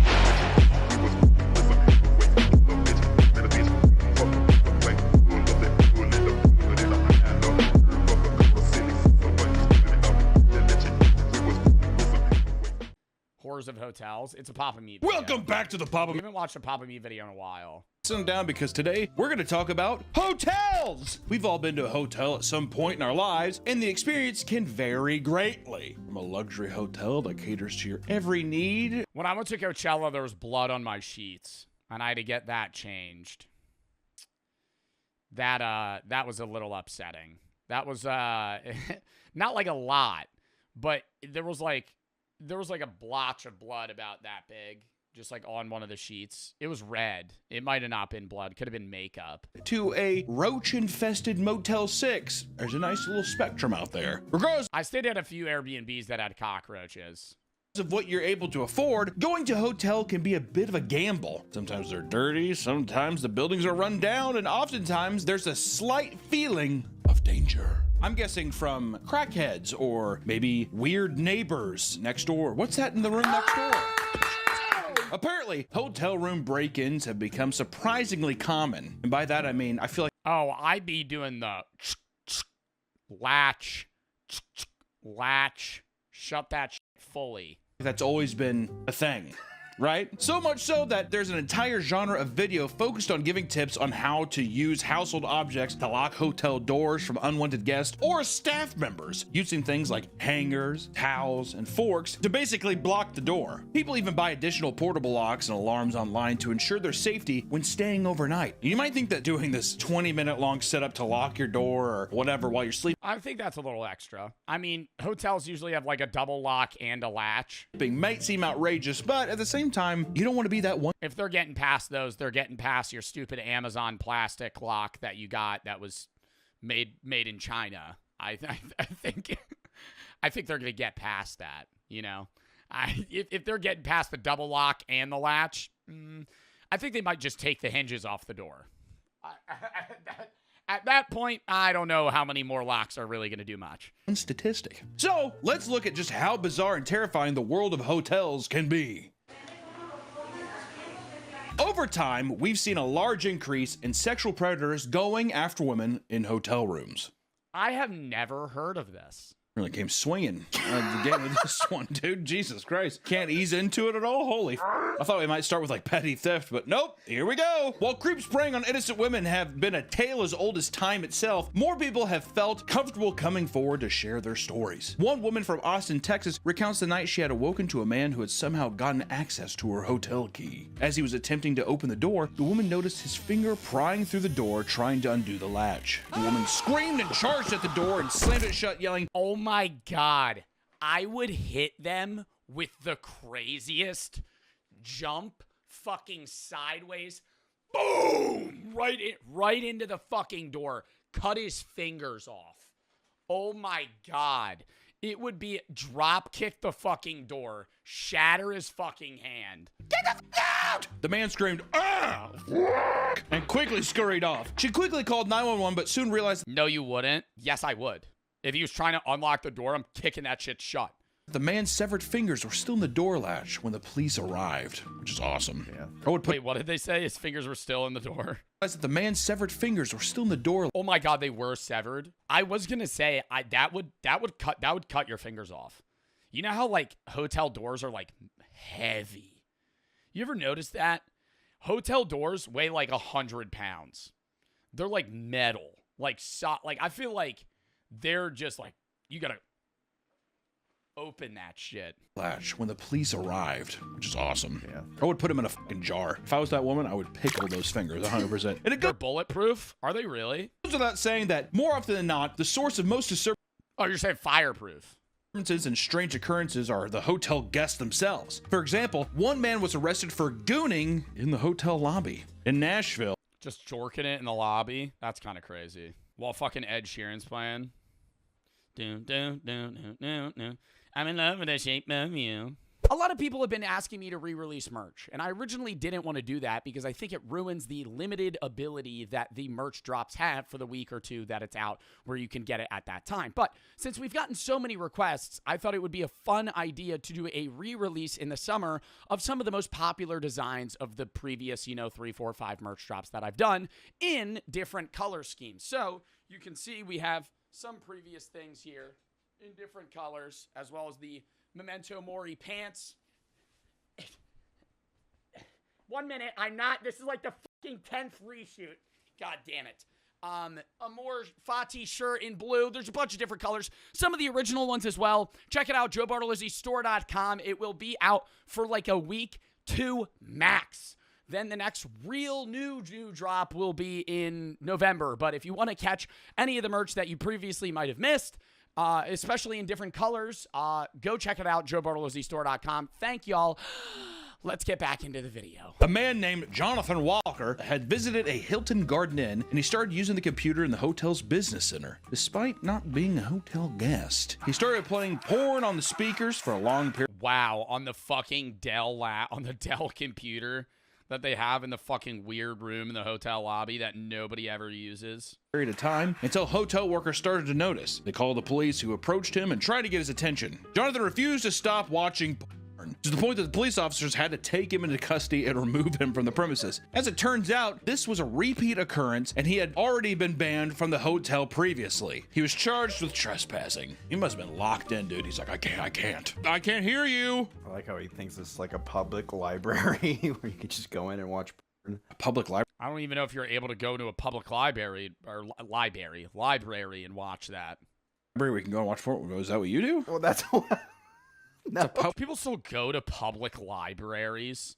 I don't think I've ever been to a public library in my life. I don't think I've ever been to a public library. Maybe once. I still do. You still go to public libraries? Yes. What do you do there? Study? What I want to know is when they're like, he did it for a long time. I'm wondering, because they said he was a repeat offender to this hotel. I wonder if they just saw him and they're like, he'll be done in a bit. Who's motherfucker's got to clean that? It sounds like he was just watching. Bro, I'm not going to make like a stereotype here. Okay, I'm going to make a stereotype here. I don't think men really read a lot. Whenever I go into like a BAM bookstore, if there's like 20 people in the store, like 2 of them are men. Ever. I feel like a lot do you think there's a statistic on that? Women read more books than men, especially fiction. Survey studies show that women consistently read more frequently and in higher volumes than men do. They have a higher likelihood of reading for pleasure and engaging with various forms like physical books, ebooks, and audiobooks. One side thing, I don't understand how like women read like sex novels. I don't think I could do that. Like read like 50 Shades of Grey. I'm not saying all women, by the way. I'm saying like that's a popular book, right? Like I wouldn't be able to read that. What does this mean? Like what is this graph? For 88 most read self-help books on Goodreads. This doesn't even make sense. 30 books percent of male readers, 58 books percent of male readers. What the fuck does that mean? Oh, 30 books by women, 58 books by men. Men are more likely to read books by men. I don't think that's the same thing with the women. And of course, this is not the only story about gooning in a hotel. There's also Florida's serial hotel gooner. That's right, my friends. Serial hotel gooner. In 2019, at Hotel Zamora, Jason Bradley walked into the hotel balcony naked and started masturbating in front of a hotel staff member. That's just not fun. That's a little peekaboo. That's a little Jack in the Box that I don't want to see. Isn't that sexual harassment? Yeah. How is that arousing as well for him? To just literally, like, walk up to somebody that's like, ew, what are you doing? And just start doing it. When management intervened and told him to stop, Jason ran back to his room and locked the door. Like a little toddler. It's like when your parents try to pick you up from your friend's house and you try to hide and be like, just see if I can stay over again. Except this time it's like a 6'3" naked guy, hard dick run through the lobby. Police were promptly called and he was arrested shortly after. 3 days later, Jason was again arrested for the same thing. This time at a high. I mean, at that point, oh my God, at touching himself on a beach. At that point, I feel like he would just have to stay in jail. Hotel near Clearwater Beach. This time, Jason was caught jerking it in a beach house cabana that he didn't pay for, which was the biggest crime there. And that was after 3 women complained about him, so he was hiding there beating for a bit. Took 3 women to come forward and be like, there's a guy in there. And let me tell you, I don't think he paid. When confronted, Jason punched the employees in the face and then ran into the parking garage to hide. Do you think that was the hand he was using to beat his cock? No, I think he punched with his other hand and kept beating. So you think that he's beating and punching? That's an alpha. The police were called and Jason was once again swiftly arrested. He now faces multiple counts of lewd What do you think the conversation there is? exhibition and assault. Just a few months ago, he was also arrested for indecent exposure involving a minor. Just had to. How does he keep getting in and out of prison and then just jorking it in public? You know what I mean? Like, how is he getting arrested for indecent exposure, getting out the next day, and then going to the beach and doing it again? Some people have reported strange hotel guests sneaking into their hotel rooms in the middle of the night, creating a traumatizing experience. Natalia Taksisi, a model from Thailand, posted a viral TikTok detailing a horrifying experience she had in a Japanese hotel. She had traveled. Found a strange man under my bed. I'm kicking him in the fucking teeth. Oh my God. I feel like if you looked under a bed and somebody was there, your gut reaction is like scream and run. But you're really in the biggest advantageous position you could be in. If there's somebody under the bed, they're fucked. Like, they're not going to be able to hurt you. If they have a gun, it's different. But I'm saying, like, if they have no weapons and they're just unarmed and they're like, for them to get out, they'd have to crawl out. You could just fucking full on belly flop onto their fucking skull. To Japan for a vacation, believing it would be a safe place for a They grab your ankle, you kick them. solo trip. Natalsi decided to go to the APA hotel and I would probably say you'd stand on top of the bed and just wait for them to come out. resort in Tokyo, which is a well-known hotel chain. After a long day of sightseeing, she returned to a hotel and laid in bed before noticing a particularly repulsive smell.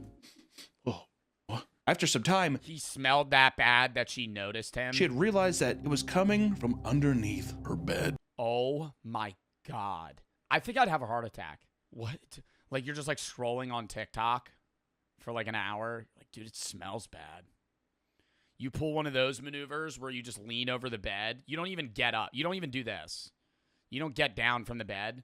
You fucking lean over and go. What are you doing if you see a guy staring at you? I'd go. And if I saw a guy go staring back at me, is there a word exchange there? I feel like it's just indiscernible. Like fucking screaming. Natalsi checked under the bed, coming face to face with a pair of eyes staring directly at her. She screamed and leapt off the bed. This is straight up horror movie shit. The Asian man climbed up from under the bed and stared at her for about 3 seconds. Do you think he was naked? No, I think he was just a weird, stinky man, little garbage man. At the moment, Natalsi claimed that those seconds felt like my life was over. Suddenly, the man started screaming before turning and sprinting out the room. Turns around, pulls a Kevin McAllister. The police were contacted where they found a hidden power bank that the man was using for his phone, meaning he had potentially been there for a long... He was there all day. Oh, so he wasn't even trying to be... Wait, so he wasn't trying to be a creep. He just wanted to charge his phone? Like he was bumming and living in the hotel room and just sleeping under the bed? For sure. He was charging his phone, playing like Angry Birds and shit. He's an old game. Due to the lack of CCTV cameras in the hotel, the police claimed that there was little chance of identifying the man, but eventually she was able to get a full refund for her trip.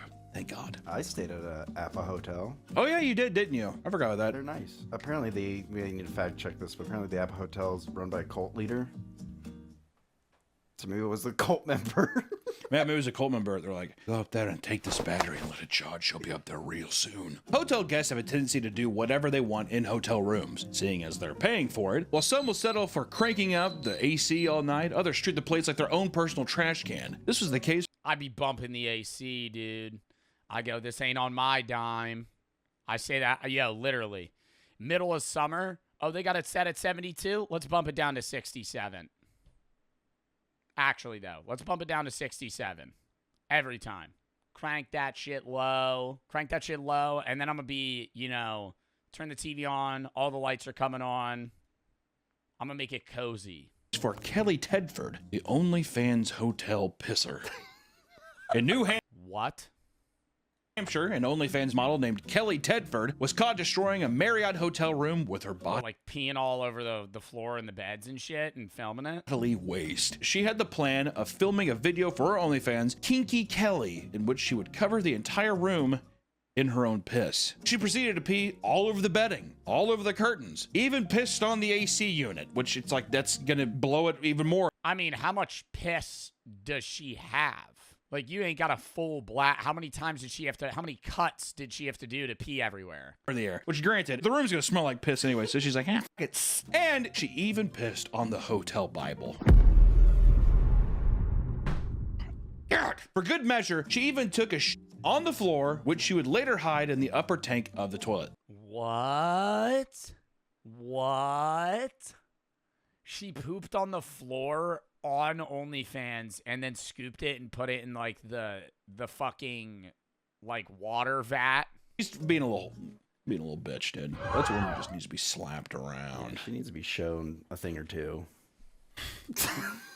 How much do you think if she didn't poop on the floor, she would have gotten away with it? Like, if the piss dried, would they know? If you peed on the bed, yeah. But, like, it would have to be pretty bad. I think you could walk into a subpar hotel. I'm not talking like a 4 or 5 star hotel. I think you could walk into like a Days Inn and just every time you needed to pee, just pee in the corner of the room. And I don't think they would notify you. I think you would just be like, you would hear nothing. They wouldn't clean it. It would smell a little. She was arrested and charged with criminal mischief. Further investigations showed that she had been doing things like this for years. And in one case, she was arrested for peeing all over grocery store products. Okay, so you know that's actually crazy.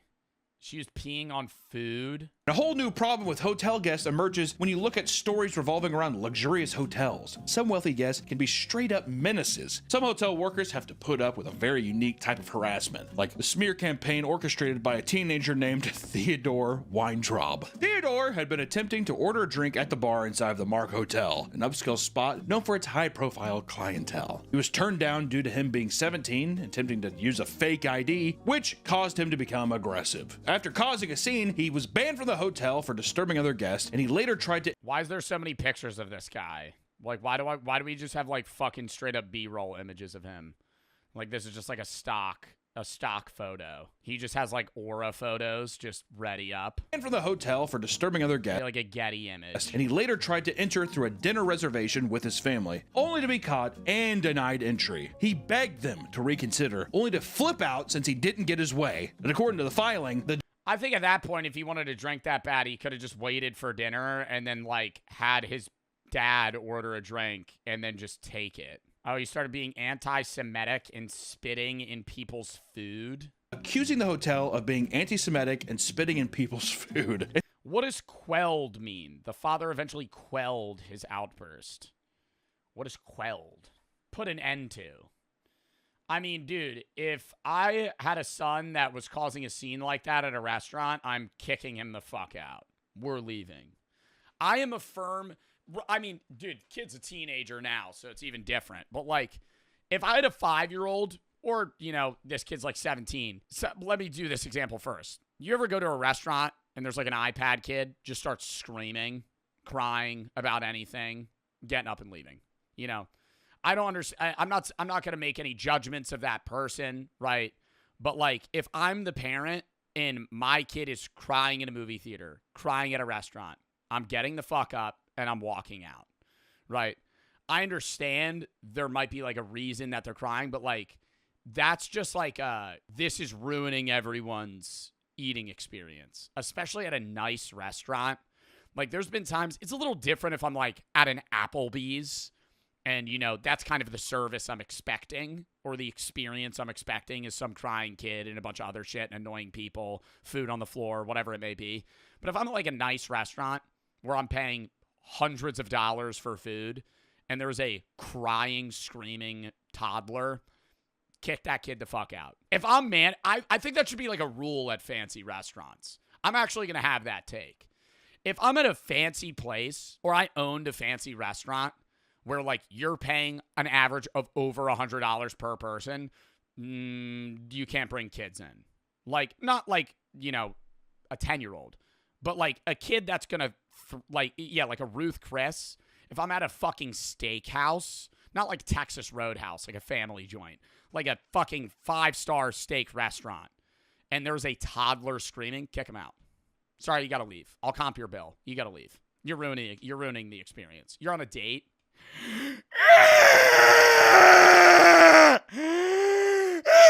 I'd be like, dude, somebody kick that family out. Get them the fuck out of here. Like, they need to leave.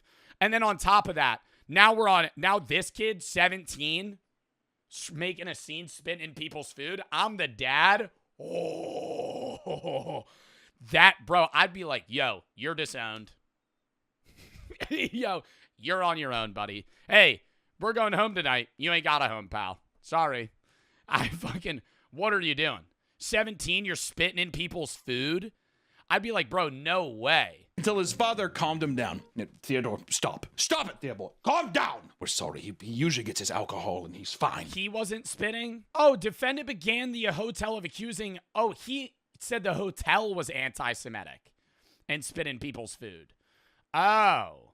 Either way, if he's throwing an outburst because he got denied because he's not 21, can't have a drink.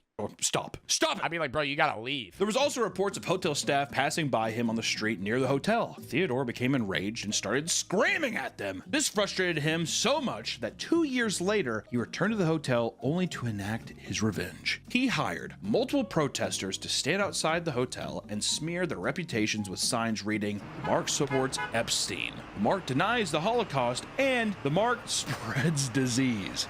Check, and he paid people to do that? And check. All the while, Theodore sat inside of his Cadillac parked out front so he could laugh at the he's a rich kid. Scene unfolding. And at one point, hotel guests were physically accosted as well. Theodore made sure to do this during the busiest time when celebrity guests would be staying at the hotel. Specifically, Drake. At one point, they attempted to physically stop him from re-entering the hotel, causing a crowd of his fans to get into a physical altercation that ended in one protester being punched in the face. In the end, the hotel filed a restraining order against Theodore and barred him from continuing his protest within 150 feet of the property. They're like, so you can do it, but just a little farther down. Does that even work, though? I feel like they... Well, first off, if the protesters aren't getting paid, they're going to show up a couple times, but they're going to quickly be like, I can't keep doing this. You know? Also, him sitting in his Cadillac, he's like definitely like a little Nepo baby thing, just chortling, eating snacks. It's like, can you pay us more? I can. My dad doesn't give me allowance yet. Other hotel staff members have recounted stories of guests making them incredibly uncomfortable in public forums. One worker tells a story of her creepiest night shift experience. One night shift worker explains that most of the calls they get late at night are from creeps, which just makes sense. People, little gooners. Creeps just calling hotel front desks at night? For what? Going out there being like, I'm outside, I can smell your panties. Jeez. Like a little prank call stuff, you know what I mean? Yeah. I'm here, I'm outside. Whatever. Or just people just being like, what are you wearing? I mean, I could see that. Just weird shit. Also drunk, too, maybe. Yeah, drunk assholes. I need a place to stay. She received a call at 1 a.m. from a hotel guest, only to find out that he was jerking off over the phone. What did I tell you? What did I tell you? Hang up. I think she heard it. Yeah, dude. The pud? Probably definitely heard the pud was all wet, sound like a big, like, trough of mud. Do you think he was making little moans? Oh. I was wondering if I could get away. Wake up call. Another staff member recounted the time that a naked man ran into the lobby and started yelling at workers to give him directions to the bathroom. He was given directions only to go the wrong way and end up running into a wedding party. Oh my God. Oh my God, no. A random naked man showing up at your wedding. The man began to panic, crying profusely, and he turned back around, leaking all over himself and on. Oh my God. Wait, so he wasn't even trying to be a streaker. He was like actually going to shit himself. Why was he naked though? And did the hotel not have a bathroom? Well, if the room he was staying in would have a bathroom. To the floor. He had to be escorted out of the building by police, and the wedding event was comped by the hotel for the absurd interruption. No, that's kind of fire though, Loki. Naked man runs into the wedding. Whole wedding comped. Whole wedding thing comped. It's pretty expensive. How do we know that wasn't orchestrated? I was just thinking the same thing. Pay somebody to do that. Somebody in chat just said that. Yeah, give a guy $500 so you save like $10K. I'm gonna do the same thing for my daughter's wedding. When my daughter gets married, I'm gonna be like, here's $200. Just shit yourself and run through. Oh, come on. Come on. The whole. Oh, come on. We need this whole wedding paid for. By the way, can we get like 10 more bottles of wine on you guys? It's free. $200 and you save how many thousands? Come on now. Easy to repeat too, because all you have to be like, the wedding's there, go up to the staff, ask where the bathroom is, go the wrong way. Easy peasy. The only problem is your wedding's in a hotel. Oh, I mean, nice hotels. No, it's the true. Hilton. Yeah, but I mean, yeah, I don't know. Hotel wedding at a Hilton depends where. What Hilton where? In Hilton in North Dakota. Hilton in, the Bahamas. Where'd you get married? The Hilton. Isn't it a typical thing, like just tiny chapels? Holiday Inn. Hey, the breakfast there's pretty fire, though. Hey, hangover breakfast at the Holiday Inn. They got cinnamon buns. Or barn. I got married on a beach. Oh, yeah, that's right. On an Oregon beach. I want to get married in Scotland on the cliff. And have my wife come down on a helicopter.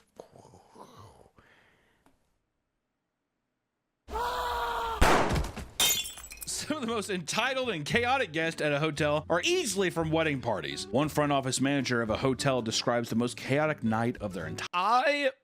I always don't understand like the bride or the groom getting blackout drunk on wedding night. Like I would make sure on my wedding night that I'm mildly drunk. Like get it because that's a night you want to remember. If you're like one of the fucking groomsmen and you're just like a friend, yeah, who cares? Blackout. But there's so many scenarios where like the bride will get so drunk or the groom will get so drunk they start throwing up. I'm like, bro, that just ruins the night.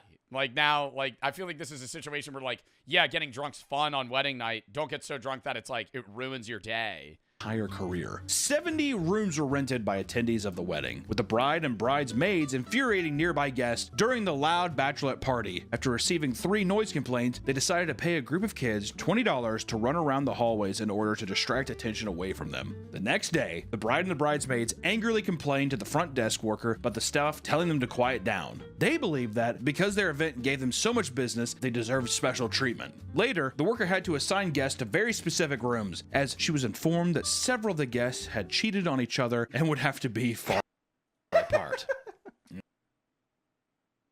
On the wedding night? Nah.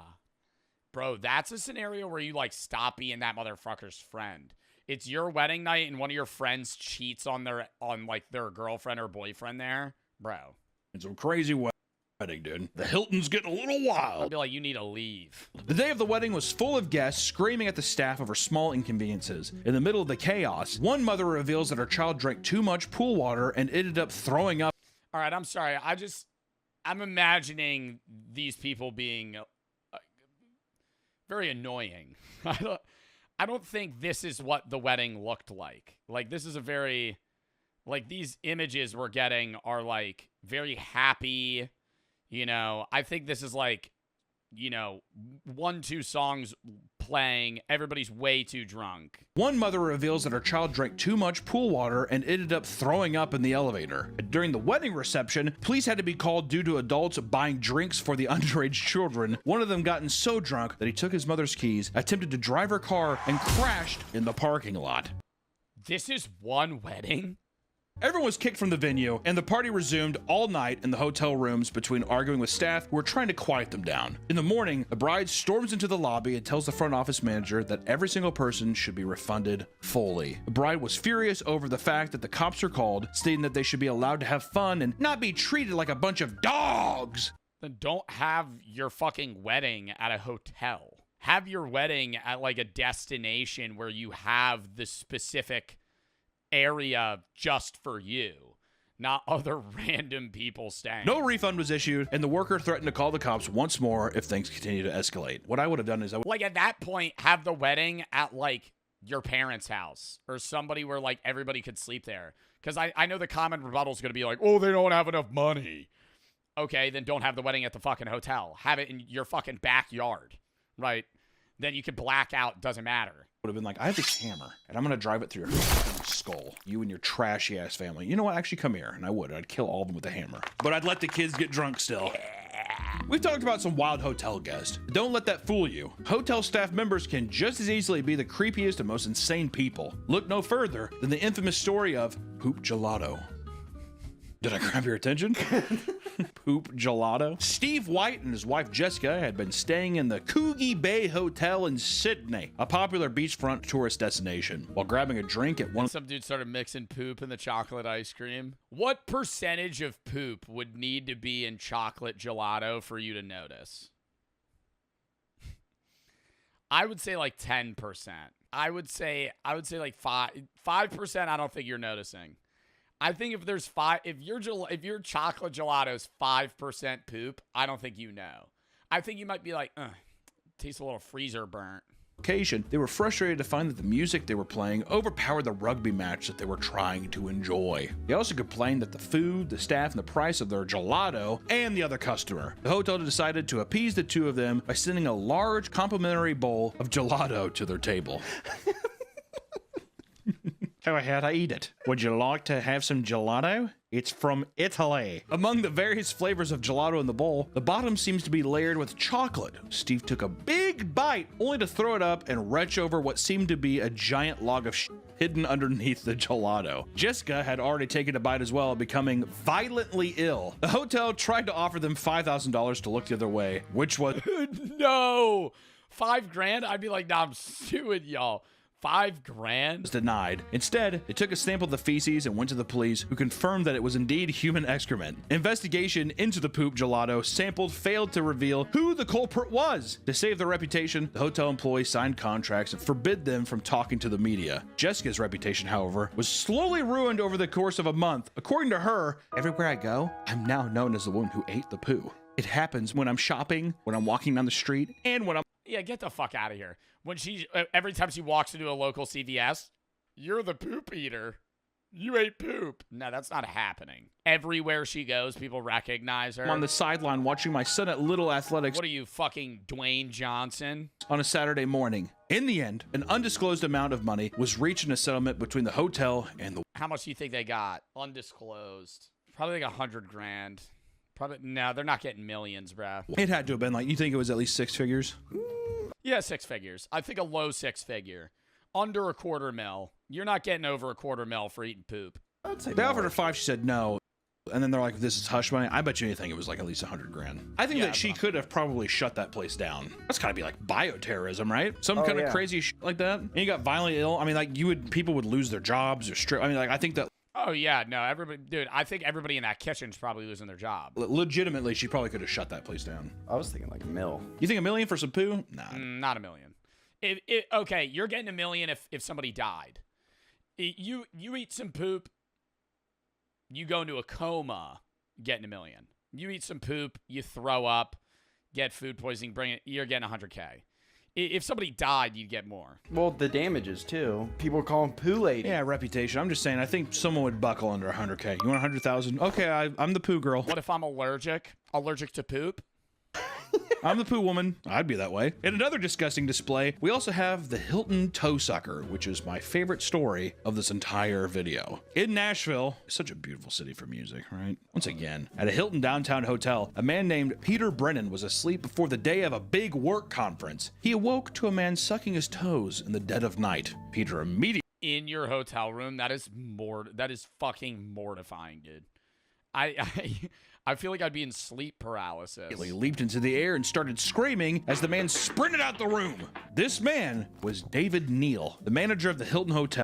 Wow, David Neal was licking those toes. The manager of the Hilton Hotel, who was working a night shift. David made copies of the guest key in order to break into the room and perform strange acts as a part of this weird, sick fetish. Definitely sexual. Definitely hard doing it the entire time. Must have been a good-looking guy, huh? Had sandals on. Well, that's what I was gonna say. He definitely saw. You're in room 428. I see you have a bunion there. Oh, I could smell it from here. Where'd you get that? Oh, yeah, your room, 3rd floor, 4th door on the right. Do you need any ointment? Sorry. Are your feet dry? A warrant was put out for his arrest, and he was eventually taken into custody for aggravated burglary. This wasn't his first run-in with the law, as he Aggravated burglary. He had previously served prison time due to a slew of crimes. Britton told reporters that he started going to therapy after the whole ordeal and still does not feel safe in his own home. If there was something like that, that would f me up too. People can probably... Oh, yeah, that's so weird that it's traumatic. Even though he wasn't, like, physically harmed, that's just, like, an experience you'd have, like, a nightmare about. Test this. There's got to be viewers that we have that has had someone break into their home or anything while they were there or sleeping. If you've had any crazy stories involving your house being broken into, people watching you sleep. Invasion of privacy and security, dude. But does it make sense if it's in a hotel? Because that makes sense if someone broke into my house and sucked my toes. Yeah, but hotels, I mean, that's the same thing. Any place where you are sleeping and you lock the door, I think that follows you. Because then when you go home, you like hear some shit. It's just like the psychological damage to it. I think it fucks you up anywhere. Even if it wasn't your home or your own hotel room, like let's say you were staying at a buddy's house, it would fuck you up forever. That's what I've been hearing, like rats in my ceiling. You said that too with why your voice was like broken. That's why I have rats. I don't think it's rats, maybe squirrels. I think that's you having like sleep paralysis and you're... I think I have rats in my ceiling.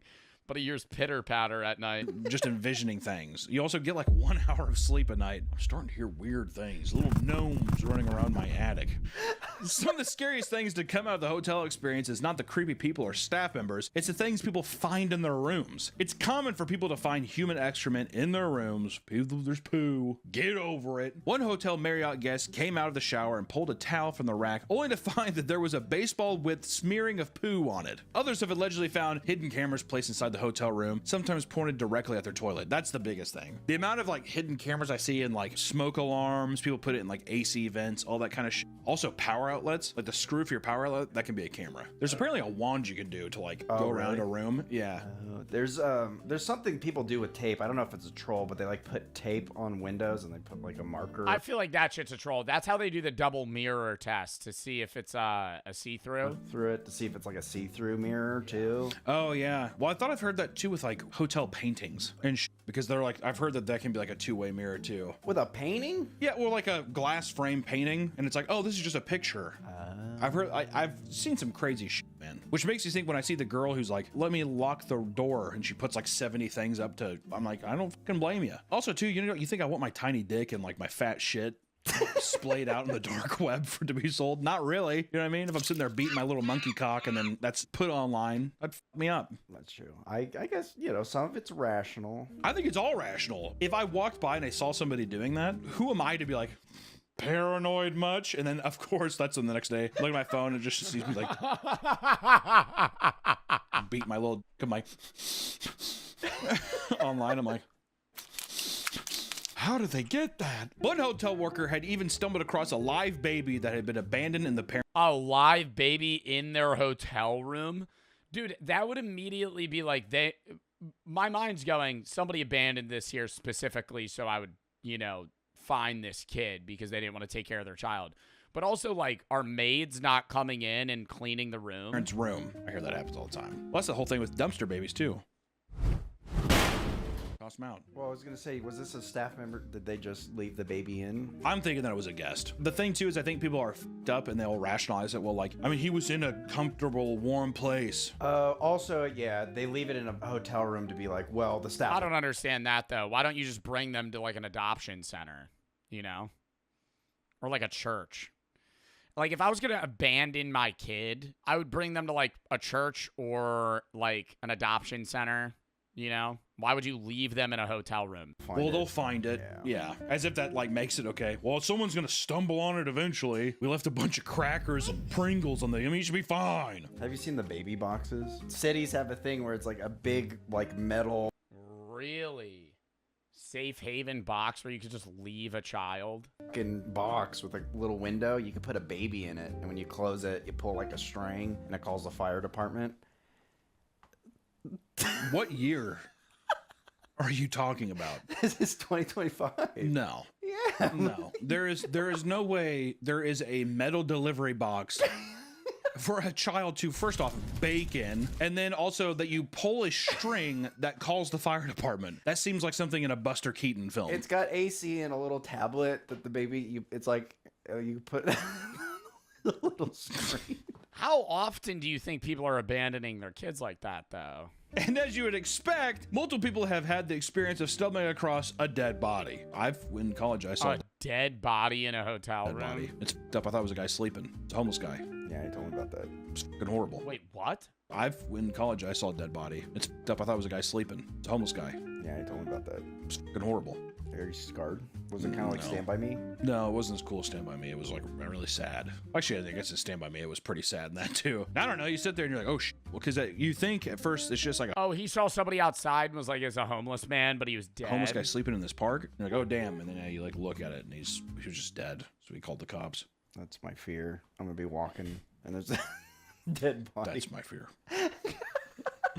Not snakes, not... What's sad is most people would walk by them. Like, if there's a homeless guy that just dies in the street, like, hundreds of people would walk by them before anybody would even check to see if they're alive. Because you would just assume they're a sleeping homeless man. I think there's a Twitch streamer that did that one time, where they were, like, walking by a guy, they're like, excuse me, they touch him, he just doesn't move. And they're like, ooh. To avoid problems, too? Well, I don't even think it's avoid problems. I mean, dude, if it's like broad daylight and I'm walking on the street and I see a man laying on the ground, I'm assuming he's a homeless man, maybe on drugs, asleep. I'm not going to check if he's alive. I'm not even thinking about him. I'm just going to keep walking. In my head, I'm probably going to go, that's a homeless guy. I'm not thinking he's dead. Unless literally, like, he's facing the road and his eyes are open and he's not breathing. Another person found tons of raw steaks in the room. And apparently, he was being kicked out of the hotel and he started throwing the raw steaks directly at housekeeping staff. When he caught him. Put him in a cooler. But nothing is as strange as what one hotel remodeler found during a job. He looked underneath a piece of furniture to find what looked like a dark human-like figure with large breasts. Show the photos of that. I don't know what I would do. At first, I think it's a real body. I'd be like, oh my God. The man noted that there was old blood left behind on it, and people were convinced that it was some kind of weird makeshift sex doll. When asked how the material felt, he said, I will never forget the crunchy feeling. Sound like picking up like a pie. I'm imagining like a hard marble, not marbles. You know, what is that? It's like, not like packing peanuts. What are those, like, plastic balls? Like this. I would imagine it would feel like really small plastic balls. Like, imagine these. But, like, yeah, like false snow. Like, yeah, false snow, literally. But, like, really, like, textured. Ugh. Just dry. Pile of leaves. Yeah, like a silica packet. Exactly. Some people will bring full weapons into the room only to leave them there. One hotel worker admits that housekeeping completely missed a loaded firearm in a drawer upon cleaning the room. An entirely new family was booked and checked out before anyone realized that the gun was there. In a strange scene, one hotel worker in charge of doing laundry walked into a room to find that a jacuzzi tub was filled to the brim with Jell-O, staining the material so bad that it had to be professionally cleaned and fully taken apart. That's kind of funny, though. You walk into a really high-quality hotel, you're like, I'm super excited. Let's pop open the hot tub. It's just full of cherry Jell-O. Hotels bring people from all walks of life. Sometimes things can lead to some truly bizarre and crazy encounters. If you're checking into a hotel, just act like a normal fucking person, dude. Yeah, dude. I think the majority of hotel experiences, like, the worst thing you're going to see is, like, hair in the shower, maybe a stain on the blankets. That's about it. Dude, somebody walking in, sucking your toes. Ugh. All right, chat. Coming down 30 seconds, let me get one more.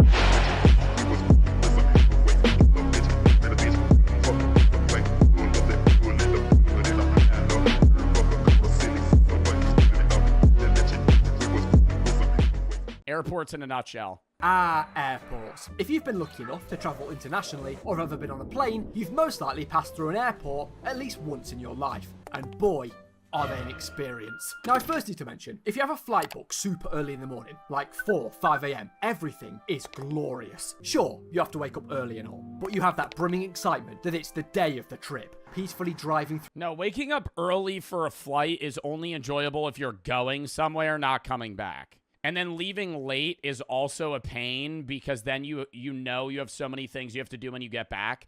Like, I love early flights home because I was able to do a few things. Like, I had to wake up at 4:30 today to come back from Texas.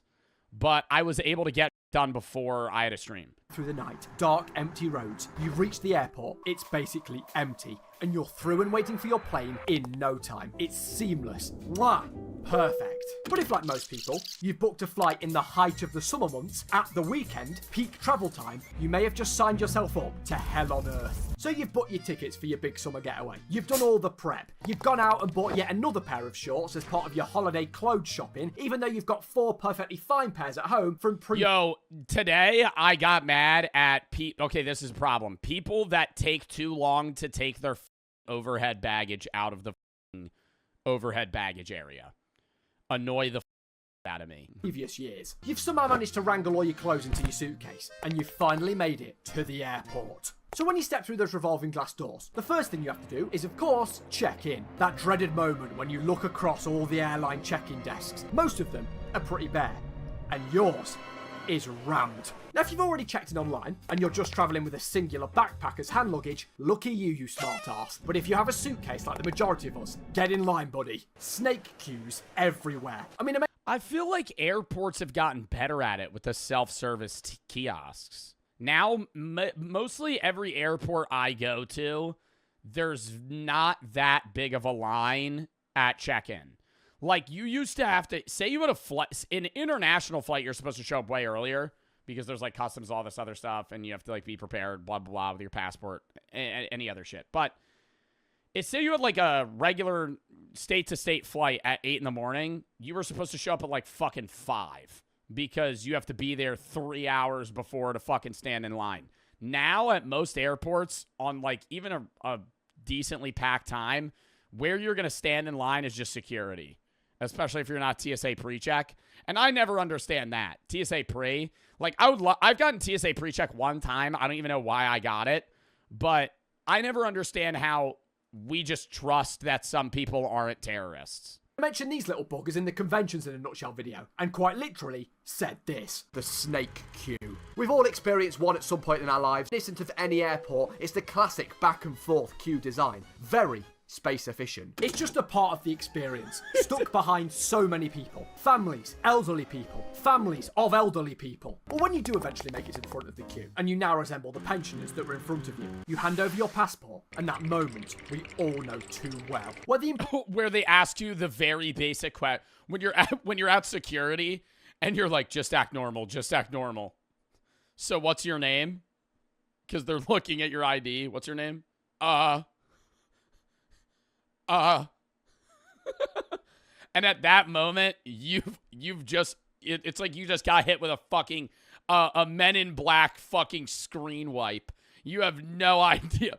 What's your name? Employee behind the desk kind of holds your passport photo up to your face to check the resemblance. Now, what do you do in this scenario? If you're anything like me, your passport photo was taken 7 years ago and frankly looks nothing like you. So I kind of stand there and try and subtly make myself look as much like the photo as possible, changing my expression. I just stand there. I just mean mug it.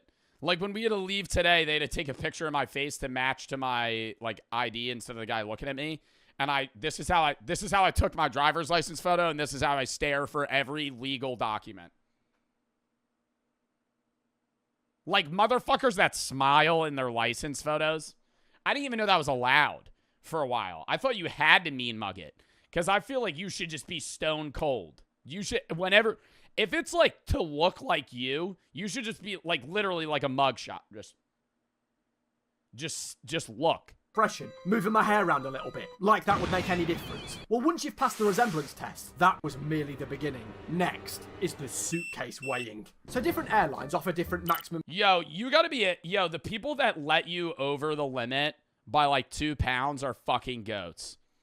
Brooke's suitcase always weighs too much. I hope she doesn't hear me when I say that. Her suitcase always weighs too much. I'm like, she's like, what airline are we flying? And because some airlines it's like 40 pounds or 50 pounds.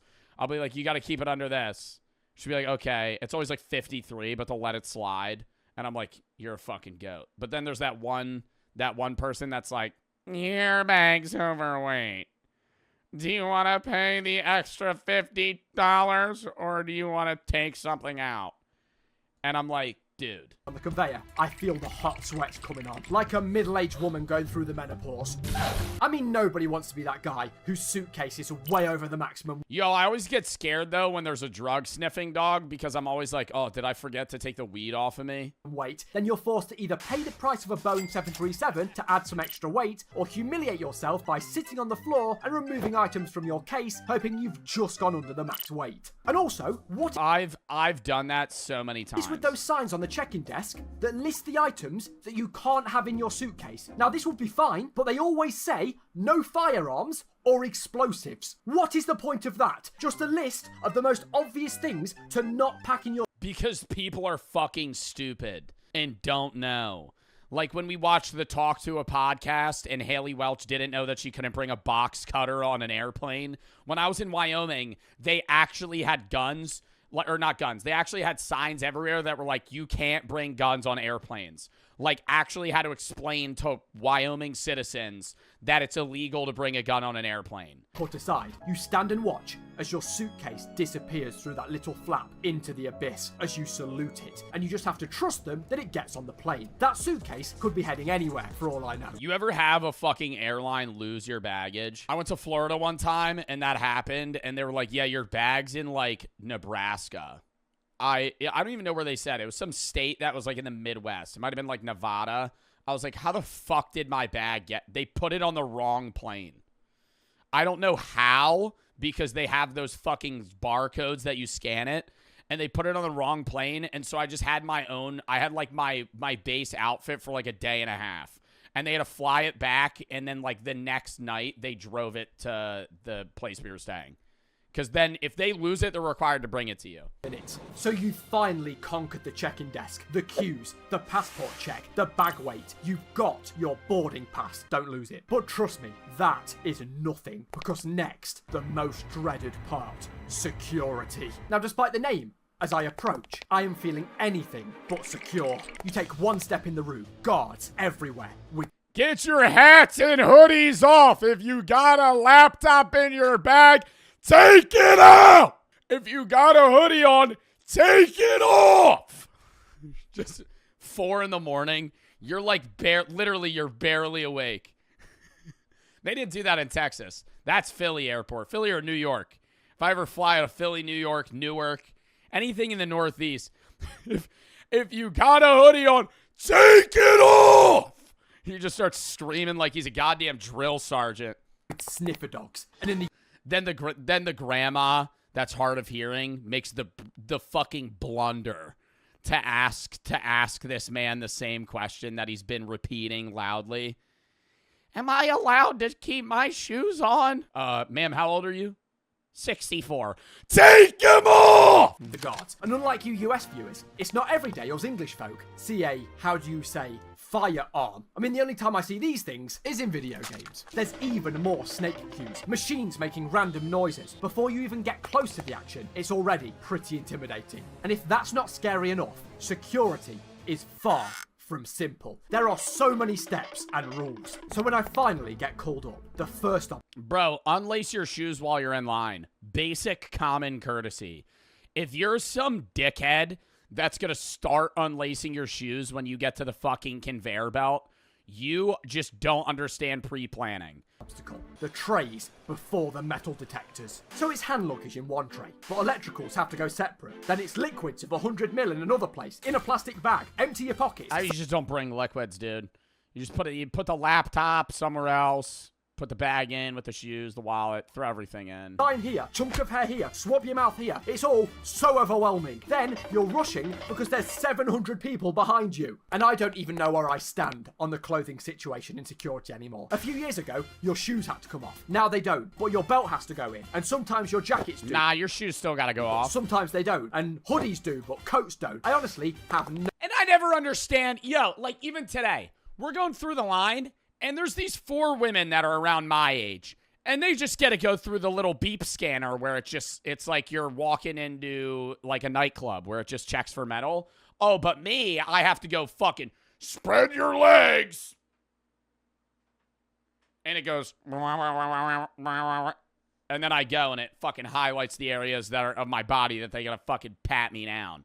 Like, how do they determine who gets to go through what? No clue. To be honest, I just stripped fully naked to be on the safe side. So as all your prized possessions sail away in tiny grey trays, it's finally time to step up to the metal detectors. All these bad boys are designed to make the strongest-willed man break down. I'm not trying to be dramatic here, but it's been a hard fight. Now it just highlights your wiener. Dude, I always think that's hilarious, though. Because I'm not going to be pressed, right? Like, if they got to pat me down. But it's always funny when it like highlights your crotch and they're like, okay, sir, I'm going to be using the back of my hands. It's going to be a quick brush. I'm like, you're good, dog.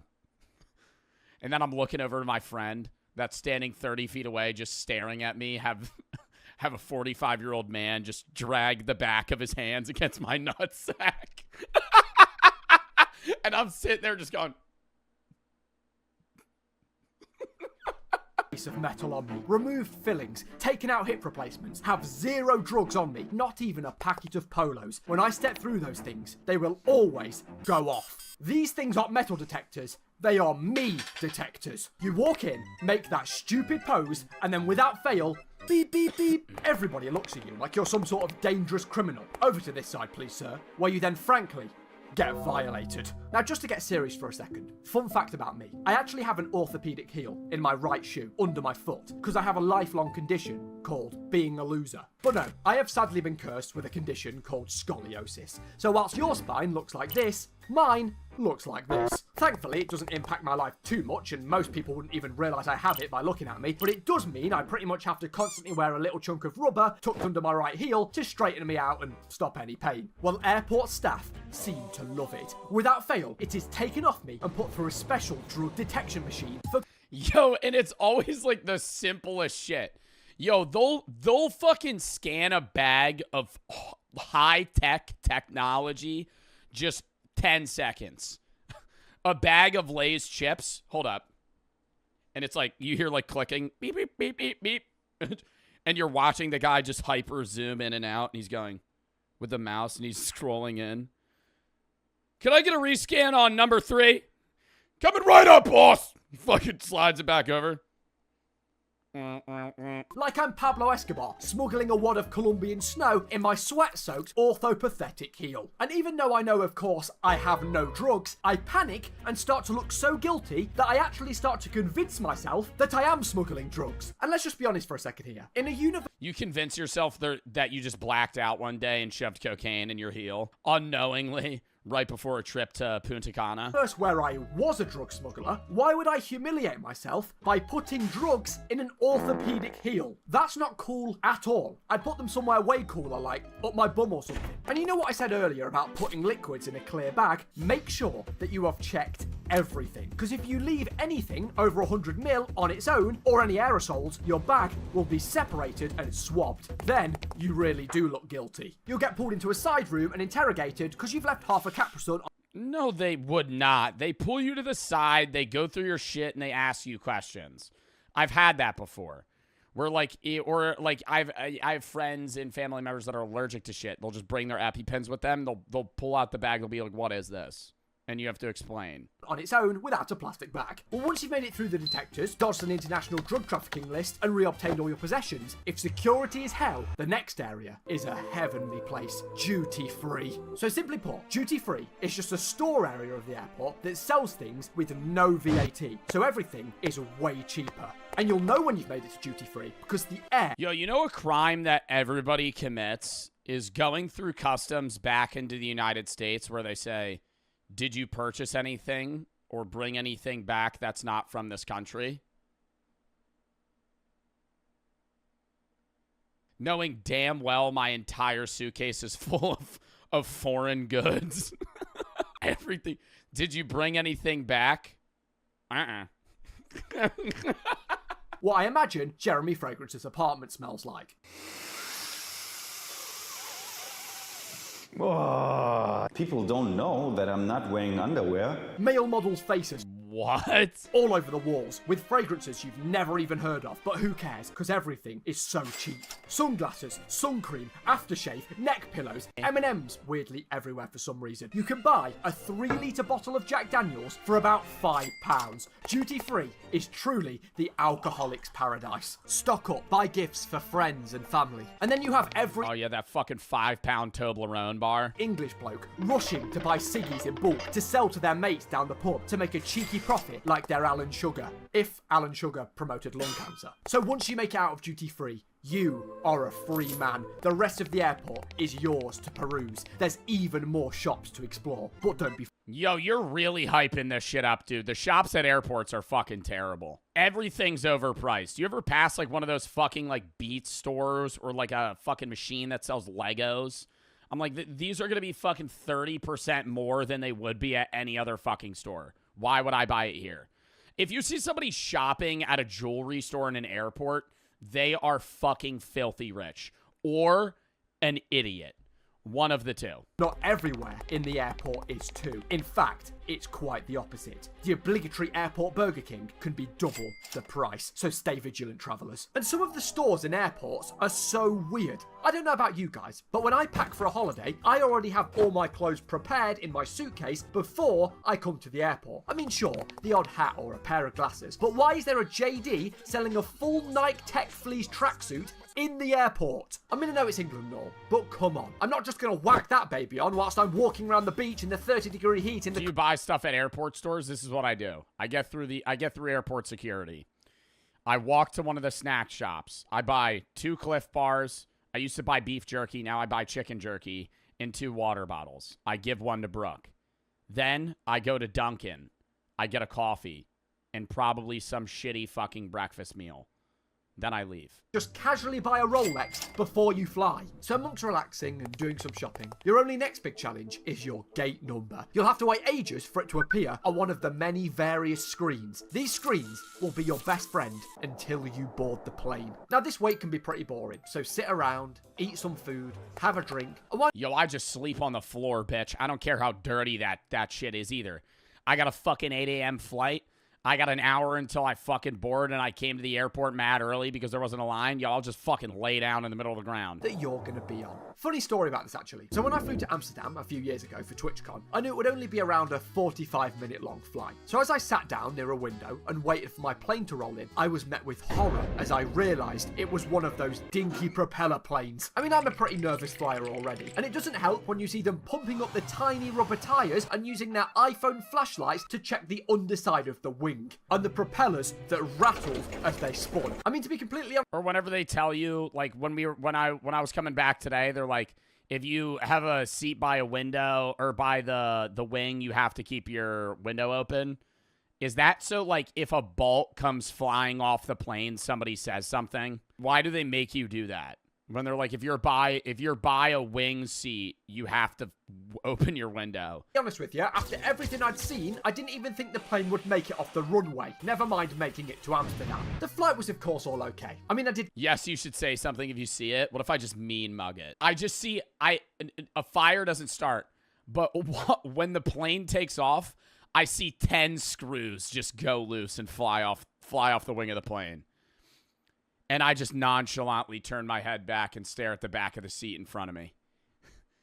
I I put my windshield down and I just go. Just banking that will make it. The propellers bending as they spawn until I look to my Yeah, that's what the outside of the plane looks like. They're getting ready to fucking get onto the tarmac, take off. When I saw the propellers like, are we in Mad Max? Bending as they is that a new jet engine? Spawn until I looked to my left and realised a little girl had overheard me and she burst into tears. Yet again, Amsterdam's airport, Schiphol. Fellas, I pray you never, ever experience that airport. Being the 4th busiest in Europe, it is gigantic. It is far too big. I mean, there was screens telling you how long the walk to your gate would be, with some of the times being over 25 minutes. Just to walk there. In Schiphol, you need to take a flight to get to your flight. A truly hellish experience. They do have a cool clock though. Wow, look at that. There's a little man trapped in there. Working on a weekend like usual. Working on a weekend like usual. Anyway. Is that how the time changes every minute? You finally finish your mammoth expedition and make it to your gate. You sit down, let out a sigh of relief as your legs throb. You can finally relax as you take a glimpse over at the screen and realise the gate has moved. It happens every single time. I feel like that doesn't happen to me. Does that happen to you guys? I'm feeling like this is European airports. And just a tip, if you are ever in a French-speaking country and your flight has a delay, never read the word out loud. So when you eventually make it to the right gate, if you can still stand, you hop in the queue and everyone starts boarding. First, the people in the fast twat queue, then the other commoners. So you slowly edge towards the front. Don't worry, you've got this. Nothing else can go wrong now. You hand the kind worker your pass. You're just if you're past like zone 6 or group 6, just don't even get on the plane until last call. Like motherfuckers crowding around. Hey, they're boarding group 2. The person to the left of you, hey, what group are you? They're just like keenly standing there waiting to get in line. Group 10. Oh, so why the fuck are you standing here? Passport. They scan it, hand it back to you, give you a big smile, and they say I hate that shit where it's like, now boarding first class. Now boarding our diamond members. Everybody, we are now going to be boarding groups 1, Sapphire, and Emerald. Now we're boarding group 2, Ruby, and Gold. Okay, now we have Gold 3 in the Villager class. Group 4, and we're going to let in our silver members. Like, what the fuck? You relive the moment as you walk down the air bridge. But who cares? Congratulations, you've conquered the airport. Go forth, young Padawan. Get on your plane, sit down, and revel in the experience of 3 screaming babies, someone ripping a fart, no leg room, uncomfy chairs, and mediocre food for 4 hours. And isn't it funny that there's no Wi-Fi on board, but the card reader... Yo, I love farting on airplanes, dude. I love farting on airplanes. Because, yo, even if they think it's you, they ain't gonna say shit. Small tube of Pringles works just fine. But remember, you may have made it through one airport, but there is always a second on the other side. It's like the airport you came from in your home country, but on hard difficulty. It's usually much hotter, and you don't understand a word anyone... I found poop in the sink at an airport. Wow. Dude, that must have been a fucking 007 operation to get that down without anybody fucking coming through. It comes out before yours, and even though you paid extra for your case to go on first, all that means is that on the other end, it comes out last. But eventually, you see it. Your suitcase. It's emerged from the darkness. It's survived the abyss. It slowly moves ever closer to you. You reach out your hand. You are a free man. Go and enjoy your vacation. You deserve it. Then you look at your watch and realise it's 10 minutes until your flight home because a week has passed whilst you are waiting for your case. Sure, airports are a pain. They're hectic. They're stressful. They're tiresome. But you know what? Sometimes they're nostalgic. The airport can be the host of that energetic pre-vacation excitement, knowing you're travelling to a new and exciting place that you've never been. And I always recommend travelling with friends. It makes it all so much more fun. Sometimes the travel there can be just as enjoyable. Airports are a bit of a challenge, but once you're living it up in the sun, climbing a mountain, or seeing the wonders of the world, it makes it all worth it. Except for Schiphol. And with all of that said... Wait! Dave, what are you doing here? This is kind of, you know, my line. Mate, did you not watch the last video? I'm doing ad reads from now on. You've missed a lot. Oh, is this an ad?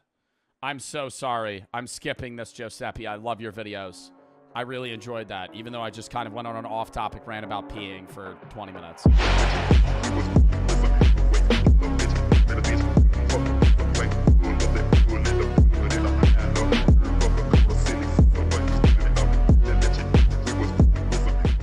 I visited the mole people underground. They live with no sun. This is about, I think, the homeless population that's kind of like made their own city under Las Vegas. Underneath Las Vegas, there is approximately 200 miles of tunnel network. These tunnels have become a secret world for the so-called mole people. Anyway, I don't understand how they have full setups in the, what are these called? Like water channels?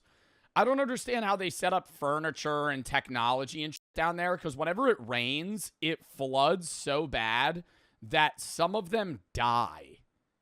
It never rains. No, look up videos. Bro, what is the name? It's the Las Vegas tunnels flooding. And it gets so bad that it's like waves of water. Las Vegas tunnels flooding. Like, this is it starting.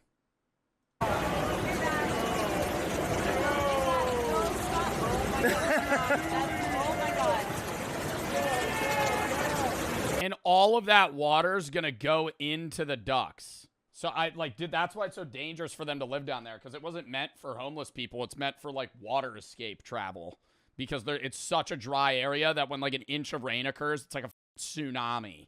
It hasn't come out and seen the light of day in a long time. I don't know if I want to meet them. They might not be civil. These tunnels are 7 floors down. Do we have any flashlights? Hey. People turn gray down here. There are people out there that haven't seen the light of day and never will. The city dazzles with luxury hotels, casinos, and endless entertainment. Millions of people visit. Wow, they literally never come out? How many people live under Las Vegas? Do you think they have a stat on that? How many people live in the tunnels of Las Vegas? I would guess like a few thousand. 1,200 to 1,500 people live in the storm drain tunnels beneath Las Vegas. Some estimate the number is even higher. Wow. So that's like a small city. Las Vegas. Under Las Vegas. Every year, but many don't know what exists just below this desert paradise. The endless darkness has slowly... Yo, you're on crack. You think I'm walking in that tunnel, pitch black? Would I pay some random guy that's going to give me a tour? Yeah, man, I'll show you the tunnels. The way people think and behave. I got shot in the head with a gun. Somebody died right where we were standing last night. Some of them were even born into this dark world. These people have no idea. Oh no, there's like babies in there. And they hide in these tunnels to stay away from the law. The police radios and stuff would not work down here. So what you're looking at is a map of the tunnels in Las Vegas. There's about 1,500 people that live in that system. The tunnels have their own names, like neighborhoods, right? Yeah. Nobody on the street level knows what is going on. Do you think the majority of the people that live in the tunnels under Vegas are people that went broke from gambling? Like, how did they even end up? Because it makes a lot of sense when there's, like, homeless people in Cali or certain big cities because it's, like, warm or there's just an influx of people. But, like, Vegas is in the middle of nowhere, right? Like, you don't become homeless and then go to Vegas. Like, there's a lot of people that become homeless and then move to California. Not move, but, like, start walking there or going there. Drugs, yeah, because there's also, it is a big fucking like gambling / illegal activity hub, I guess. Relocated for a job. Deep into the tunnels, which are connected to many other tunnels, lest they sat into darkness where these tunnel people have built their lives. This is the Narcan, the nasal spray. So if you see somebody overdosing, you can hit them with this. It'll bring them back. We get 30 minutes. You still have to call an ambulance. Super easy. Pop it out right in the nose. We can't just walk in unless we're with Rob, who survived 5 years down here. The entrance is blocked with metal bars to stop people. Why can't they go down without Rob? Because they would get like attacked. Like they know Rob. Like Rob's their in. He's like the middleman connection guy. So he used to live down here, and now Rob's out, like he's not homeless anymore. From entering, and to keep trash out during floods. What is the worst thing that happened to you in tunnels? Probably the flood that we had a few years ago when I lost 2 of my best friends. The ground is... Bro, see? Random flood, 2 of his friends died, and that's only the people that he knows. 1,500 people fucking live down here. People just drowning. Las Vegas is extremely hard, so rainwater can't soak into the soil the way it normally would, to prevent flooding on the streets. Oh, that's the type of video I was looking for. These tunnels were... Holy shit. Dude, literally thousands of gallons of water and you're like asleep, It's pitch black down there. You're fucking sleeping. You hear like water rushing. You don't even have time to run. Built to direct water under the city. So when it rains, the water rushes straight into the tunnels where people are living. Even on a sunny day in the city, a rainstorm 15 miles away in the mountains can send a flood rushing down these tunnels in minutes. Every time this sudden disaster hits, people in this massive underground city lose their lives to drowning. A lot of trash here. We ran into Nate first. He warned us not to enter the tunnel. Why do people go so far into the tunnel then? Like, why not hover kind of, what, because it's more safe, I guess, from, like, other people or other people that are living in the tunnel? Because, like, wouldn't you want to just live right on the outskirts of the tunnel so then you could get out? I stay away from the deep parts of the tunnel. Oh, see, that's what I'm saying. Like, this guy only hovers at the front. What's the reason for that? Just because the unknown. I don't know what's down there. It gets smaller and smaller as you get to... Okay, the curiosity would kill me, though. Like, wanting to know what's in there and what, like, people have kind of, like, brought miles into these tunnels. Like, full setups. They got a couch, TVs. You get to where you gotta crawl. Like, you just got, was that a fucking engine? Crawl. From what I know, these tunnels are 7 floors down. Dead bodies? You think there's dead bodies in there? Because nobody's going in there to clean it up, so if somebody dies, they're just in there. Because they're not sending, like, firemen or people down here to come fucking collect. Imagine, there's rooms off in these tunnels, service rooms that anybody could be in there, you know? You'd be kidnapped, killed, hostage, burnt alive, it don't matter. Whatever danger hides deep in the tunnels, Toby has faced it. I'm back here in the dark, you know what I mean? Dark, dark. What is the worst thing that happened to you down in these tunnels? I got attacked one time, like 3 Cuban dudes.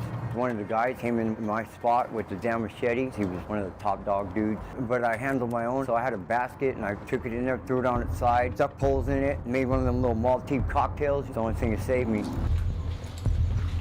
Anyone home, guys? So he got into a fucking death fight in the middle of the tunnels when it was pitch black. Because 3 guys tried to, like, press him for his spot. Territory. Skinny Pete. Anybody home? Is that guy's name? Do we have any flashlights? I'll check and see if I got one in my bag. See, that would scare the shit out of me. I would never go down here. I would want to see what's down here, but, like, you're just walking, it's pitch black, you shine. Yeah, that's from Breaking Bad. That's one of the dealers, right?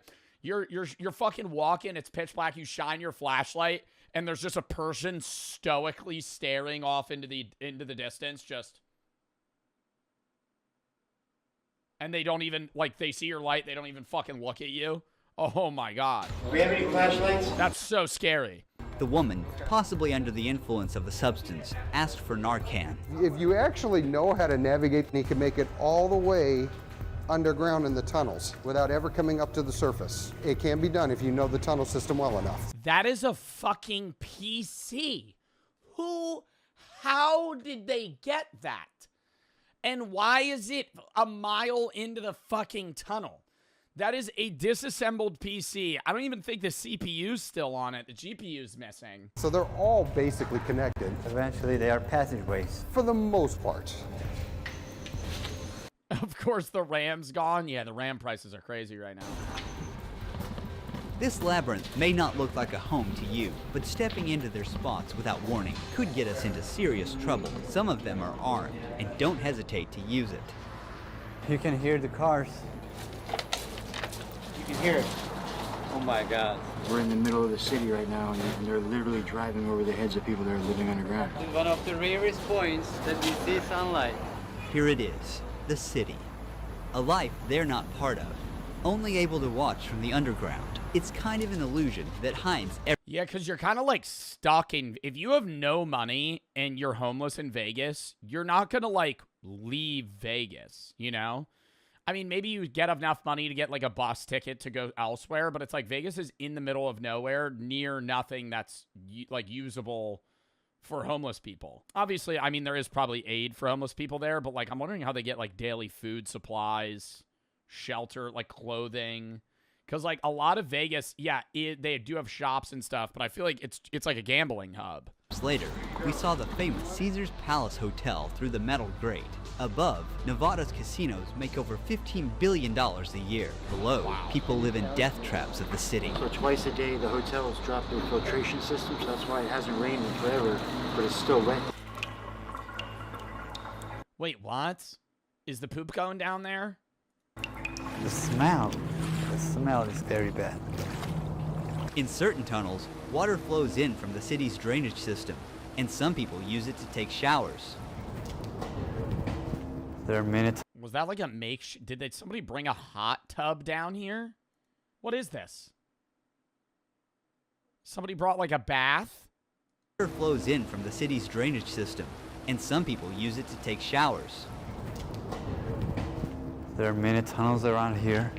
Yo, I would be like so nervous somebody would just come out of the shadows and fucking shank me.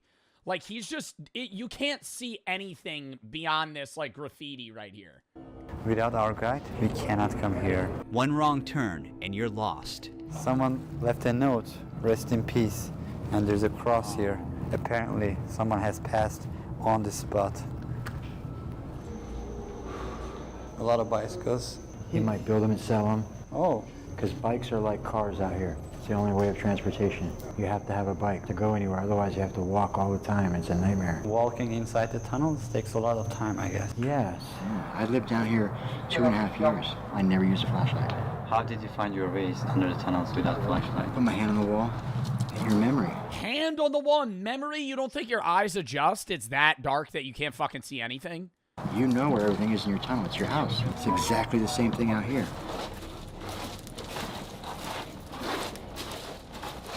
Is that Tony? Yeah. When I heard a voice echo through the tunnel, it hit different. This dark, damp tunnel that gives me goosebumps is actually where some people feel the safest and live. Here he is. At first glance... Yeah, like, he has a whole setup. Does he, like, is it just a full wipe reset when a flood happens? You know? Because, I mean, he probably has some sort of knowledge of, like, when it's going to rain. But if it just randomly floods, does he just lose everything and then yeah, like somebody said rust wipe, actually. Like, I'm not trying to make a fucking video game reference, but it's like, it'd be like falling into lava in Minecraft. Like, you just lose all your items. Like, all this stuff. Look, he has a whole bed. He has crates, food items, shelving. Like, all that would just get swept away. It looks like clutter, but to Tony, every single item is essential to his survival. I've been in these tunnels for 6 years, and there has been times where we've had good people here, and it was a sense of community, but now we've got some people in here that don't give a shit about nothing but themselves. You know, just, they're bullies. Some asshole over That's sad. there started a fire because he's just a mean dude. The fire didn't hurt Tony, but nearly took the life of his only companion, his cat. This one right here. Oh, yeah, I'm fucking scrapping, dude. You try to kill the cat? That's crossing a fucking line. Burnt from the tip of her nose to the tip of her tail. 5 days later, she's still hanging in there, thank God. So what is the toilet situation Oh my God, this happened 5 days ago? Dude, that cat might die. here? We have certain areas that we go to the bathroom, and she's usually a 5-gallon bucket. Yeah. We put a bag in it. Yeah. Where do you see yourself in 5 years? Possibly right here. But I hope not. I don't plan on being here for the rest of my life. I mean, how do you get out of that? He's been there for 6 years. He's been homeless for 6 years. How do you, like, you have to get a job and a place to live. How? In Vegas? Like, you're not getting hired. I mean, I'm 57 years old. I'm getting old. I just haven't been ready. I think the big worry is, yeah, like, if you're 57, like that one guy that was smoking a cigarette in the beginning, he looked like 60, 65. If you're that old, you have a health problem. Like, you can't go to a doctor. You can't go to a hospital. You're just, like, so you have a growth. Like, you can't even get it checked out. Like, nothing. It's, like, beyond just, like, oh, I don't have insurance, right? And, you know, you only go to an urgent care when you need, like, you don't even have money to go to a fucking urgent care. Like, you can't do anything. You have an infection, you're not getting antibiotics. You're just fucking toughing it out or dying. Just 10 minutes into the tunnel, Tony wanted to return to his spot. We handed him a week's worth of supplies and kept walking deeper into the tunnels. And there's so much randomness that could happen. Anybody could just decide to come down that tunnel and steal from you or take your stuff or attack you. and then disappear, and who would know, right? It's not like it's happening on the streets where you're laying there and somebody could see you and call the cops. Like down here, it's like another layer, like not knowing what could ever happen. It could be peaceful now, come back in 2 hours, and the wrong person walks through and it could be hell, you know? As we go deeper and deeper, the less we know about what— Yeah, because it's so private that it offers safety, but also concern in that, like, nobody's around you. So if somebody wants to, like, walk past you and kill you, nothing's going to happen to them. Like, if you're a homeless guy on the streets in public, even if it's dark and cold outside and you're in a fucking alleyway, like, there's people around you. You're literally, there's nobody within a mile radius of you here. Somebody fucking walks by, they could just hack you to death and leave. Take your shit. What if you were born down here? I would hope that if you were living down here and you had a child, you would put them up for adoption. I would hope you would give them to the fire department, or like, not anything would be better than this. dwellers make pans out of aluminum and use hand sanitizer as a heat source to cook their meals.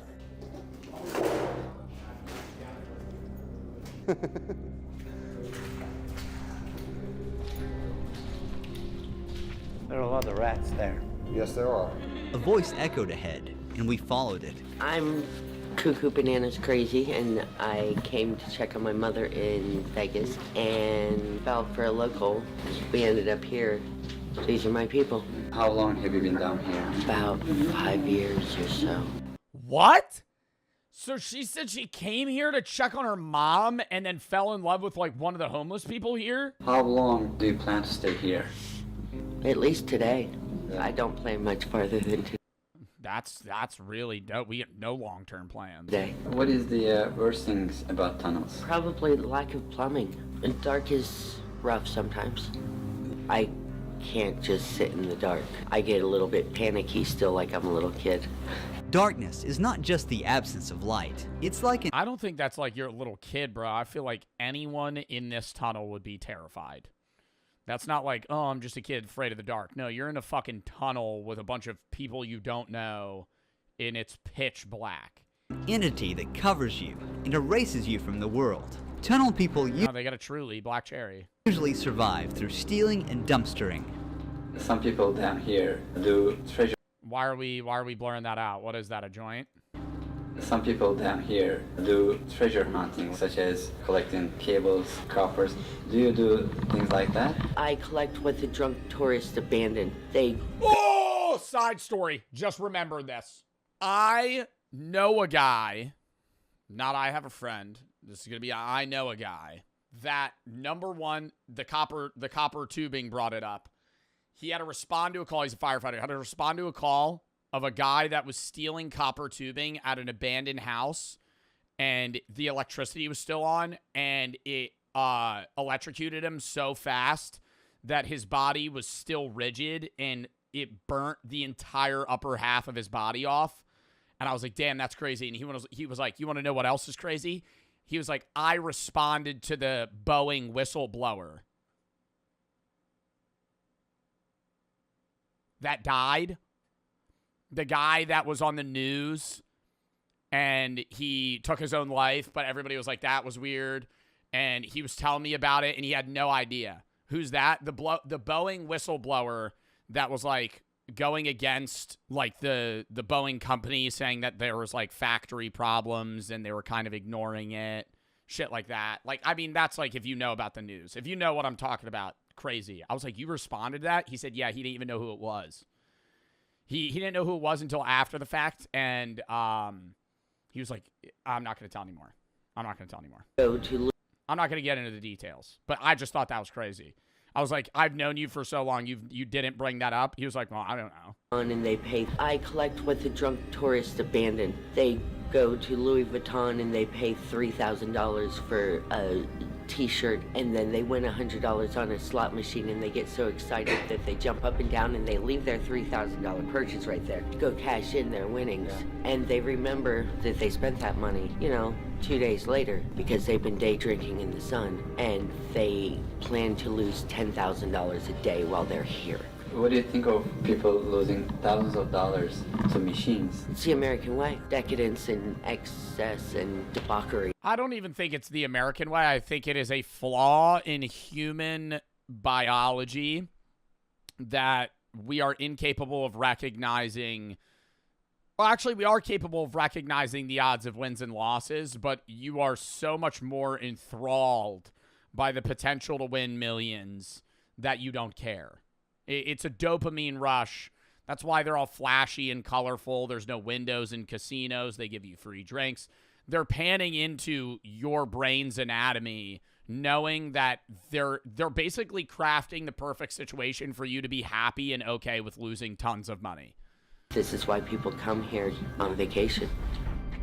Then Beverly showed up in the darkness. For how long have you been down here? Probably 8 or 9 years. I've done online gambling and in-person gambling, and it depends on the person that you're saying, which is also different from sports betting. I do sports betting all the time, and that's its own conversation. But it's like online casino gambling versus in-person casino gambling. In person, I will lose 3-4 times as much as online. The dopamine from sitting in front of a slot machine, actually at a roulette wheel, playing a game while you're drinking versus like sitting and watching a screen, it's not even comparable. How is the situation here when it rains? Horrific. Very scary. I've been caught up in it twice, and one of the times I really didn't think I was going to make it out. What do you think about Las Vegas City? A lot of it's almost like wallpaper, you know, like it's just made to look good, you know. These big casinos aren't built on winners. Do you change your spot time to time, or do you always stay right here? Oh no, it definitely changed. What is the hardest thing about tunnels? She packed years of disappointment into one word. The people. Even this deep down, there's stuff all I mean, yeah, being alone would be, like, if you knew that nobody would fuck with you, it would be a hell of a lot easier to be down here. all over. Some of it was probably brought in by the flood, some carried in with shopping carts. After walking for another 20 minutes, we came across an eerie shadow stretched across the wall. Don't shoot. We don't mean any harm. Before we go further in the tunnel, I want to share how my heritage DNA kit helped me. Bruh! Hey there. How are you? Look at this trash. Yo, he's got a whole fucking survival tent. Like, where did he find that? They had to have bought that. It's like an expensive-ass tent. Hey there. How are you? Oh, I'd be so scared of that dog, bro. We first offered him some supplies, then he invited us into his tent. This is where this guy sleeps. He puts his clothes here. This is his table, kind of workstation. 6 years ago, I moved to Vegas alone, and my parents died in 2018. It's the 2 years I've been down here, if not more. So. How do you find water and food? I go turn on the fire hydrant right around the corner from here. I have my food stamp card, but if I really, really have to, I'll go steal food. How do you stay safe? Where do you steal food, though? Like buffets in Vegas? Like you're going into the casino or something and just grabbing food and dipping? In this tunnel. Like everywhere else, you just gotta watch your back. There's a scar on your forehead. What happened? I got hit in the head with a 2x4. And what the fuck? Got 11 stitches. In here? Yeah. What was the reason? Over a bike. Bikes are a hot commodity in this area, and a lot of people need them, you know. Have you ever seen... It is weird how the people they're interviewing have different things. Like, he seems like he's pretty geared up comparable to a lot of the other people. Like, there was one guy that literally just had a shopping cart and a chair. That woman had a whole bed. He has a fucking tent, a whole setup, a dog, a table. Someone at the moment their life was taken. Yeah, he seems really chill. Unfortunately, yeah. I remember hearing somebody come in and 2 shots go off. He got hit in his back and in his neck. And before I knew it, he was standing right in front of me with a white t-shirt on that was turning red really fast. It was his brother who shot him. The psychology of being down here in the darkness must be He watched a guy kill his brother in front of him in the tunnels. really hard. Some people can't take it. There are people out there that haven't seen the light of day and never will. People that turn gray down here, like. Really? Yeah, I've never seen anything like it. At night. Oh my God, like vitamin D deficiency. They never leave the tunnels, constantly in the dark. And it's also like, if you're down here for such an extended period of time, the sun's probably disturbing, you know? Like you almost become nocturnal in that you don't even want to leave unless it's nighttime because it's like leaving.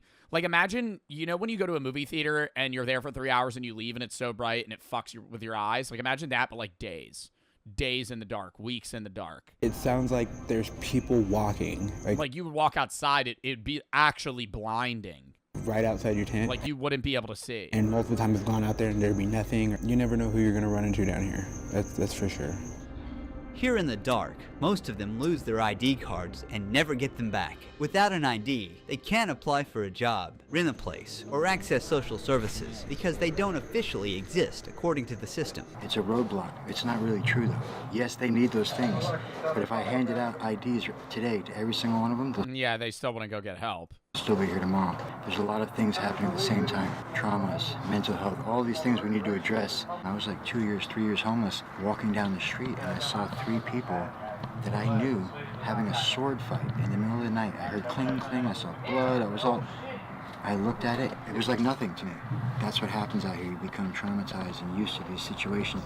Phil once lived in a house with a pool. How did he get out, though? How did he get out? Like, I feel like you need somebody, you need to show willingness to leave and also have somebody to lean on to get out. Because it's not as simple as just like, oh, I'm going to get a job, because you still don't have enough money to like be presentable and go to work. I mean, it depends on the job and what you're getting, but like, how do you go from being homeless and living in the tunnels for 6 years to being able to afford an apartment and also like clean yourself up, go to work? But after retiring, life slowly pulled him underground. The police radios and stuff would not work down here. For the people that are like all on black, bro, all on black, you're like, oh, just fucking gamble it. Do you know how much money it cost? Dude, yeah, maybe you somehow scrounge up $100 as a homeless guy and you fucking run it up to $2,000. All right, you can afford the worst apartment in Vegas for 1 month. Still don't have food, can't pay electric bills, can't pay fucking water bills. You still don't have enough money to fucking survive. That lured a lot of people down here. How long have you been in the tunnels? 8 to 10 years. What was the 10 years? Oh my God. worst thing that happened to you in the tunnels? Possibly getting caught up into one of the floods that came through, because it takes about 10 minutes for the water to be about 8 feet high. We have no warning system telling us there's water coming other than to hear the water itself. There used to be signs down here that said, the current never lose, which is very true. We've lost quite a few people. The hardest things in the tunnels is losing the things you gathered over the years. Just weeks after this interview, you know what's fucked too is the people of Vegas, or the government in Vegas. In the beginning you saw them kind of climb through that caged area that might have been trying to block them off. If they really wanted to, they could make it so you couldn't enter the tunnels. But they don't want to do that because then there's a bunch of homeless people in Vegas on the streets constantly, and that's a vibe killer for the fucking people coming from another country to come gamble in Vegas to see a crackhead on the side of the street. So they kind of not force you, but they kind of get you to go down the tunnels because they don't want you to they don't want you to be in the public. They want you to be underground where people can't see you. We got word that Phil passed away. That happens anyway. I mean, it happens in other cities too, like Skid Row. I mean, you see it, or like Kensington. Like, there's a lot of like governments that, not governments, government. A lot of city districts that kind of half enclose people into certain areas. Just weeks after this interview, we got word that Phil passed away. He died? Oh, wow. Walk through the tunnel. Mineral deposits on the ceiling catch our eye. So there's water that's leaking through. That's the calcium from the water. These show that rain makes its way in again and again. Who knows how many times the flood destroyed homes and took lives. We're going ahead. Someone has created a memorial here. Somebody passed away. Dixie Hart. There are ruins. When it floods, they have 20 minutes to escape. If the current or floating debris doesn't, oh my God, and you're just running in the dark, trap them inside first. This tunnel is full of puddles with a constant breeze blowing through. Oh my God, here we go again. The ground is a mix of sewage, trash, and human waste. And now, all of it is soaking into my shoes. Everywhere. Yeah, I keep forgetting it probably smells like fucking shit. Constantly. Trash. And dead animals. Yeah. Oh, that's nice. A dead rat. It is from a casino? Yeah. Oh my. Our feet are wet, but that's how we roll here. You have to keep going.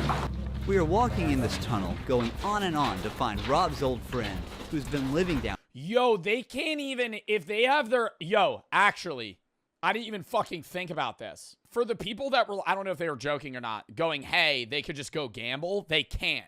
Because if they get money, when you go gamble at a casino and you get chips or you get a ticket of your, fucking slot machine winnings and you have to go cash it in, regardless of whether or not you look 21, you have to hand them your ID because they scan it before they give you your money back. So if you don't have an ID, you're not able to get winnings. Like if you come in with $100, you turn it to chips, you run that up to 10K in chips.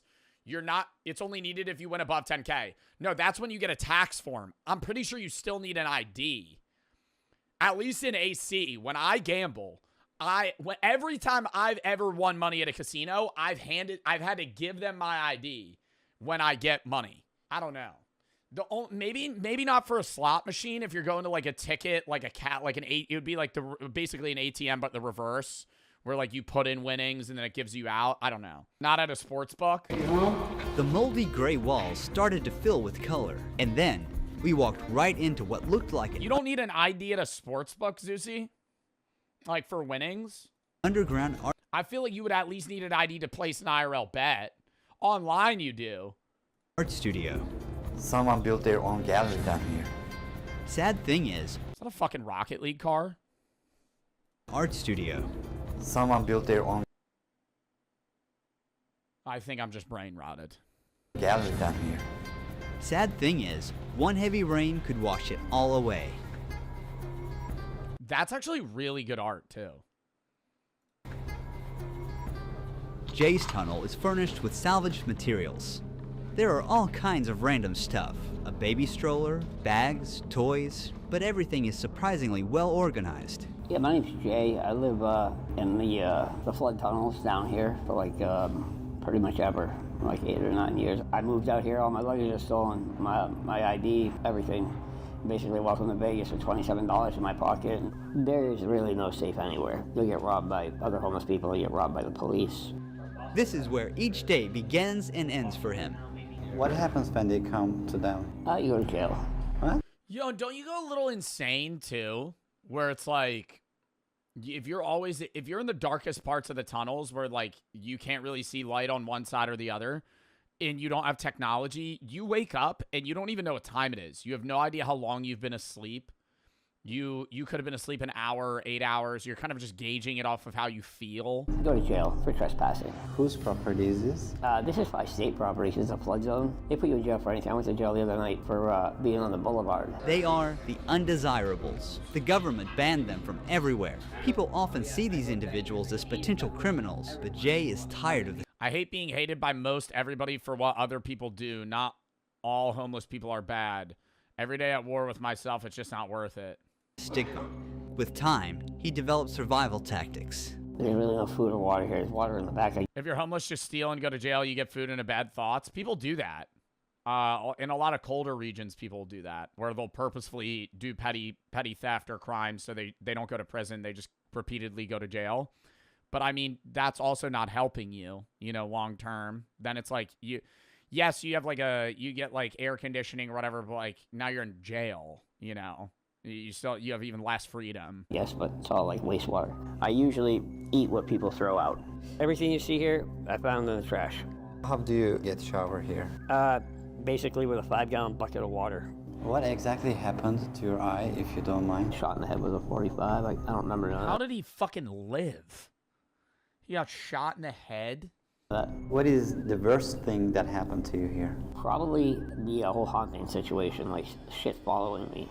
I mean, I've seen demons. It'll move stuff. It'll make stuff disappear. Like, I'll be laying on my bed, it'll move the bed. It'll mimic people's voices. It'll call, like, from outside, call down the tunnel my name. Just go in the back, hang out for 15 minutes with no flashlight. Tell me what you think. What have you seen exactly? Oh my God, what, like you fucking started losing your mind in the dark? Looks like a man, very thin, probably 6'5". Got a very The Hat Man? pointed. Looks like a man, very thin, probably 6'5". Got a very pointed nose, no arms or legs. It moves so smoothly. If it's totally pitch black, you can clearly see it. It's blacker than black. That's the thing that drops the temperature. What are you planning for future? Where do you see yourself in 10 years? Dead? I don't know. Oh. Everybody's like 2 paychecks away from being homeless. Every tunnel has its own identity, depending on who lives in it. You can see a lot of needles here.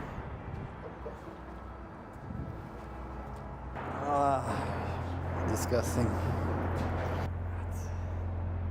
Where was I where I was thinking about that? I always wonder how in certain areas that have such high costs of living, how people make ends meet that have regular jobs, you know? Like being a barista in Los Angeles.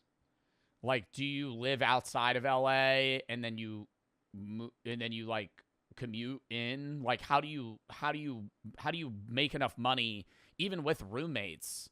How do you live in like New York City as just somebody that's, you know, fucking, I guess, working 35, 40 hours a week at like a regular, you know, 9 to 5? A lot of side hustles. That's what I'm thinking. Lots of roommates, lots of side hustles. You're kind of living on the outskirts of the city. It's like, fuck, dude. Multiple jobs, good budgeting. Yeah, it has to be. That's what I'm saying. Like, that's why if you're somebody in New York City, you're living in a shoebox apartment that you're sharing with somebody with a shared bathroom. You're working a minimum wage job. You're not working 40 hours a week. You're working 70, you know, to be able to fucking make enough money. And you're never even home. That's like, we watched one video about, I mean, this is just different New York City versus Vegas. It's probably very similar in Vegas, but it's like, we watched the one video about one of the smallest apartments in New York City, and the person they were interviewing was like, I just need somewhere to crash. You know, they're never home because they're always working. If they ever have free time or money, they're not going to stay at their apartment. They're just going to go spend it elsewhere. So it's like, they're literally just paying fucking thousands of dollars a month to just fucking have somewhere to fall asleep for 8 hours and get back up. Life. Do you have contacts of your family? Somewhat. What do they think that you're doing right now? They don't ask. What did you do before you came to these tunnels? Before I was in this situation, I was a family man. 2 boys, 1 girl. They still live out here. My son just turned 17 last month. When is the last time did you see them? 10 years ago. Oh. What is the He hasn't seen his son since he was 7? worst thing that happened to you in these tunnels? Somebody died right where we were standing last night. Last night? Last night. How? OD. Life is precious. And short. Nearly 7 out of 10 Americans live paycheck to paycheck, barely making ends meet. For many, it takes just one unexpected event to lose their financial stability. Oh my God. We were in the tunnels and you can see the Caesar's Palace on that side. This is a drama. If you want to shine a light into these tunnels, consider donating to the Shine a Light Foundation. Don't forget to subscribe to our YouTube channel for more documentaries like this. Huge thanks to MyHeritage for sponsoring. Oh my gosh, man. That was a sad fucking video, bro. Dystopian, really scary. This society we live in. Yeah, bro. But let's give tax breaks to people that make fucking $100 million a year. What a fucking great idea that is. Oh, 7 out of 10 Americans live paycheck to paycheck. Why don't we vote for people that fucking, sorry, I'm not trying to make it political. It's just fucking insane, man. Like CEOs. And this is coming from somebody, I make good money, right? Like I should get taxed more. I should get taxed more. I'm not going to sit here and argue that I need to make more money. Is it annoying that I have to fucking pay a lot in taxes? Yeah, but it's like, I'm the guy to pay it. Why the fuck are we sitting here going, oh yeah, actually, why don't we give more people, why don't we make Elon Musk a trillionaire? What a great idea. That'll solve society. The trickle-down effect. The trickle-down effect. Once Elon Musk has $1 trillion, he'll start handing it out to everybody else. We'll start handing it out. Eventually, yeah, that's what's gonna fix it. Once he gets $1,000 billion, then that money will start getting redistributed to the average American. Fucking hell, man. Like, there are billionaires that do donate a shitload of money. I'm pretty sure Jeff Bezos' wife gave billions of dollars away. I know the Bill Gates family, or the Gates family, does a lot of stuff. But, like, fuck, man. Only political take for today. I believe no one should be a billionaire. I think that you could reach $999 million, and after that, it is a hard cap. You've won at life. You should not. You can work. You can't own a business anymore. Shit's got, maybe you could be like a supervisor. You should not be able to get more money. Your net worth should be capped at $999 million. And that's a lot of fucking money. Next video.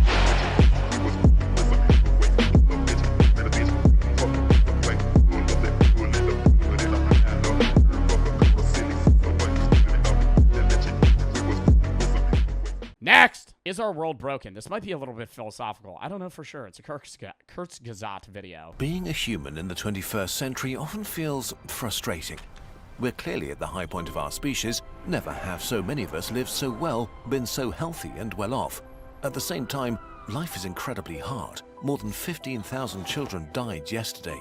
700 million people. Wow. Dude, I always do think about, like, where do you think the world's going to be in 1,000 years? Like, if we look 1,000 years back, they were way less advanced than us. Do you think we're going to be, like, as scaled?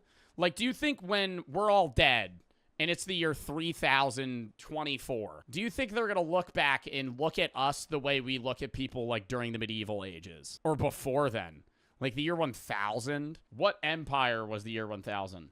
The Holy Roman Empire in continental Europe. The Muslim world was in its golden age. Babylon was abandoned in the year 1000. Dude, like, are they going to look back at us and be like, fuck, man, these people are stupid? Because, like, if I had a conversation with somebody from the year 1000, they're not dumb, but the average American is way smarter than somebody that was alive in the year 1000. Just on base knowledge. Even if you're stupid, they just knew less. Like, they knew more about survival, but less about, like, just stuff. Even within rich societies, there's loads of unfairness and daily struggle. We are divided, unable to solve our problems while creating new ones, destroying our world in the process. In many ways... No, the U.S. government, or just society in general, lets problems get to their absolute worst before solving them historically. We don't like to deal with anything until it's basically impossible to fix it, and then we try to figure out a solution. Like, I wonder with, like, climate change and just everything, are we going to let it get to the point where, like, everything's dying and storms are getting... Like, at what point do, like, 9 hurricanes have to hit Florida in, like, 3 months for people to be like, okay, yeah, maybe we should try and do something? The vibe is that we live in dark times.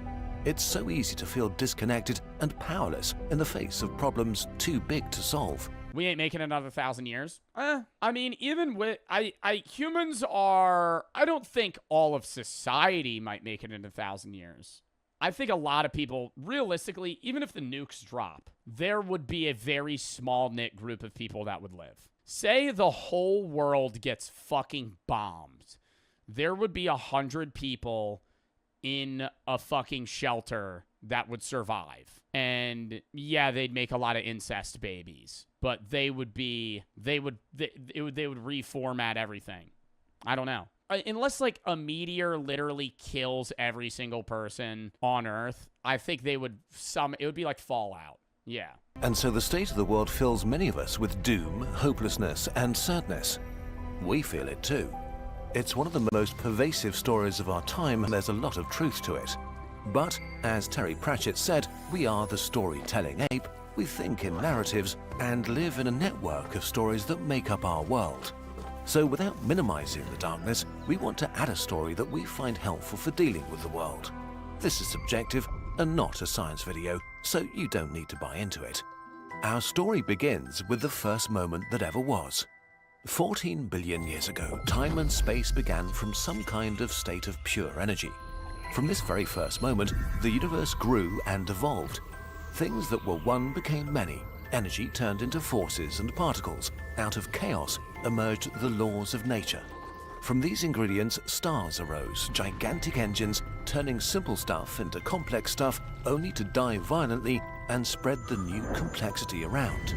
Out of this more complex stuff, new stars and more worlds emerged, repeating the cycle until most of the simple— Bro, I still can't understand, though, how, like, RNA chains caused life. How, like, this happened, and then now we are functionally conscious. It makes me think that everything is, like, rudimentarily conscious in some form. Not in that, like, your table has a mind, but that every piece of matter experiences in some form or another. God did? Well, I don't believe that. Maybe.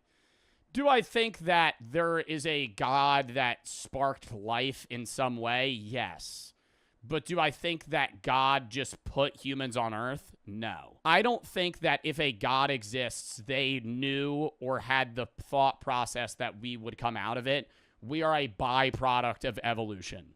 That is what I think, right? Feel free to disagree with me, but I believe that we're just a species that came to be. Was there a definitive that we would exist? No. I think that it was just by chance that, you know, over billions of years and a meteor hitting Earth and all this other shit wiping out dinosaurs, small mammals that lived underground and survived a bunch of different, you know, end of world things could evolve and have a mind that we do, and we learned how fire worked and cooked, so we were able to process food easier and have more free time, and we developed more neuro connections and had, you know, capability to have art and love and fuck around and have a sense of self and think philosophically and all these other things, and then believe in a God and all these other things to try and fill the gaps of the things that we don't understand. I think that is by chance. stuff was used up and— Have you tried reading the Bible? I went to a Catholic school, took theology for 4 years, and just got a philosophy and religion degree in college. Bachelor's, but BA in philosophy and religion.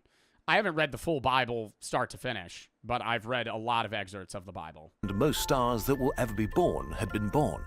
And then— The least I've read is the Quran. I was actually, dude, whenever I wake up at 4 in the morning, I just research shit because I'm bored and I like can't fall back asleep.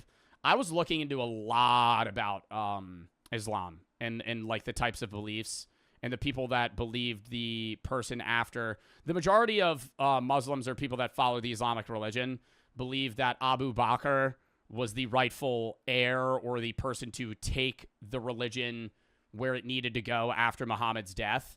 But there's a very subsect group of people in Islam that believe Muhammad's cousin is the one that should be technically the rightful heir. Not heir, I say heir, but the person that should lead the people. And I don't know. I was looking in because I like learning about how religions start and what they believe. And I think it's really cool that Islam believes that God or Allah made the same revelations to Moses and Jesus and had all of these things. Like the Quran doesn't deny, or Islam doesn't deny that Allah showed themselves and broadcasted themselves to Jesus and, you know, Moses, and that the New and Old Testament are real and exist, right? It's more so that Muhammad's the newest prophet and that he crafted the Quran with, obviously, you know, scribes when Allah was talking to him. And that's what the new thing should be followed as. So, like, learning about that's cool. Learning about newer religions is cool to see how they adapt their beliefs from older religions. Dead particles and molecules combined to make another jump in complexity. Maybe the laws that govern everything— But I just like learning about religions in general. I don't believe in any religion, but it is cool. I would love to. That's why I learn about religions, because it would be nice to be able to fucking believe in something. But I don't believe in any of them. So I can't make myself believe in something. Were destined to make life happen. Maybe it was just a cosmic dice throw. But life, now the most complex thing in existence, wasted no time and spread to even the tiniest corners. For billions of years, cells held on, fighting against the elements and each other, evolving in the process, until one day they came together and made another jump in complexity to plants, animals, and fungi. First in the oceans. And it's so weird that like fungi are its own class. Aren't we more related to like wheat than we are mushrooms? How related to humans are mushrooms? Humans share 50% of their DNA with fungi. The meaty taste of mushrooms mostly comes from glutamate, a neurotransmitter that several other savory foods, including meats, have. How related to humans are wheat to wheat? 1/4. Oh, we're more related to mushrooms. I was wrong. I had it backwards. Earth was now the stage of something grand, a complexity acceleration machine going at full speed. Millions of new species emerged and vanished. Life was beaten down over and over, but every time it came back stronger, resettling niches filled with corpses of the ones that came before. Most of these beings are hidden in time forever. We only know their faint echoes. Until a few million years ago, an animal looked at the night sky. It looked at its hands. It saw its reflection in a puddle, and it realized it existed, that it was alive, here and now. You probably had such a moment as a small child, mundane and majestic at the same time. This is where the human story begins, about 6 million years ago with the hominids. Still just another animal among many others. They split into many families and lineages, evolving further. And like you couldn't teach early apes that were forming into humans, like hominids. You couldn't teach them a language, but like you could go back, like way back. And there's a point in time where like they were kind of like dumb, like cavemen. But if you raised them in modern society, they might not be as smart as us, but they'd still be able to learn shit. Because language is what gives you now knowledge. Me being able to talk to the people that are older than me when I'm a kid and them to be able to teach me shit outside of going, it's what makes the wheels turn. Because now you're able to fucking die knowing that your kids have the knowledge you did, rather than dying with the knowledge you obtained with no one else knowing it. That's why when you go to fucking history class and you sit in school for fucking a third of your life, because you have to learn what other people fucking figured out before they died. Because if you don't learn it and you don't pass that on to the kids after you, then that knowledge is lost. But for some reason, their evolutionary niche enabled their brains to grow, and they learned more about this strange world. How do we say words? What do you mean, how do we say words? You morph the air in front of you, changing how it's perceived in your ears. It's just changing sound waves. But one of the things that makes us smarter too is our capacity to have knowledge. We're able to morph our lips and tongue and the way that we speak to form complex fragments of words and vowels and consonants, so we're able to form a language. Dogs can't do that, right, as an example.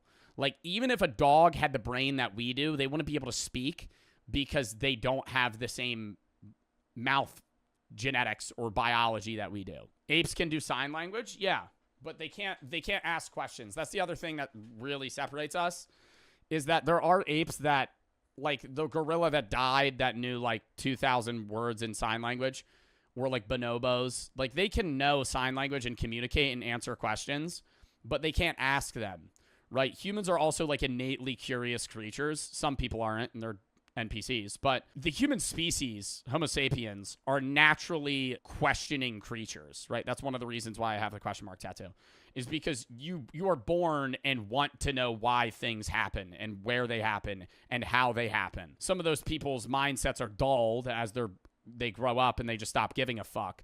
But humans as a species want to know things. Tamed fire and turned stones into tools.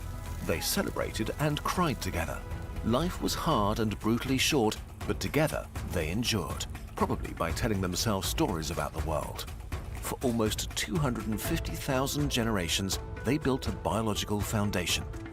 Of other things. And then it's really creepy to see when cave paintings go from other creatures to handprints and then drawings of themselves. Oh my God. Like they didn't have the thoughts we have, but the emotion of existential dread or confusion of life, they experienced just like we do so long ago. 1,000 years or about 10,000 generations ago, they became us. Humanity had arrived. Our ancestors didn't waste any time. Their world was still hard and unforgiving, but out of pure stubbornness, they didn't accept that. They wanted their lives to be better, so they made better tools and learned to preserve their knowledge beyond death.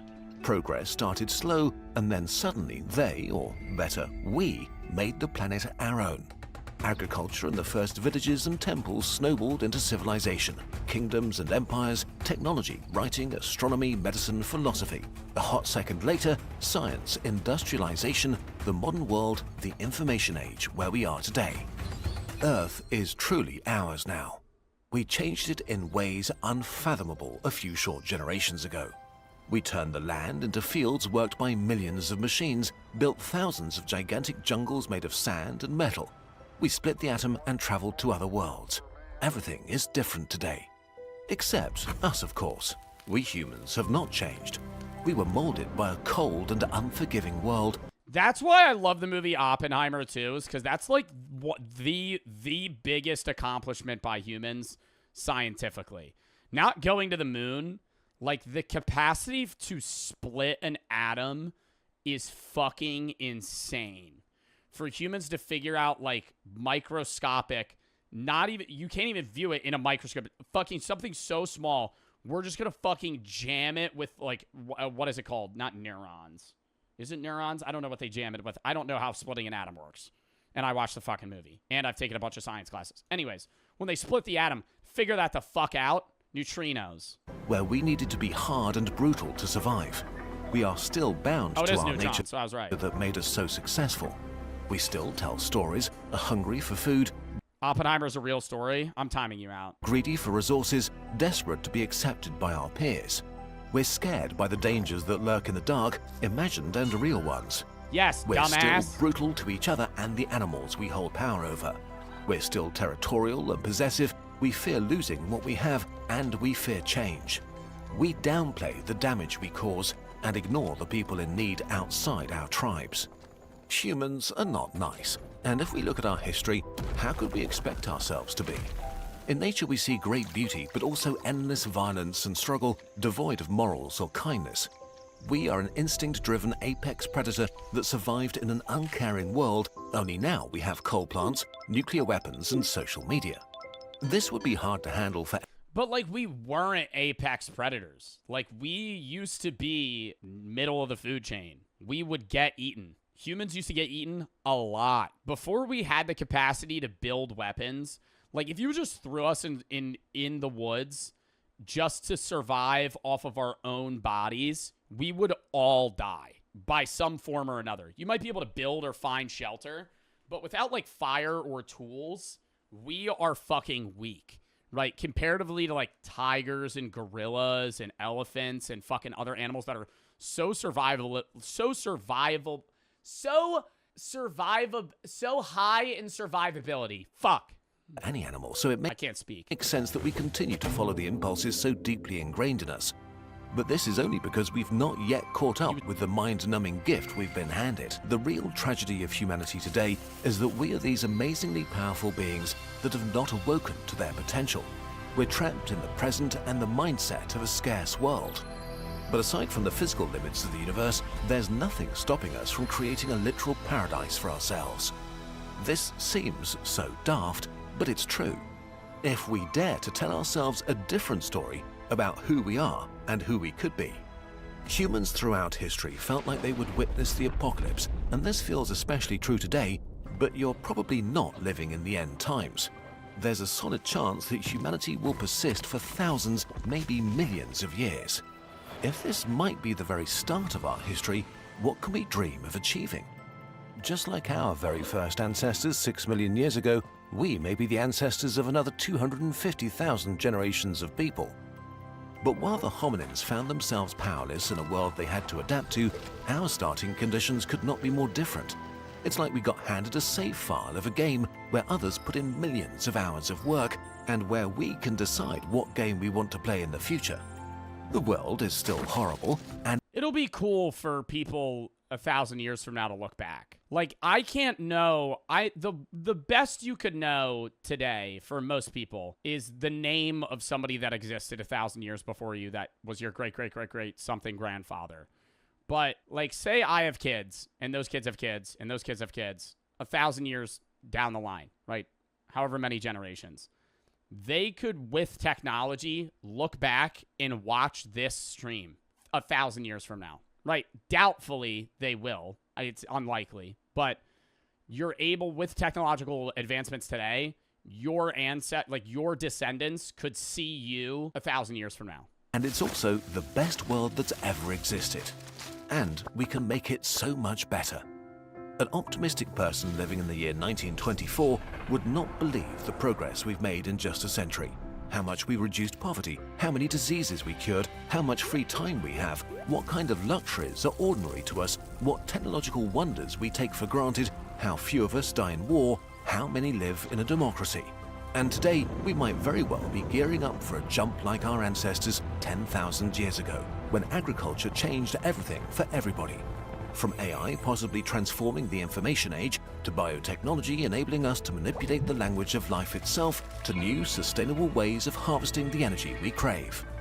If we start thinking in decades and centuries, it's perfectly reasonable that we'll solve our problems. We can eliminate poverty, maybe all material needs, defeat all diseases, maybe even death itself. We have the potential to restore balance Doubtful. to the climate and heal the planet again.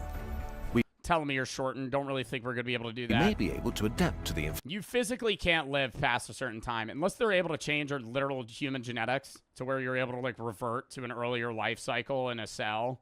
The most humans could live is like 150 years. information age and make lasting peace.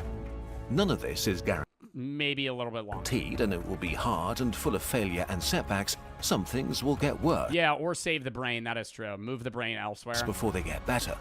We'll run up against our nature over and over again. But if we manage to clean up our act, we could create a world better than we dare hope for. You get to do that. You get to live in a world that's deeply flawed, but Somebody said, I'm going to live forever. No, you won't. also the best Don't get your hopes up, pal. You're not going to live forever. it ever was. You will die like the rest of us. And you get the opportunity to make it better. A world with the smallest amount of suffering possible that fits our nature and inspires us to be the best version of ourselves. That was a good video, though. I enjoyed that. Chat, we're going to call that. We're going to call that there. W string.